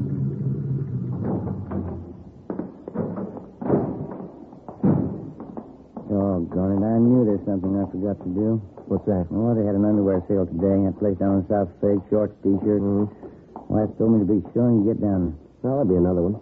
That place has sales all the time, don't they? Only twice a year on underwear. Stuff I've got's not going to last till next time. Friday? Ben? Wait a minute.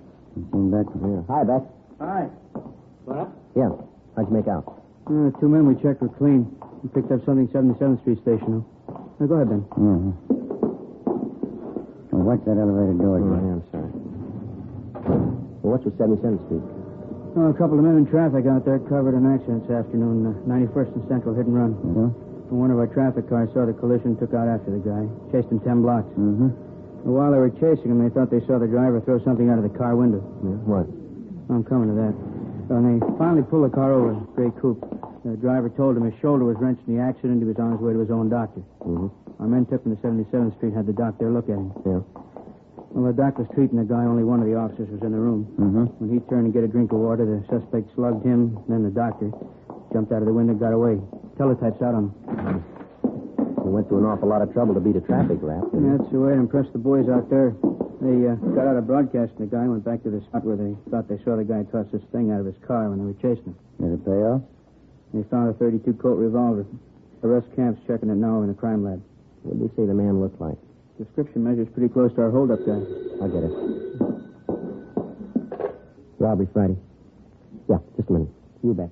Okay. Yeah. Oh, yeah, Russ. Yeah. Okay, fine, right. Russ Camp checked the 32 revolver with the slugs in the Stendhal case. Yeah. Positive make. The gray coupe, which the unidentified suspect had been driving, had been checked out by traffic officers at 77th Street Division. They had found that the owner and driver of the car was a man named Bruno Stock, a two-time loser with a page full of major and minor crimes to his credit. Checked his mama sheet, and we got out a broadcast on him in an APB. A stakeout had been placed at his last known address. We picked up a sandwich and a cup of coffee for dinner, and then we started checking out Bruno Stock's relatives and friends. By 6 o'clock the following night, we still had no idea where he was. A little after 9 p.m., we got a call from an informant who told us that a Tommy Josephson, a small-time thief and reputedly a friend of Bruno Stock's, wanted to talk to us. We found him in a small apartment over on West 6th. One thing I want to set you straight on. Bruno's no friend of mine. He's in on the heavy rackets. No heavy racket man's a friend of mine. All right, we got it. Now where's Bruno? He came here tonight, 6:15. Moved right in on me. Didn't even ask me. What do you want with you? Now, remember, Bruno's no friend of mine. Yeah, we got that. Now, what do you want? A gun. He knew I had one. I keep it for self-protection. You can't trust these heavy men. Did you give him the gun? Give it to him. He took it. Shook me down like a rat. Made me go out and buy dinner for him. My own dough. Had to bring it back here from. Yeah. Bruno's no friend of mine. What he does with that gun is his grief. It's out of my hands. When did he leave here? An hour ago, I think. Maybe a little less. Shook me down like a rat. Real heavy guy. Where was Bruno going? I don't know. He's crazy. All them heavy guys are crazy. Talk like somebody with a paper head. Did he tell you where he was going? See a friend of his over in Dogtown. The guy runs a bowling alley. Bruno's going to borrow his car. What for? He's heavy, I tell you. Said he was going out on a heist tonight. Did he ever write you guys a letter? Why? Well, he told me he was going to prove what he wrote to you. Crazy. I didn't get it at all. Yeah? Said he was going out to kill a couple of jerks. 9:30 p.m. We got the address of the bowling alley run by Bruno Stock's friend, and we called the office. An alert for the suspect was broadcast immediately. Together with Gene Bechtel and Lopez, we drove to the bowling alley. Ben and I went in. Bechtel and Lopez covered the outside. Good crowd. I wonder where they do business. I don't see any count. No, neither do I. Yeah, there it is. Way over in front. Oh, yeah. There's nobody behind the cash register. How about that fellow in the white T-shirt standing by the cigarette machine? Yeah, looks like he works here. Let's go. Joe, the guy with him. Just turned towards Bruno, come on. He sees us. He's going to the back. All right, you, let's hold it up. Come on. He ducked in there to the right, Joe. Down behind the alley. Hold it up, Stock. The window, Joe. Went right through it. Come on. Here. There he is. Get out. Joe? He's in there, back over the front. Right. Over the fence, Joe. There he is. All right, give it back. Yeah. Come on.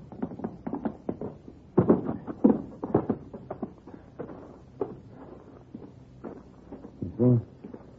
No. He's got to be in the yard someplace. Yeah. Where'd he come from? I can't see. Keep down. Backstairs of that house. There he is. Give it up, Stock. All right, mister. Your tag. Come on.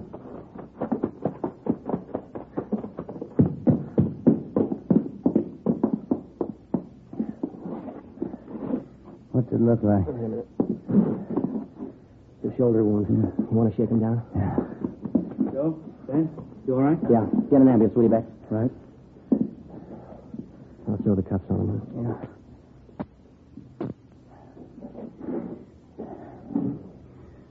Well, that's it, Joe.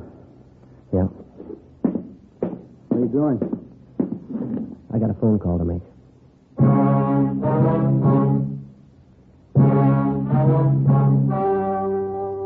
The story you have just heard was true. Only the names were changed to protect the innocent. On February 18th, trial was held in Superior Court, Department 84, City and County of Los Angeles, State of California. In a moment, the results of that trial. And now, here is our star, Jack Webb. Thank you. In the Record Bureau of all Metropolitan Police Departments, there's a special file in which all known criminals are cataloged and cross-indexed according to identifying marks. Marks which help the working detective. And so with the cigarette. The outstanding identifying mark of Fatima is quality. The careful selection and blending of only the finest Turkish and domestic tobaccos to make Fatima extra mild. Now, if you're a long cigarette smoker, you'll find, like I did, that every pack is extra mild. You'll find it's the best of long cigarettes. Smoke Fatima.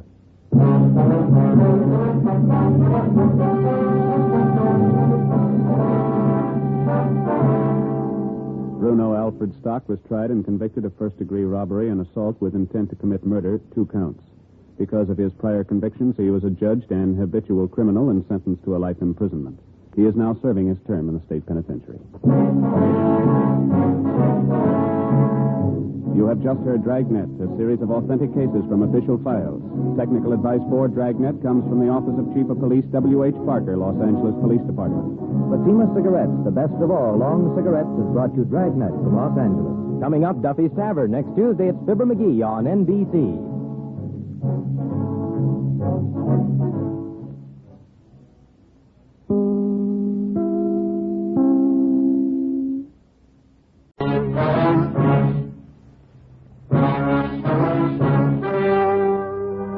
The story you are about to hear is true. Only the names have been changed to protect the innocent. Fatima Cigarettes, best of all long cigarettes, brings you Dragnet.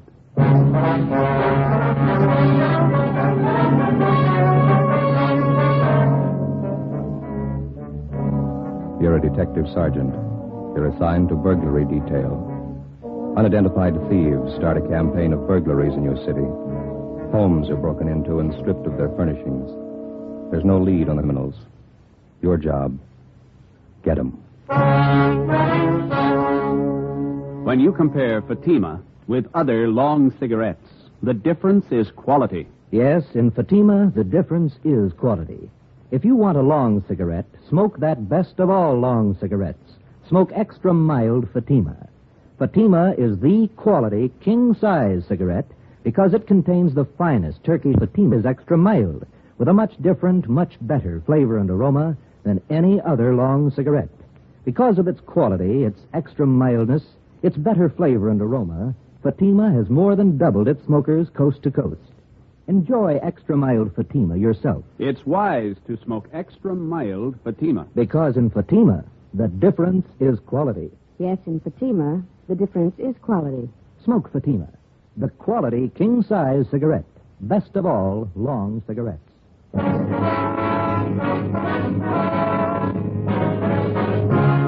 Dragnet, the documented drama of an actual crime. For the next 30 minutes, in cooperation with the Los Angeles Police Department, you will travel step by step on the side of the law through an actual case from official police files. From beginning to end, from crime to punishment, Dragnet is the story of your police force in action. It was Monday, August 3rd. It was warm in Los Angeles. We were working a day watch out of burglary detail. My partner's Ben Romero. The boss is Thad Brown, chief of detectives. My name's Friday. I was on the way back from the business office, and it was 9:25 a.m. when I got to room 45, burglary detail. Did you get all the money together, Joe? Yeah, $1 from each man in the detail. We got to buy the gift. When's Austin going to get married? Next Sunday. We haven't got too much time. You know why we always have to pick out the gifts? Somebody has to do it. You got any ideas what we ought to get him? Talked to my wife over the weekend. She thinks it'd be nice if we get him something to start housekeeping with. Maybe some nice kitchenware, table lamp. Yeah, I don't know if we have enough dough for a good lamp. But maybe they might like a bedspread. You can always use them. Or maybe a nice wool blanket, huh? I don't know. Got to be careful about those personal things. What do you mean, personal about a blanket? Well, we don't know much about the girl Austin's going to marry. She might not need any.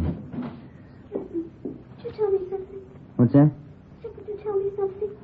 Well, what'd you want to know, little girl? Is this where you come to report about stolen things? Oh, no, that all depends. Why don't you come on in and tell us all about it, huh?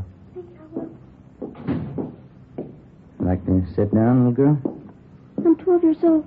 I'll stand if it's all right. All right. Now, would you like to tell us what's been stolen? Everything. Hmm? Everything's been stolen.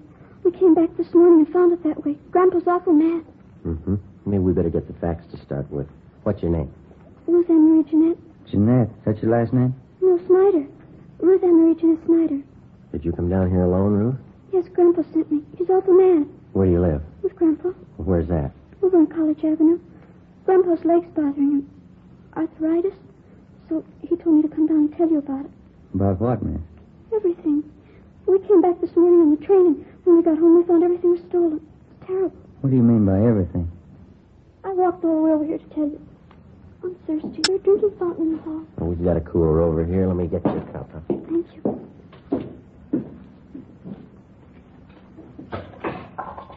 You like a drink, Ben? Oh, no, thanks.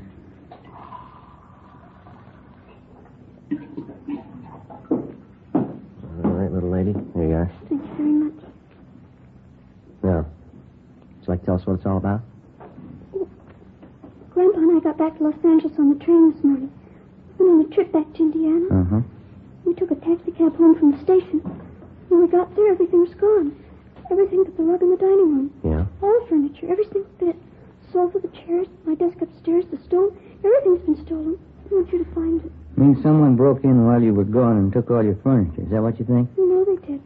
The lock on the back door, it was broken. They took everything but the dining room rug. That's why Grandpa's home now. Hmm? He thinks the crooks will be back. He's sitting on the rug because he says if they take that, they'll have to take him, too. We better hurry. Yeah? Grandpa's not very big.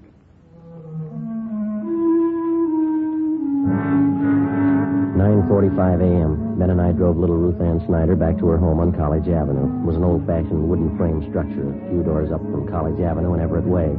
Ruth Ann showed us inside and introduced us to her grandfather, Mr. John H. Snyder, age 78. He told us that a year ago, he and his wife, Ruth Ann's grandmother, had come to California from Indiana and rented the house on College Avenue. The grandmother had fallen ill and passed away suddenly 3 weeks ago. He and Ruth Ann closed the house and took the body back to Indiana on the train for burial. On their return that morning, they found the house stripped of every piece of furniture. We checked room by room and listed the missing articles. We put in a call to latent fingerprints. Do you happen to know the serial numbers of your home appliances, Mr. Snyder? No, sir. I've lived with most of the furniture for 40 years. You get to know the things you own in 40 years. I know it was in my room, Sergeant. My desk, my table, and chair, the bed, the curtains. They took everything. Well, how about the estimated value of the furniture, sir? What would you say it was worth? Dollars and cents? Oh, I don't know. What's a house full of furniture worth to anyone? Guess everybody puts their own value on their things. Yes, sir, they do. Solid walnut dining set. A wedding present. Mahogany front room table. Solid, too. It cost money in their day. All gone. Were there any liens against the furniture, sir? How's that? Did you owe anything on the furniture? I mean, there was no trouble with the finance company or anything like that. Oh, we didn't even know what a finance company was when the wife and I was married. It was a sad enough trip as it was. And Ruthie and me get here this morning, and everything's gone. All we own. Ruthie. Yes, Grandpa? Where the thieves broke in, would you show the officers, please? It's back this way. Okay. How are you and your grandfather going to make out here, Ruth? If Grandpa says we'll buy 2 cots for tonight, Army surplus. There's no stove to cook on. We'll have to eat out. Mm-hmm. Maybe we'll have to go back to Indiana. Grandpa doesn't have much money. He's on a pension. Here's the back door. Let's see what they did to get in. Must have used a hammer and a crowbar. Smashed it clean through. We'll find the crooks, won't you, Sergeant? We're going to try, Ruth. Better have the crime lab check this, huh? Yeah. How about your neighbors, Ruth? You know any of them well? I know who they are. I don't know any of them good. They're not very friendly. We'd like to ask you and your grandfather a few more questions, Ruth. All right. I don't know what I'm going to do when school starts. They stole all my stuff, even my composition tablets. I'm going to have to take those. Which grade are you in, Ruthie? I was in A7. I'll be in the B8. Why did they take my school things? I don't know. You see how they got in back there? Yes, sir, we did. By any chance, did any of your neighbors know that you and Ruth here were going away? Why, I didn't mention it, no. Then no one kept an eye on your house while you were gone? No, I didn't think it was necessary. Might have helped. I just remembered, Grandpa. Mrs. Merton. I told her we were going away. Who's that, Ruth? She owns the store down at the corner, the bird store. Yeah. She sells canaries, other kinds of birds, too. Mrs. Merton's her name. Store's right down the corner. You figure she's the only one who knew you'd be gone from the house for some time. Must have been the only one. All right, Mr. Snyder, we'll be back to see you later on. Here's our card. We'll see if we can't do something to help you out here. Let's see here.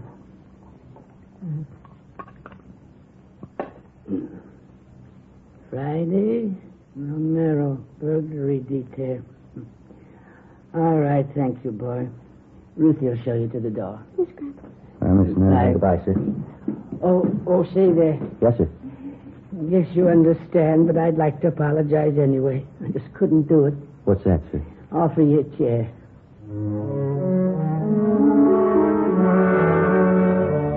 10:30 a.m. Ben and I called the Salvation Army and told them the Snyder situation. And then we went down the street to the store at the corner of Coolidge Avenue and Everett Way. The sign on the window said Mrs. Merton's Birdland, manager Agnes Merton. We tried the door. It was locked. The cardboard clock hanging on the glass door read, "Be back at 1 p.m." So we went back up to College Avenue and we started ringing doorbells. Some of the residents on the block didn't even know the Snyders. Of those that did, only 2 had noticed any activity at the house during the 3 weeks Mr. Snyder and his granddaughter had been away. They told us that they'd seen a moving van parked in front of the house about a week before. They also saw men moving furniture from the house into the van. Neither of the 2 could describe the vehicle or remember its license number. 12:45 p.m. We had a cup of coffee and a hamburger, and then we headed back for Mrs. Merton's bird store.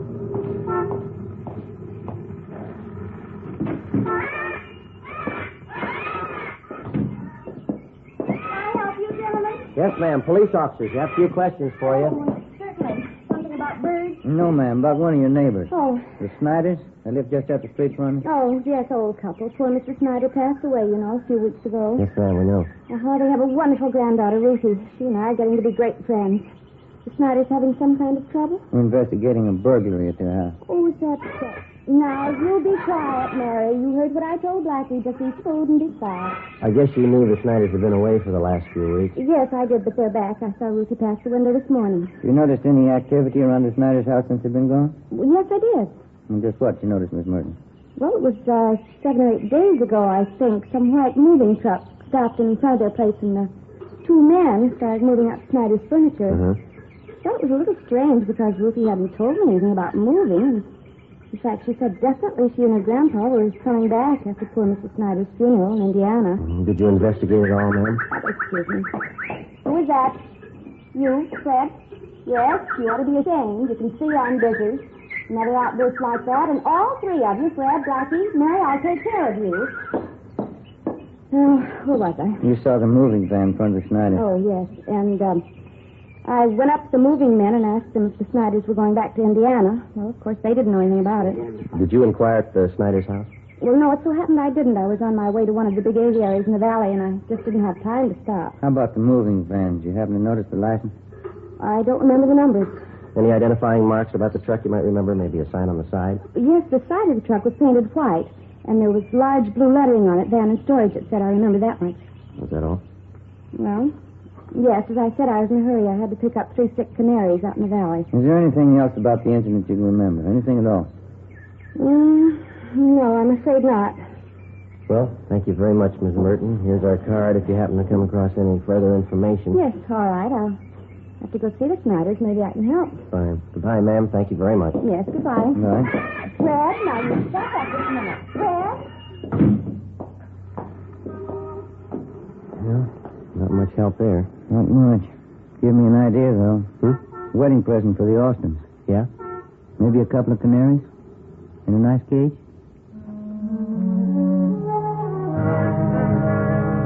5 p.m. We went back to the office. Reports had come in from 2 more victims.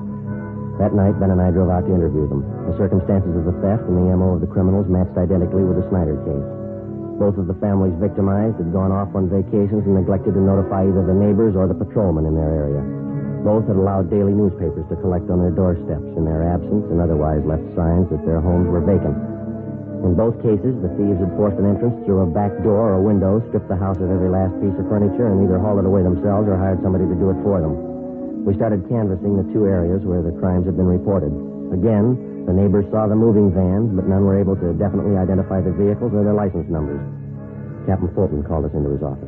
You're going to have to try harder. I know they're hard to get, but get them. Get them fast. Done about everything we can so far, Skipper. Only one small lead. The thieves seemed to be using a different moving van on each job. We started to check the movers around town, a transfer company. Leighton Prince come up with anything yet? No luck there. One of the loudest rackets we've had since I came on this detail. Whole house full of furniture, everything a family owns. Yeah.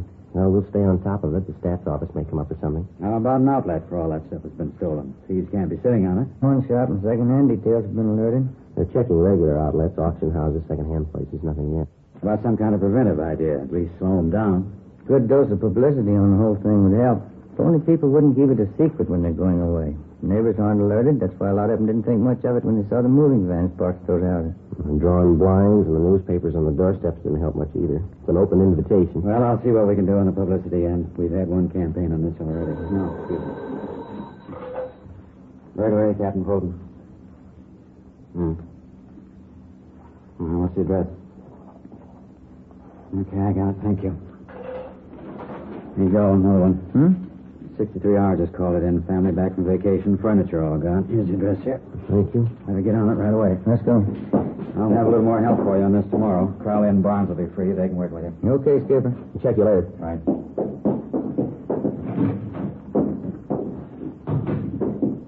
Sergeant Friday? Yes, You ma'am. remember me, don't you, Mrs. Merton? Oh, sure. The bird store. Yes, ma'am. How are you? Well, they told me to wait here. I guess everything will be all right now. Yeah? I saw it today on Olive Street. Here.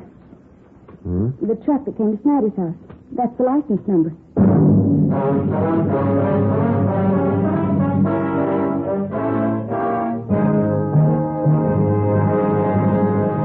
You are listening to Dragnet, the case history of a police investigation presented in the public interest by Fatima Cigarettes. It's amazing how many long cigarette smokers are changing to extra mild Fatima. Here is the actual report. From coast to coast, Fatima has more than doubled its smokers. Here is the reason why. When you compare Fatima with other long cigarettes, the difference is quality. Yes, in Fatima, the difference is quality. Fatima is the quality king-size cigarette because it contains the finest Turkish and domestic tobaccos superbly blended. And Fatima is extra mild, with a much different, much better flavor and aroma than any other long cigarette. And because of its quality, its extra mildness, its better flavor and aroma, more and more smokers say it's wise to smoke extra mild Fatima. I agree, says Dick Hyland, sports columnist. I agree, says Mrs. Dean Taylor, painter and theatrical designer. I agree, says Frank Fenton, author. Yes, all agree. It's wise to smoke extra mild Fatima. Best of all, long cigarettes. Because in Fatima, the difference is quality. Yes, in Fatima, the difference is quality. Smoke Fatima, the quality king-size cigarette.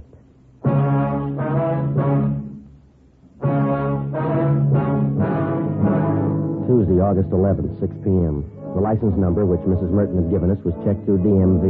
We found that the truck was registered in the name of a local second-hand furniture dealer by the name of Ralph Grismore. We checked his name through the police commission and in the I Bureau.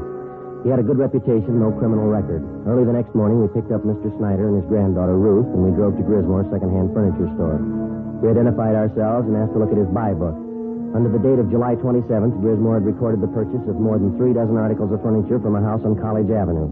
The address was that of the Snyders. A man and a woman, Sergeant, they said they'd sold their house and they were going east. Man said the company he worked for transferred him to Boston. Told me he had to get back to take over his new job. Would you recognize the people if you saw them again, Grismore? Sure, I think so. The woman was a great talker. She said they figured on selling the stuff piece by piece. They'd get more, but since they had to leave town the next day, she decided to sell the whole lot to a dealer. You got the furniture for a pretty low price, didn't you? Pretty good price, yeah. That's why I went along in the fast deal. Wasn't going to talk myself out of a bargain. They wanted to sell fast, so I wanted to buy. I didn't think anything was wrong. Sergeant. Yeah, Mr. Snyder? Our walnut dining room set. That's it right over there. You sure, Mr. Snyder? Cigar been on top just above one of the legs. Know it anywhere. Seems to me that's our mahogany table. I'll look.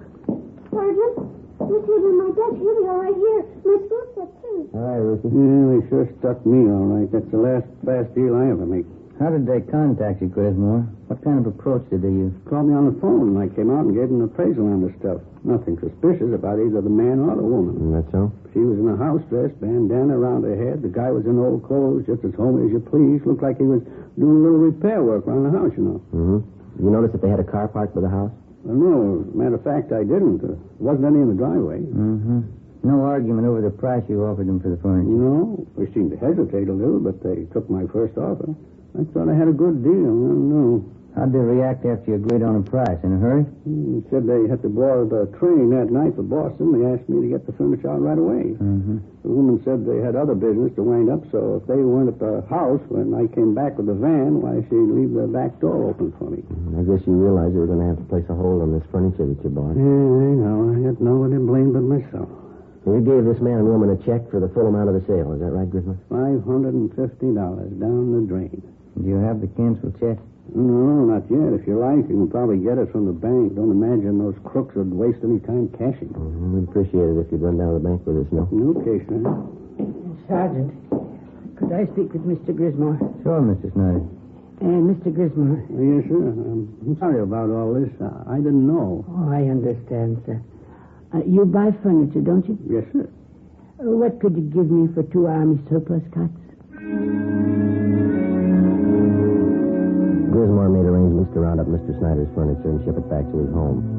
Then we took him down to his bank where he recovered the canceled check for $550. The endorsement read, Mr. Thomas Butterworth. According to the bank teller who waited on them, the suspect had cashed the check shortly after the sale of the Snyder's furniture.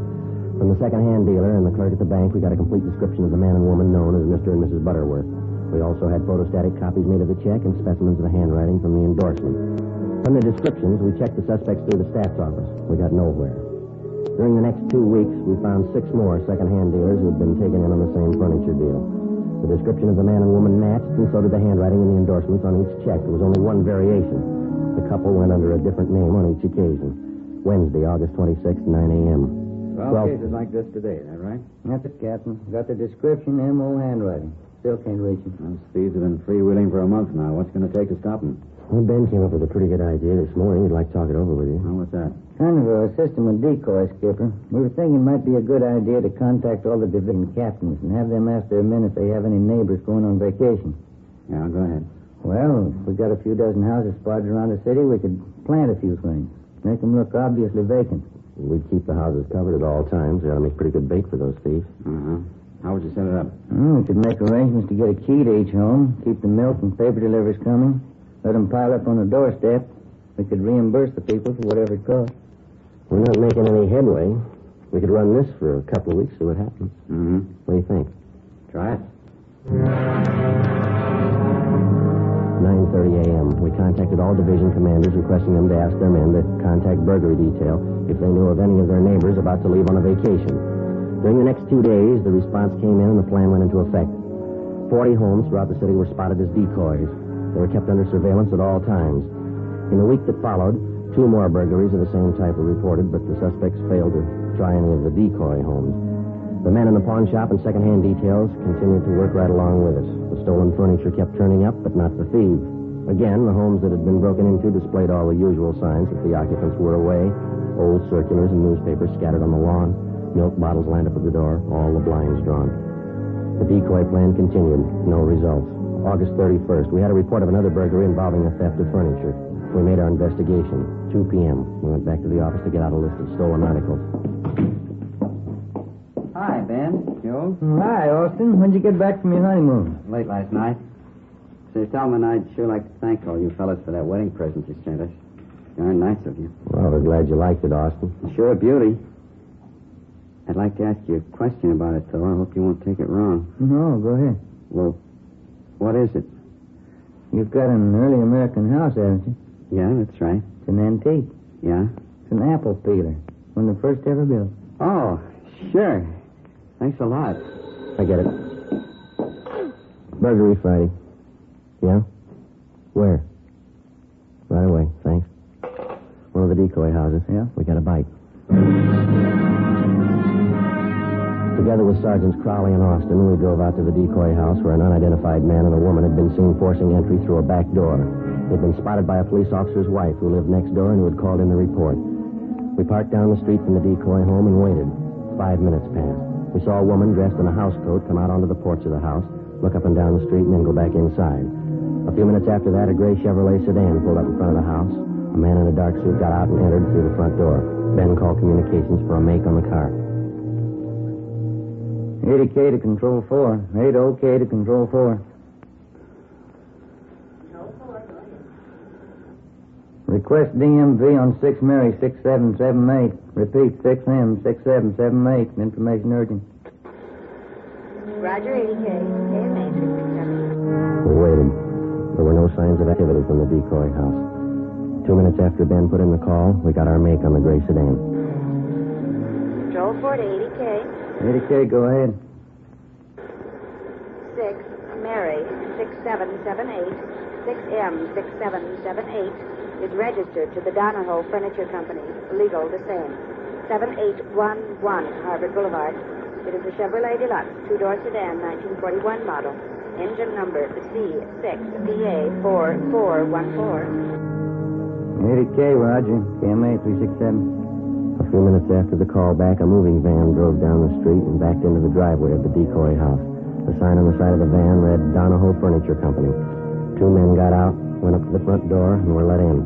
They came out in a couple of minutes and loaded a sofa into the moving van. Okay, Joe. Crowley and Austin get the sign. Yeah, here they come. Let's go. Hey, you and Crowley want to cover the back, Austin? Right. Let's go, Crowley. Yeah. Come on, Ben. Mm-hmm.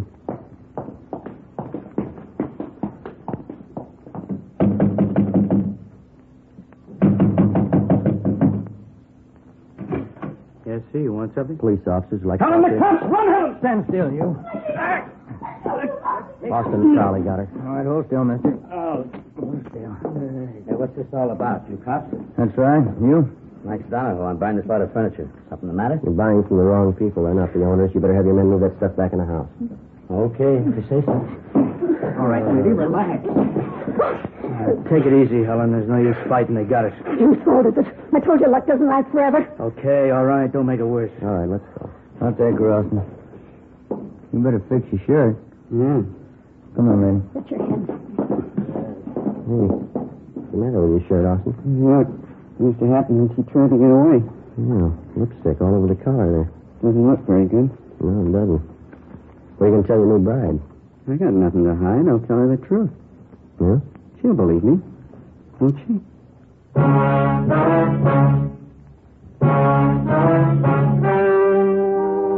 The story you've just heard was true. Only the names were changed to protect the innocent. On November 25th, trial was held in Superior Court, Department 87, City and County of Los Angeles, State of California. In a moment, the results of that trial. And now, here is our star, Jack Webb. Thank you. Under our system of law, the jury selected to hear a case is accorded complete freedom. The jury's decision is the final result of the testimony and evidence presented in the course of the trial. And so, with Fatima, they are the final result of carefully selecting and blending only the finest Turkish and domestic tobaccos to make Fatima extra mild. If you're a long cigarette smoker like I am, buy a pack of Fatimas and compare them with other long cigarettes, and you'll see the difference is quality. Yes, in Fatima, the difference is quality. So, smoke Fatima.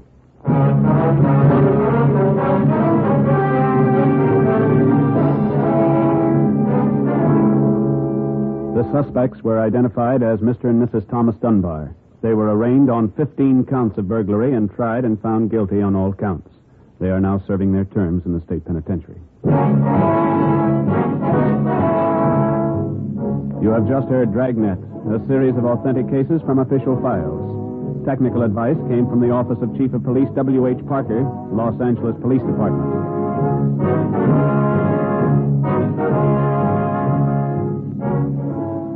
Fatima Cigarettes, the best of all long cigarettes, has brought you Dragnet from Los Angeles.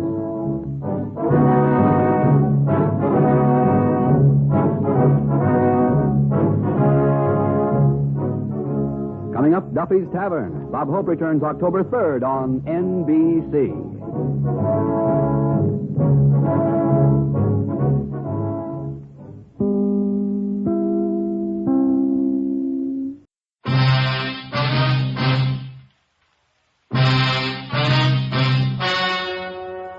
The story you are about to hear is true. Only the names have been changed to protect the innocent. Fatima Cigarettes, best of all long cigarettes, brings you Dragnet.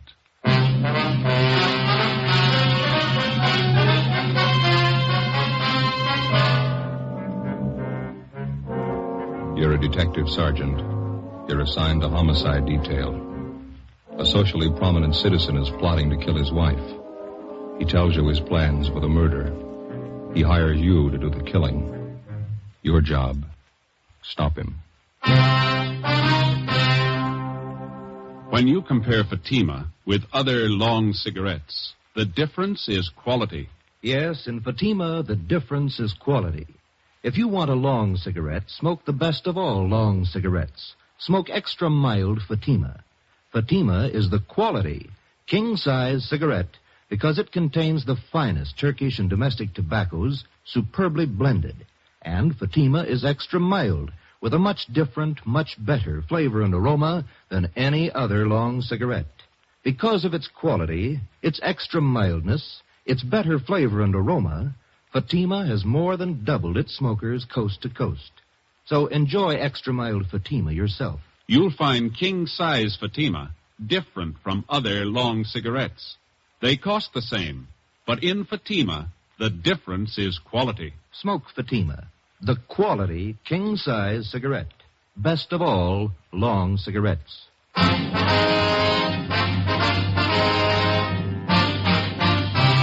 Dragnet, the documented drama of an actual crime.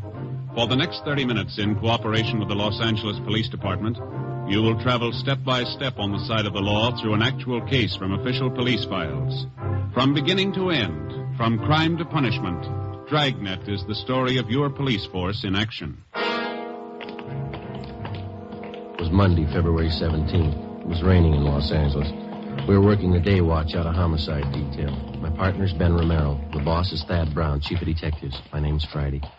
It was 4:18 p.m. when we got to room 26, chief of detectives' office. Come on in, man. Have a seat. Did you close the door, Friday? Yeah, sure.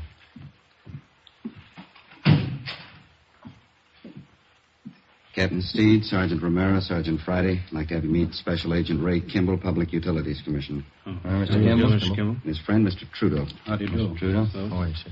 Gentlemen, Mr. Kimball and Mr. Trudeau here have some important information to give us. Mr. Trudeau, would you like to repeat for these officers what you told us a few moments ago? Yes, sir. Well, a friend of mine wants me to kill his wife for him. I'm convinced he means to go through with the thing. Naturally, it goes without saying that Kimball here will back up the veracity of the story. Well, Mr. Trudeau, who is your friend? How long have you known him? His name's Charles Stone. Guess maybe you heard of him. Owns a string of warehouses around town. I used to work for him. Oh, yeah, go ahead.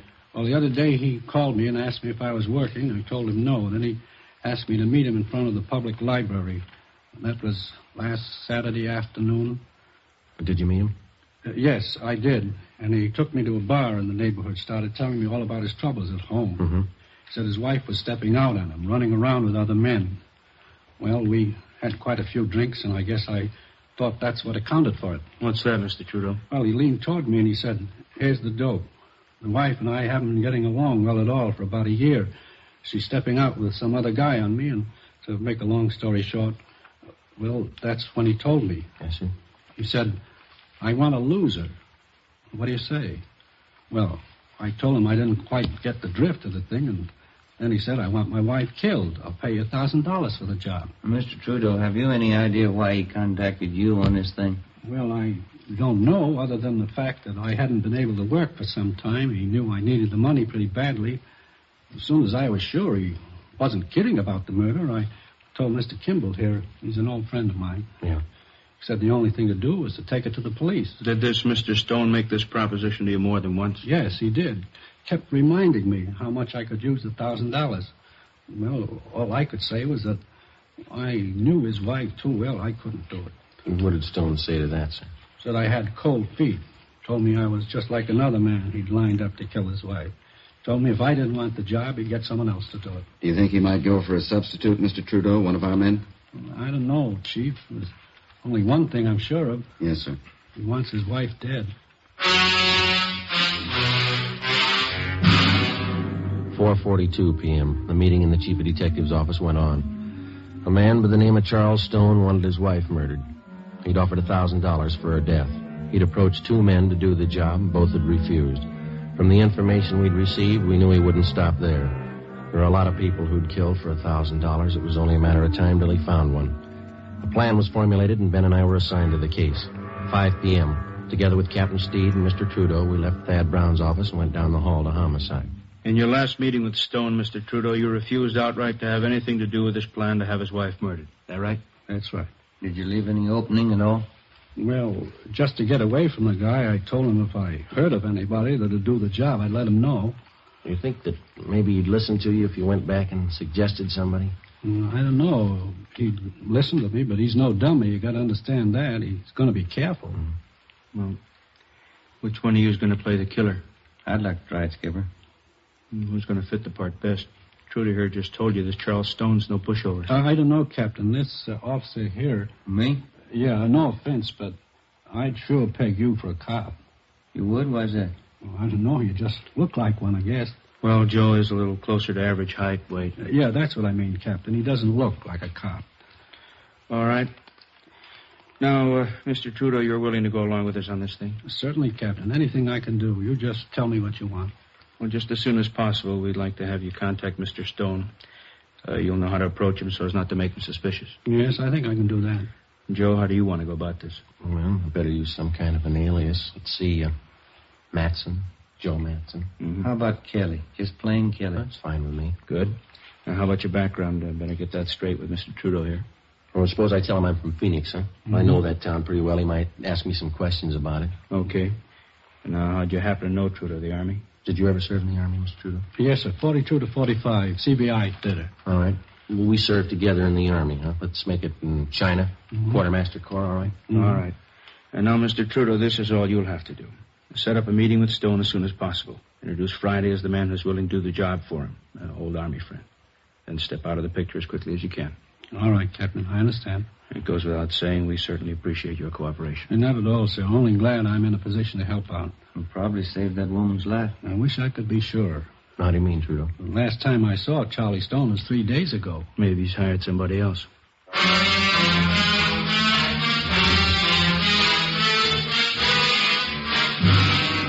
5:30 p.m. Captain Steed ordered 2 teams of men from Homicide to watch Charles Stone's wife, Mildred, until further notice. For her own protection, she'd be kept under 24-hour surveillance without her knowledge. We checked the I Bureau to see what we could find on Charles Stone. He owned a gun, a .32 Smith & Wesson revolver. That's all we found. He had no criminal record. We knew of him only as a social figure from a prominent family. And supposedly, he was happily married. He owned and operated a chain of 6 warehouses throughout Los Angeles. His business reputation was good. Captain Steed ordered that Charles Stone also be placed under 24-hour surveillance immediately. He would be kept under watch without his knowledge. Ben Romero and Gil Encinas were one of the teams assigned to tail him. The next morning, I checked in for work at the usual time. At 10:15 a.m., I left Captain Steed's office and went into the squad room. Homicide, Friday. This is Mr. Trudeau, Sergeant. I saw Charlie Stone a few minutes ago. Yes, sir. How'd it go? We talked about 20 minutes. I told him you might be willing to do the job. What'd he say? He wants to meet you. Before he hung up, Trudeau told me that Charles Stone would meet us that night in Section B in the grandstands at the midget auto races out near Santa Monica. I informed Captain Steed of the development, and then I left the office, went home, put away my gun and all my identification, changed into some old clothes. I boarded a bus and rode back downtown to the Skid Row area, where I rented a single room in a cheap hotel. I signed the register J. Kelly, Phoenix, Arizona. 5:30 p.m. I went to Koken's Cafe on the corner of South Main and Satella Streets. Captain Steed was waiting for me in one of the rear booths. Hi. Hi. You look like you're all set. How does the outfit strike you, okay? You're fine. That old leather jacket's a good touch. Oh, I better let your beard grow a little. You all right? I rented a room in one of the hotels down here. I could use a little expense money. Glad you said a little. All right, I'll fix it up for you. Here's the phone number of the hotel in case you want to contact me. Good. It's one thing that's got me a little worried, Skipper. Yeah? The legal angle. You know, you can get pretty close to entrapment in cases like this. Nothing to worry about. You just play it straight down the line. Yeah? The idea for the crime has to originate in the mind of the criminal. It's got to be all his idea. You just go along with him. Okay. Be sure and keep us posted. Yes, I will. Murder of his wife means a lot to Stone. He wouldn't want anybody getting in his way. Yeah. Be careful. That night, I had dinner with Trudeau at a cafeteria on South Grand. And then we caught a bus and rode out to the stadium where they held the midget auto races. We found the seats where Charles Stone was to meet us, numbers 4 and 5, row 27, section B, main grandstand. The auto races started. At 10 minutes past 8 p.m., Charles Stone arrived. He looked like an average, prosperous businessman, well-dressed, medium build, dark hair that showed a few streaks of gray. Trudeau introduced us, and then he left. Where you from, Kelly? Phoenix? You like midget auto races? That's not why I came out here. Trudeau said something about a job. Sure. Guess he told you what it's about. Yeah? You ever handle anything like this before? I'd be a sucker to answer that one, wouldn't I? I just want to know if you can handle it. Trudeau told me about it. I wouldn't be here if I couldn't handle it. It's a delicate job. Gotta be sure it's done right. What are you looking for, references? Gotta be careful, that's all. Well, what about me? I don't know you from Adam. How do I know it won't be a double cross? Don't worry about a double cross. Let's go below the grandstand. Get away from this crowd. All right with me.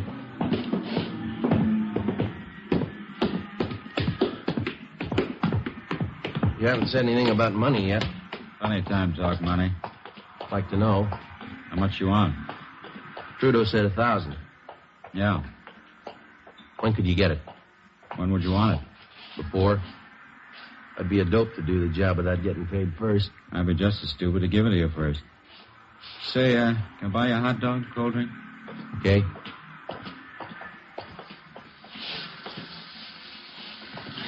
Miss? Yeah. One hot dog, couple of root beers. One dog, 2 beers. You like root beer? Sure. How about settling on the dough, huh? You do the job, you'll get paid. You can ask Trudeau if you like. He'll tell you I keep my word. Well, it's got to go fast, that's all. I may have a job lined up in Phoenix. I got to get that dough and some new clothes. Got to put up some kind of a front. That's why I need the dough fast, no waiting. You'll get your money. We can work out something. Hot dog, 2 root beers, 40. Mustard's on the counter. There you are. Mm-hmm. Just move over there out of the way. Okay.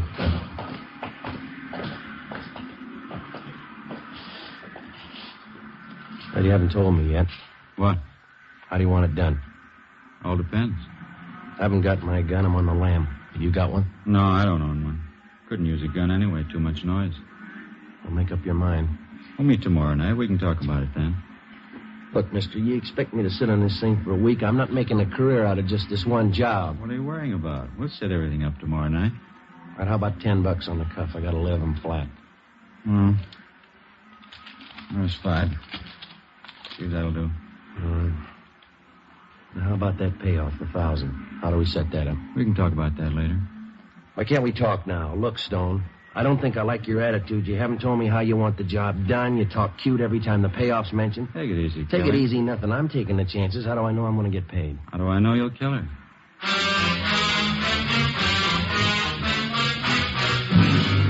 Before I left Charles Stone, we set up a meeting for the following night at 8 o'clock. I caught a bus and went back to the hotel room. So far, I'd been unable to get any other corroborative evidence on Stone, evidence that could be presented in court. The next morning, I called the office and kept them posted on developments. I had my meals at a lunch counter next door to the hotel, and I stuck pretty close to my room. At 2:30 that afternoon, Ben called. We tailed Stone to the midget auto races last night, Joe. Do any good?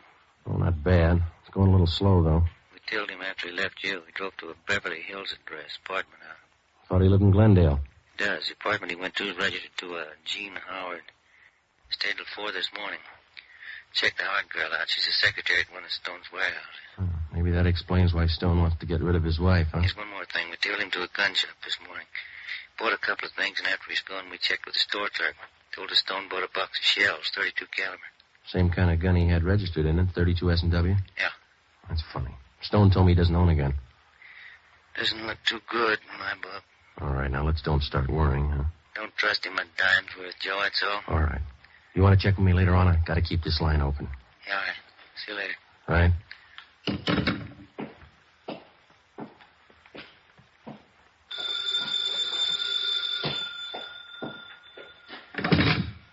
Yeah. This is Stone. Yeah. Job's all set up, ready to go. When? Tomorrow night.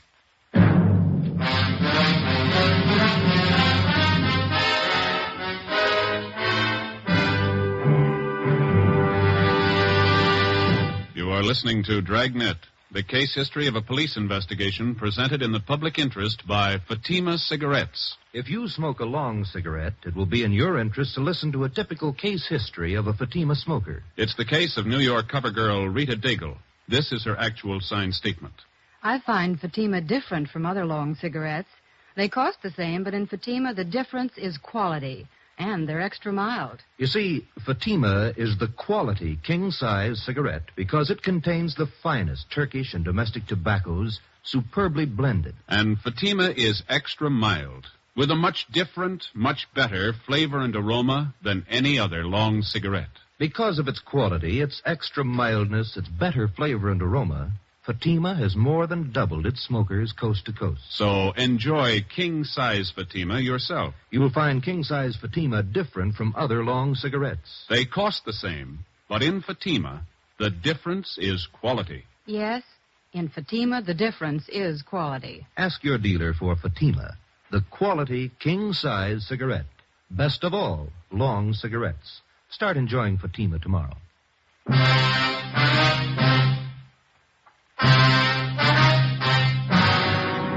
Wednesday, February 19th, 8:55 p.m. Charles Stone picked me up in his car at the corner of Alameda and 6th Streets. He turned onto South Broadway and he headed down for the beach. He hunched over the wheel as he drove. I kept wondering how I was going to pin him down. We were less than 24 hours away from the scheduled murder of his wife, and I still didn't have a case against him that'd stand up in court.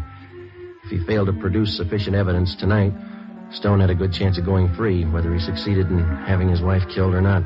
I also had no idea what plans the suspect had made before he hired me to do the killing. There was a definite possibility that he might have arranged for somebody else to commit the actual murder and then set up a double cross with me as the victim. We knew he had a .32 S&W revolver registered in his name, but he denied to me that he even owned a gun. 9:03 p.m., we pulled up in front of Stone's beach house.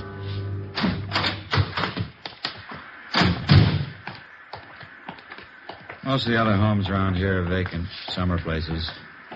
People don't start moving in till 1st of May.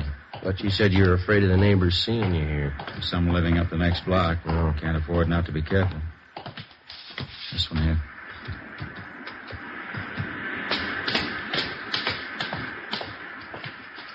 There's the front door key. See if you can work it.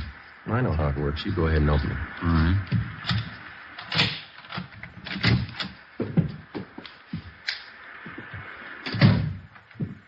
The living room, huh? Yeah, bedroom's over here through this door.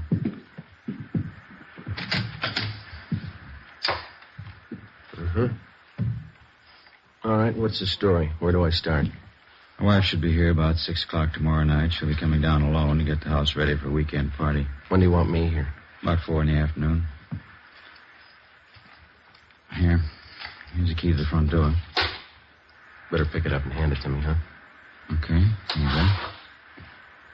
First thing you do when you get here is pull out all the drawers in the bedroom bureau, scatter things around, make it look as much like a burglary as you can. Yeah? Same here in the living room. Desk drawer, table, cupboards. Turn them inside out, throw things around. Leave my fingerprints all over everything? I've taken care of that. A pair of gloves of mine. You'll find them here in this drawer. Remember that. All right. Let's see now. Oh, yeah, sash cord. I'm sure this ought to serve the purpose. Shouldn't have any trouble.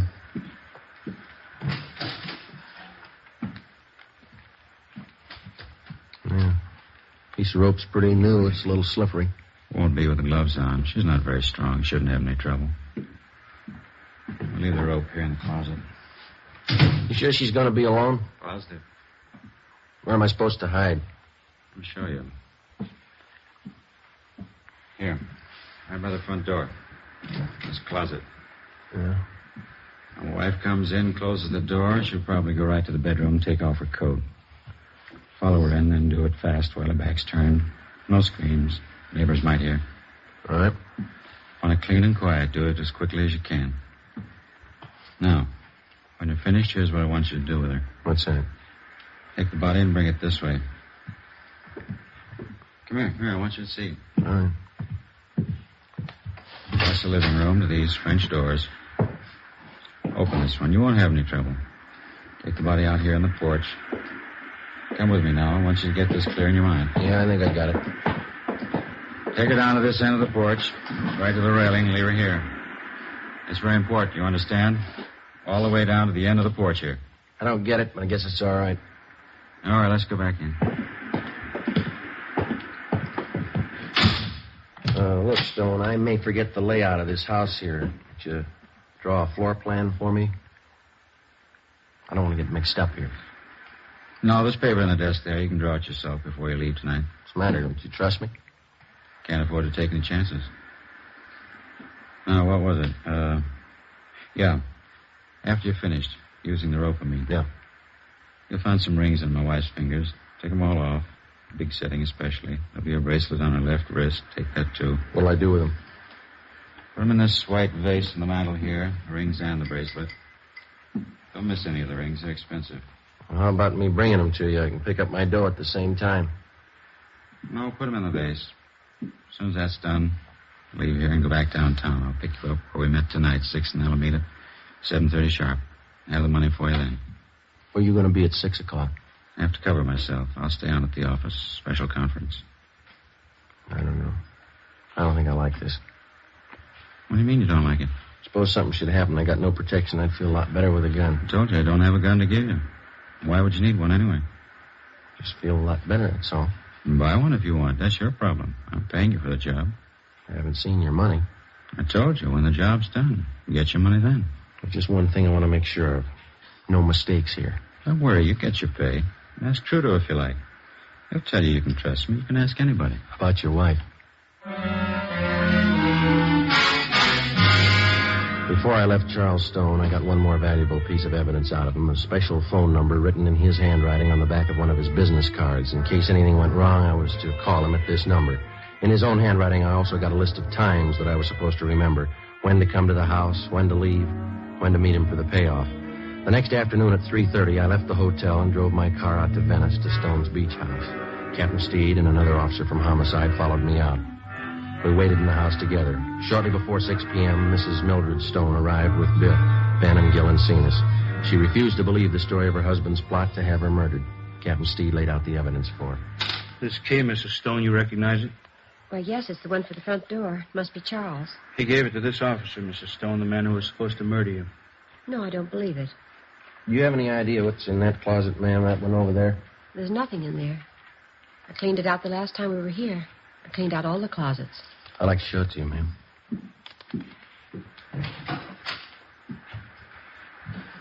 Piece of rope? I never saw that there before. Mr. Stone gave it to me. It was supposed to be the murder weapon. Just one more point, ma'am. Over here, please. Do you know what's in this drawer here? It's empty.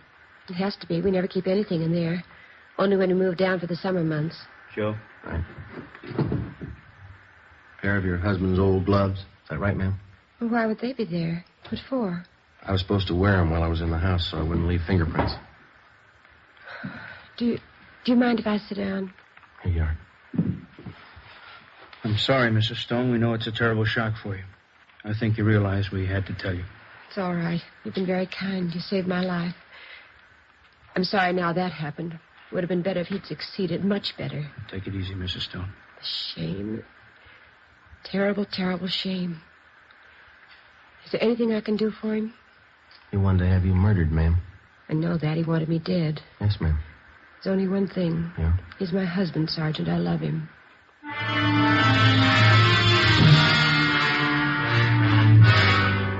6:45 p.m. I telephoned Charles Stone and told him the job was done. His wife was murdered. He said he'd meet me at 6th and Alameda Streets for the payoff as scheduled. I waited. He failed to show up. At 7:30 p.m., Stone was placed under arrest as he parked his car in front of their Venice beach house. A loaded .32 caliber revolver was found in his pocket. He was taken back to the city hall, the chief of detective's office. Ben and I waited outside the open door. We could hear Thad Brown start the interrogation inside. Do you know what we have you down here for, Mr. Stone? No, I haven't the faintest idea. What would you say if I told you your wife had been murdered? I think you're crazy. What would you say if I told you that you're accused of her murder? It's silly. It's ridiculous. I've been at work all day. I can prove it. All right, Friday, come in. As it? You ever meet this man before? I've seen him on Skid Row. I don't know him. Do you recognize the man you hired to kill your wife? I didn't know the man. I didn't kill my wife. I don't understand all this. The name's Kelly, Mr. Stone. He's some fake officer. He's a skid row bum. I don't know him. I don't think that's going to make it, Stone. Both you and your wife have been tailed constantly for the last couple of days. Photographs taken. Midget auto races. 6th on Alameda. Beverly Hills apartment. Crazy. You don't know what you're talking about. Mike, would you send the lady in, please?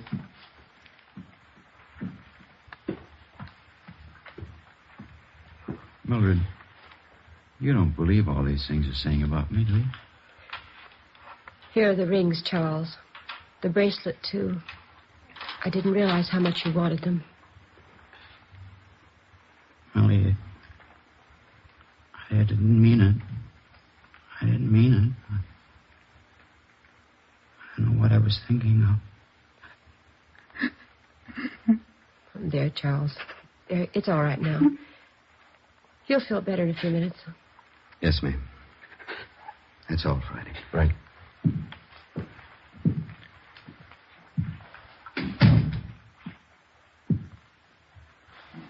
What's it look like, Joe? He's starting to talk.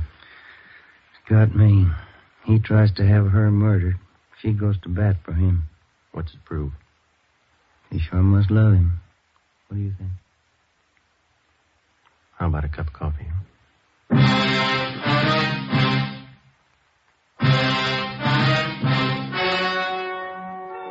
The story you have just heard was true.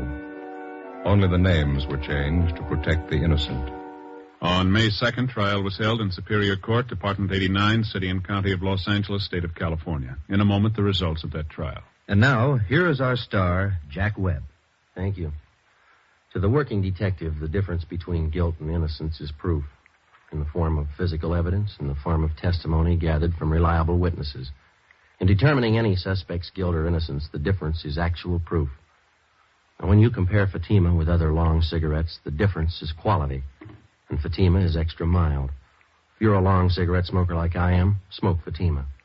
You'll find Fatima different from other long cigarettes. They cost the same, but in Fatima, the difference is quality. Start enjoying Fatima tomorrow.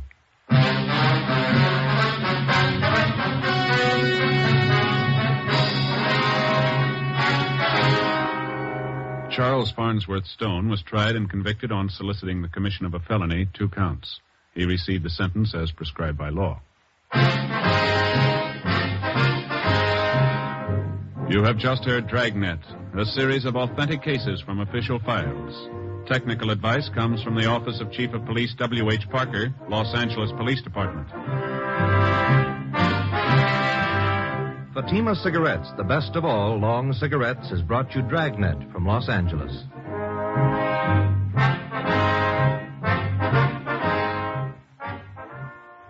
Hi, folks. This is Bob on the air for Chesterfield. Every Tuesday night, consult your local paper for time and station Hope. And Bing, on the air for Chesterfield every Wednesday night, Crosby. I've called this little seminar to teach our new boy the ropes. Say, Sag, I think it's only fair to warn you, with me selling Chesterfields this year, you'll have to limp along lively to keep up. Oh, say, since when have you been any competition, lover boy? When we're in pictures together, who always gets the girl? Which only backs up the old saying, everybody loves a fat man. Seriously, friends, Skinflint and I, we do agree 100% on this. Chesterfields are milder. And they leave no unpleasant aftertaste. So always buy our cigarette, Chesterfield. The best cigarette for you to smoke. Hear Hope and Crosby Tuesday. Next, We the People on NBC.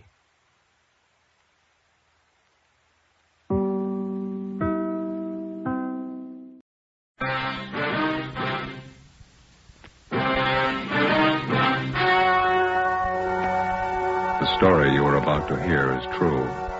Only the names have been changed to protect the innocent. Fatima Cigarettes, best of all long cigarettes, brings you Dragnet.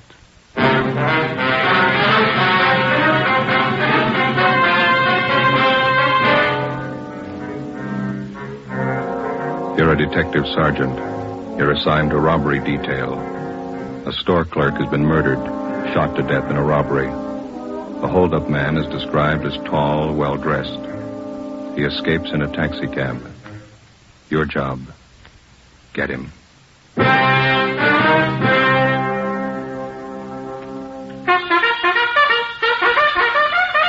Oh, no. Ah, that's different. Yes, what a difference. In Fatima, the difference is quality. You see, Fatima is the quality king-size cigarette because it contains the finest Turkish and domestic tobaccos superbly blended. And Fatima is extra mild with a much different, much better flavor and aroma than any other long cigarette. Because of its quality, its extra mildness, its better flavor and aroma, Fatima has more than doubled its smokers coast to coast. Fatimas cost the same as other long cigarettes, but your first puff will tell you... Ah, that's different. Yes, in Fatima, the difference is quality. Ask your dealer for Fatima, the quality king-size cigarette. Best of all long cigarettes. Start enjoying Fatima tomorrow.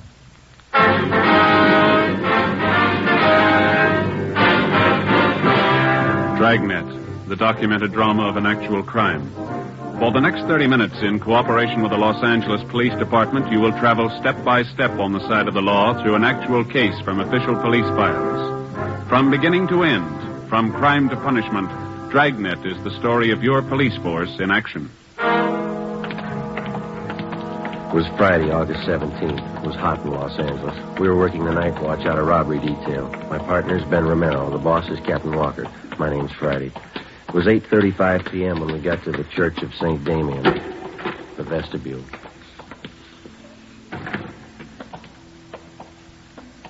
That must be her playing the organ. Yeah, I don't see any stairs. I wonder how you get up there to the loft. Looks like that might be the sexton over there. Well, let's ask her. Mm-hmm. Excuse me, sir. Yes? We're looking for an Ernestine Matthews. Understand she's the organist here at the church. Well, that's her playing up there now, playing over a few pieces for Sunday. Could you tell us how to get up to the choir officer? Surely, through that door over there. Follow the stairway straight up, can't it? Thank you.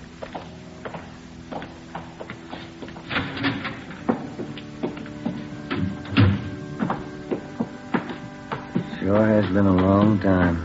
Yeah, what's that? Climbing stairs to a choir loft. Sang a lot in church when I was a kid. Boy soprano.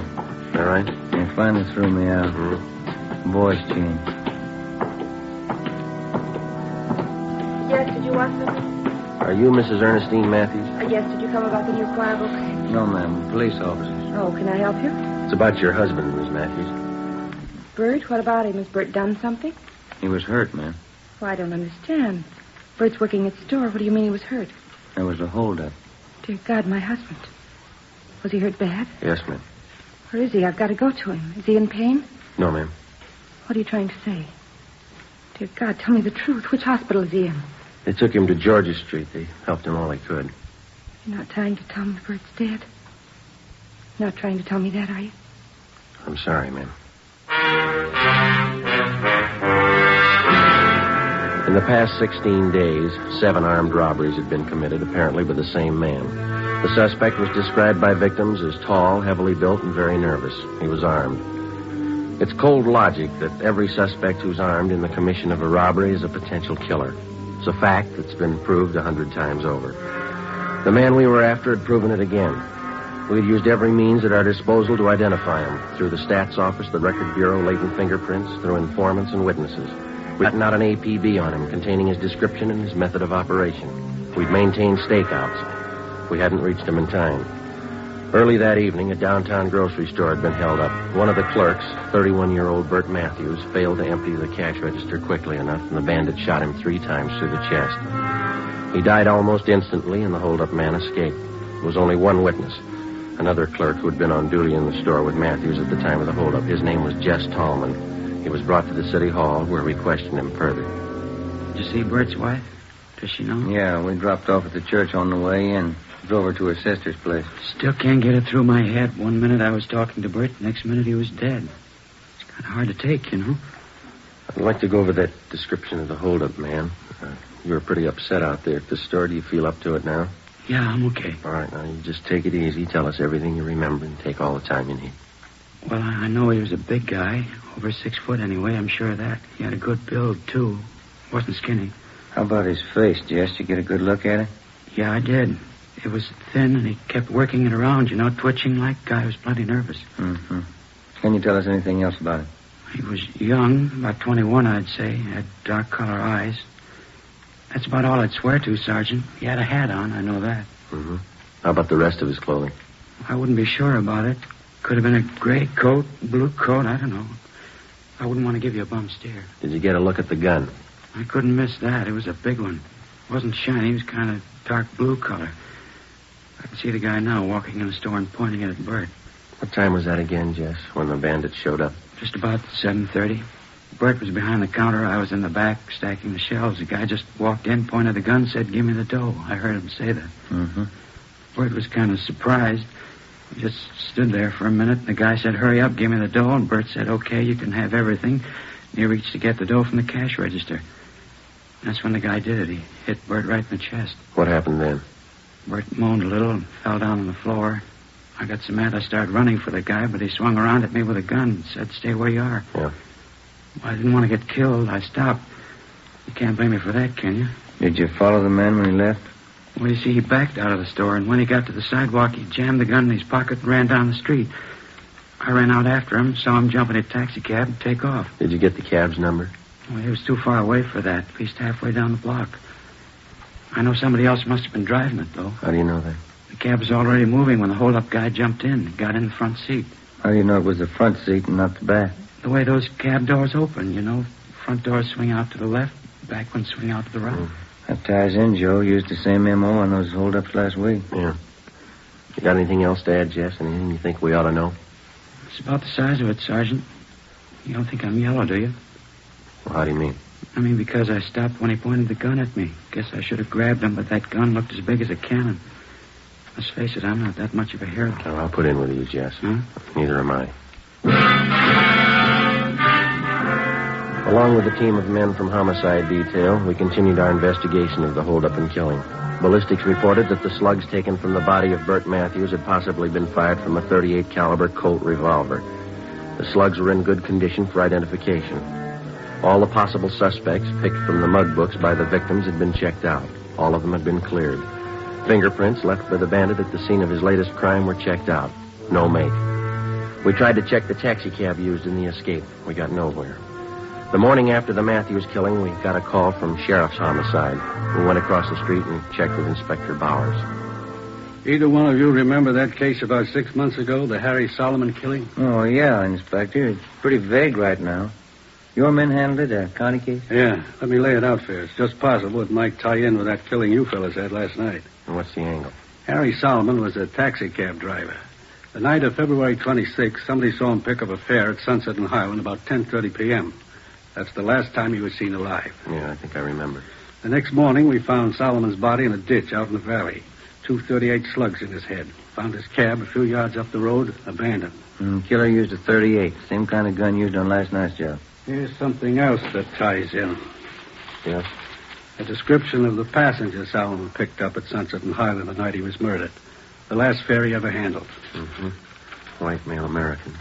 Over 6 feet tall, heavy build. Age, 20, 21, dark eyes. Had a dark suit on and a hat. Matches up all the way down the line. You had a robbery motive figured on the Solomon killing, didn't you? That's right. Except for a $5 bill hidden in his wallet, Solomon didn't have a penny of his receipts for the night.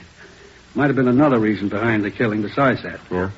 It's just barely possible Solomon might have known the hold-up man, the guy who killed him. How do you figure? Solomon had been a cabbie for 14 years before he was murdered. From this hold-up man's M.O., using cabs for a getaway car, it's possible he might have been a cab driver at some time or other. You mean if the killer got in the cab and thought Solomon recognized him, was suspicious of him? That's right. Could have been reason enough for him to kill Solomon. I know there's a lot of coulds and ifs and maybes in it, but I thought you might be interested. Well, we'll check it out first thing. How are your men coming on the Solomon case? Progress is pretty slow. Well, we'll keep you posted on anything new. Fine. If we can help, let me know. Right. Bye.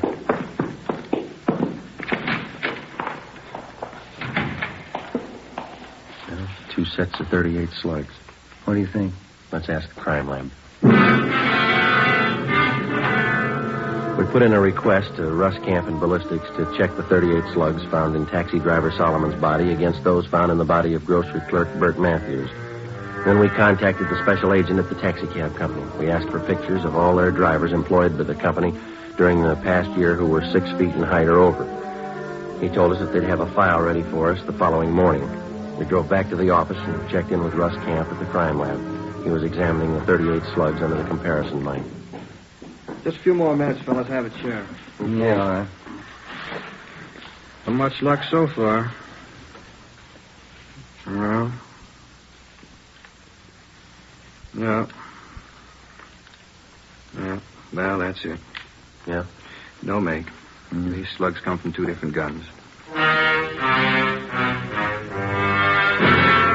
That night, 2 more armed robberies were committed. One at a liquor store, the other at a cafe. In both cases, the holdup man escaped in a taxi cab.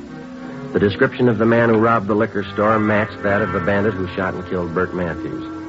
The big switch came when we checked the cafe holdup. There, the victims described the suspect as short and fat with dark blonde hair. He had a deep scar on his chin.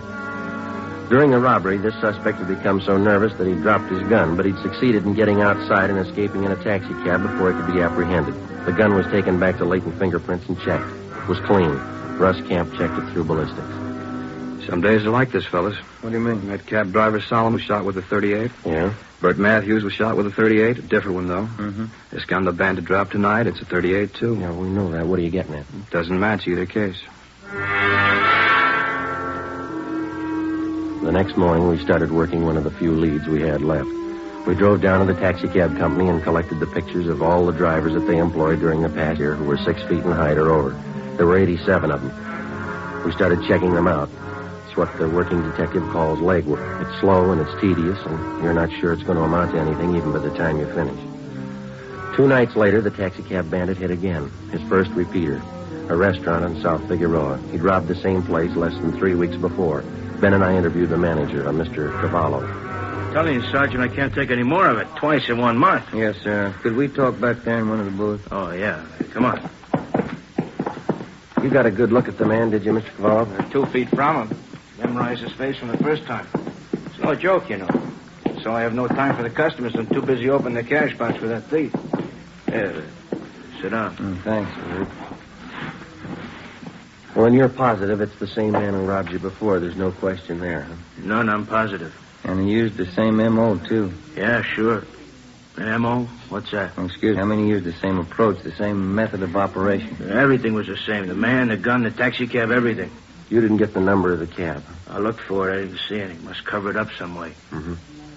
Well, we've got some pictures here, Mr. Cavallo. I'd like to have you look at them. Just tell us if you recognize any of them. I won't do any good. I already did that. They showed me pictures the last time. This is a different lot, sir. Oh, all right. Quite a few of them, huh? I'd like to have you check each one of them carefully, if you would. Just take your time. Yeah, we can't sit here without coffee. Natalie! Well, I wouldn't. Natalie! I don't care for anything. Yeah, don't be silly. You can't work without eating. Natalie! Yeah. Coffee, 3 cups. Okay. And now, where do I start? Well, these right here, if you'd just check these over, please. Uh-huh. No, not him.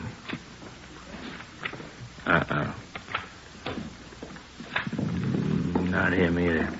Oh, thank you. Thank you.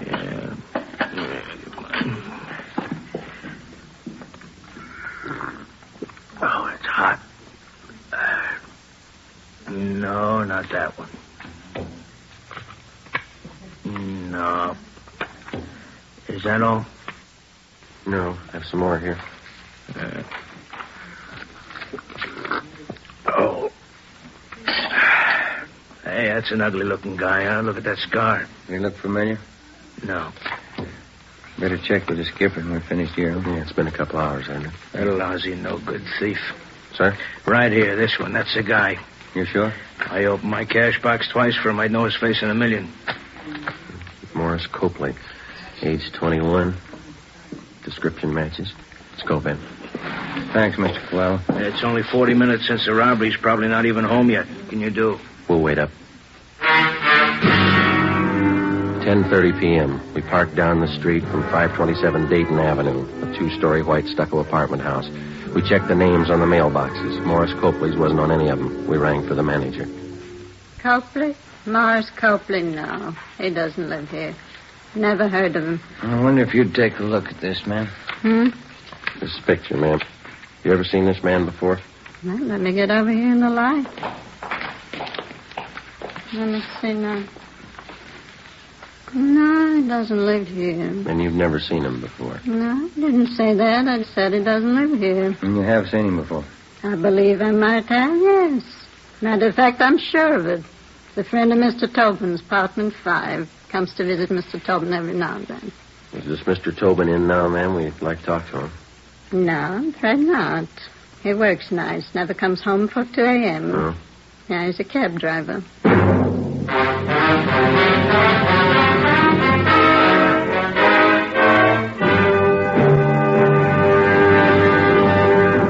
You are listening to Dragnet, authentic stories of your police force in action.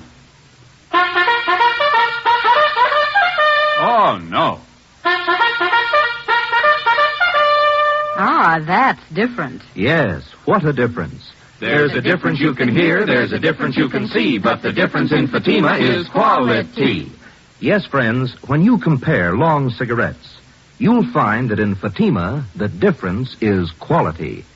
Quality of tobaccos. The finest Turkish and domestic varieties, extra mild and superbly blended to give you a much different, much better flavor and aroma than any other long cigarette. Quality of manufacture. Smooth, plump cigarettes, rolled into the finest paper money can buy. Quality even to the appearance of the bright, clean yellow package, carefully wrapped and sealed to bring you Fatima's rich, fresh, extra mild flavor. Fatimas cost the same as other long cigarettes, but your first puff will tell you... Ah, that's different. Yes, in Fatima, the difference is quality. Ask your dealer for Fatima, the quality king-size cigarette. Best of all, long cigarettes. Start enjoying Fatima tomorrow.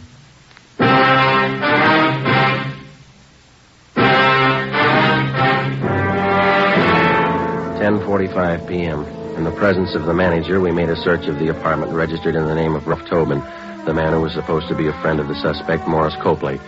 We found nothing that would tie either of them with the robberies and the killings. Before the manager returned to her apartment, we instructed her to say nothing about our being there in case Tobin or Copley returned. We called the office and told them we'd received an identification on Morris Copley. They checked them both through R&I. Neither had any criminal record. They got out an APB on Copley. We waited. Midnight came. Nothing happened. 1 a.m. 1:30. Still no sign of either man. 1:45. Somebody's coming around back, Joe. Yeah. Kitchen door.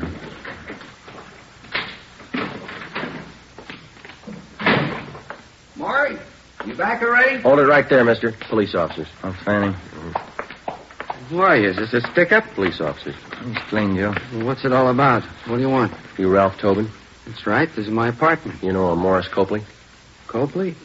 Yeah, I know. I'm looking for him. He's not here. No, Dad, where is he? Wish I knew. I'm looking for him, too. He owes me money. Copley's a pretty steady visitor here, is that right? He was till I lent him that $65. Haven't seen him since. He took off. When was that? When? About 2 weeks ago. Yeah, just about. Look, you mind if I sit down? I'm a little nervous. Go ahead. Kind of upsets you know.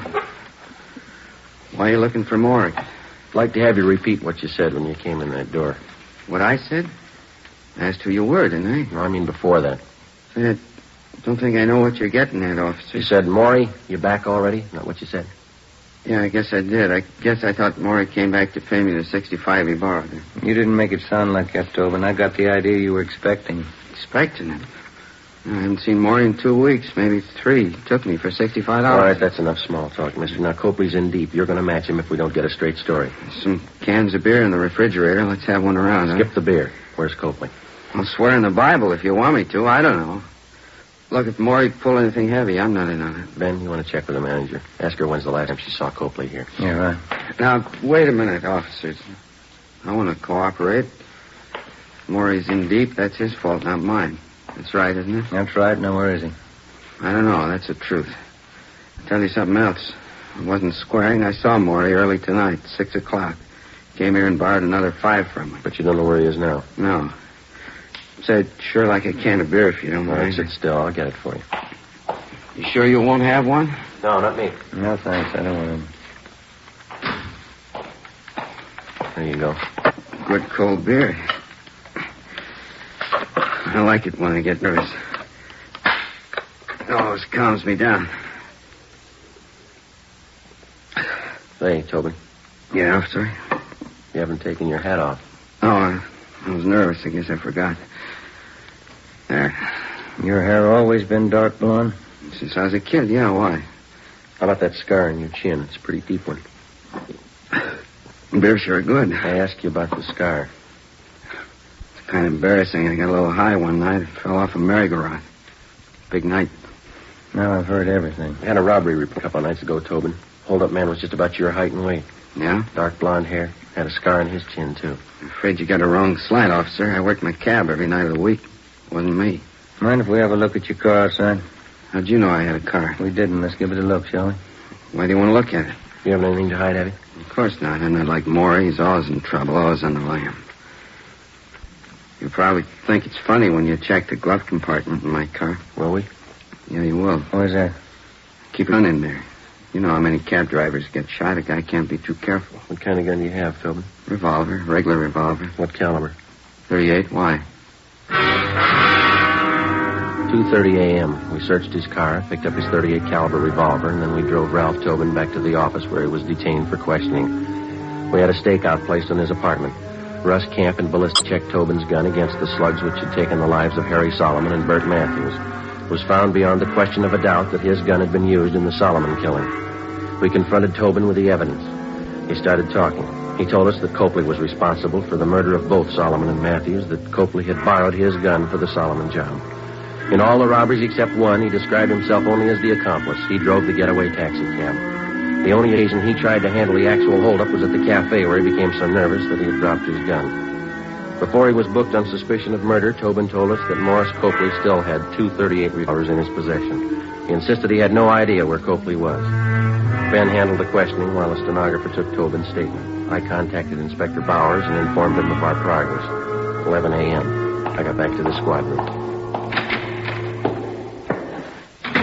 All right, did you check back through that personnel record we got from the cab company? Yeah, I got half an idea, I think. Yeah? See here on Copley's application for the job? Well, I'm sure we checked out all those references. They don't go anywhere. No, I mean this right here. Married, yes. Children, 1 daughter. Age 4 months. Hmm. Well, this application is dated May 6th. That means his baby was born in February. Yeah, sure. Copley was working here then, so it's 10 to 1 the baby was born in a local hospital. That's what I mean. If we find the right hospital or the doctor, they could lead us to him. There's the phone book. Let's go. From noon until 4 p.m., we called every hospital, sanitarium, clinic, and rest home listed in the book. The answers were the same. No record of confinement for a Mrs. Morris Copley. Well, seemed like a good idea.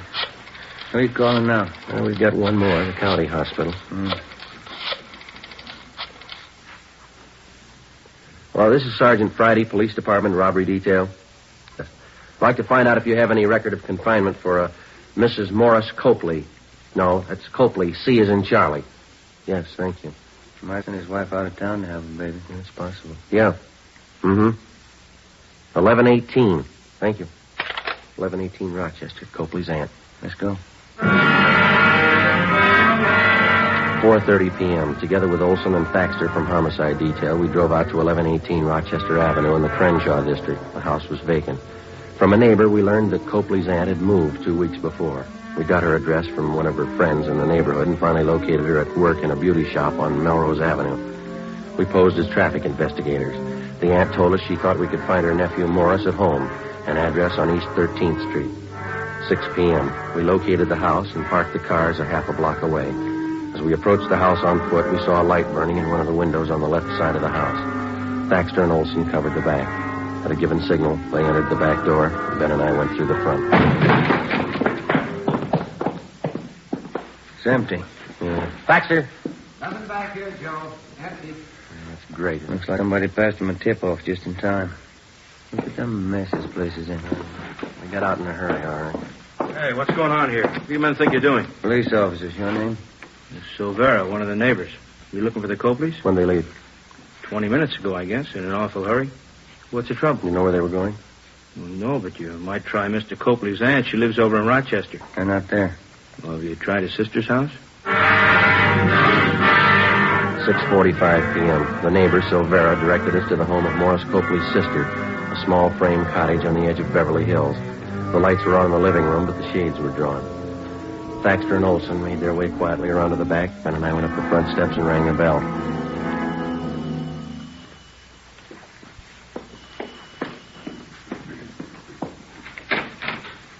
Yes? What do you want? You Miss Copley? Yes? What is it? Police officers, ma'am.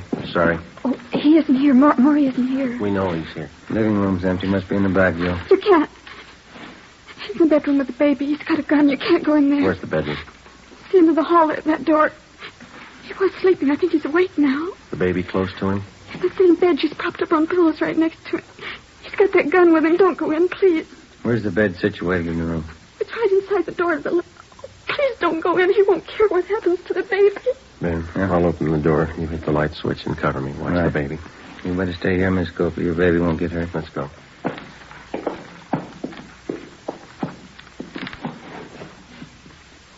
All right, let's go in. All right, drop it, you. Grab the gun, Ben. Kill you. All right, come on. I got it, Joe. All right, Copley, get him up. Come on up. Joe? Yeah, I got him. Just a little frightened, ma'am. She's all right. I'll kill you, Mary. You tell him where to find us, didn't you? I'll kill you for that. Maury, I swear I didn't. I swear. Lousy dame. Nobody else knows she's the one who told you, didn't she? No. And who did? Who told you? You're looking at her. What do you mean? Your baby.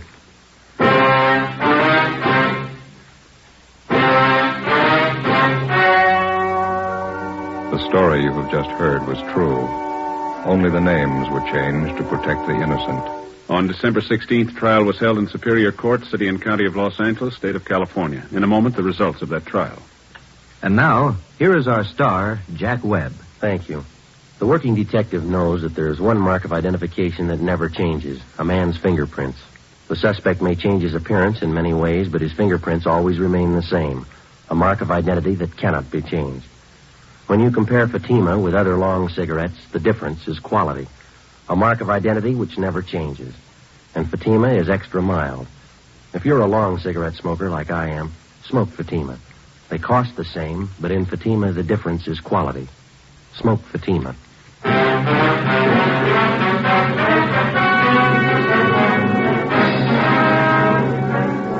Morris John Copley and Ralph Edward Tobin were tried and convicted of murder in the first degree, 2 counts. They were both sentenced to be executed in the lethal gas chamber of the state penitentiary, San Quentin, California. You have just heard Dragnet, a series of authentic cases from official files. Technical advice comes from the Office of Chief of Police W.H. Parker, Los Angeles Police Department. Fatima Cigarettes, the best of all long cigarettes, has brought you Dragnet, portions transcribed from Los Angeles. Coming up, We the People. Tomorrow, enjoy The Life of Riley on NBC.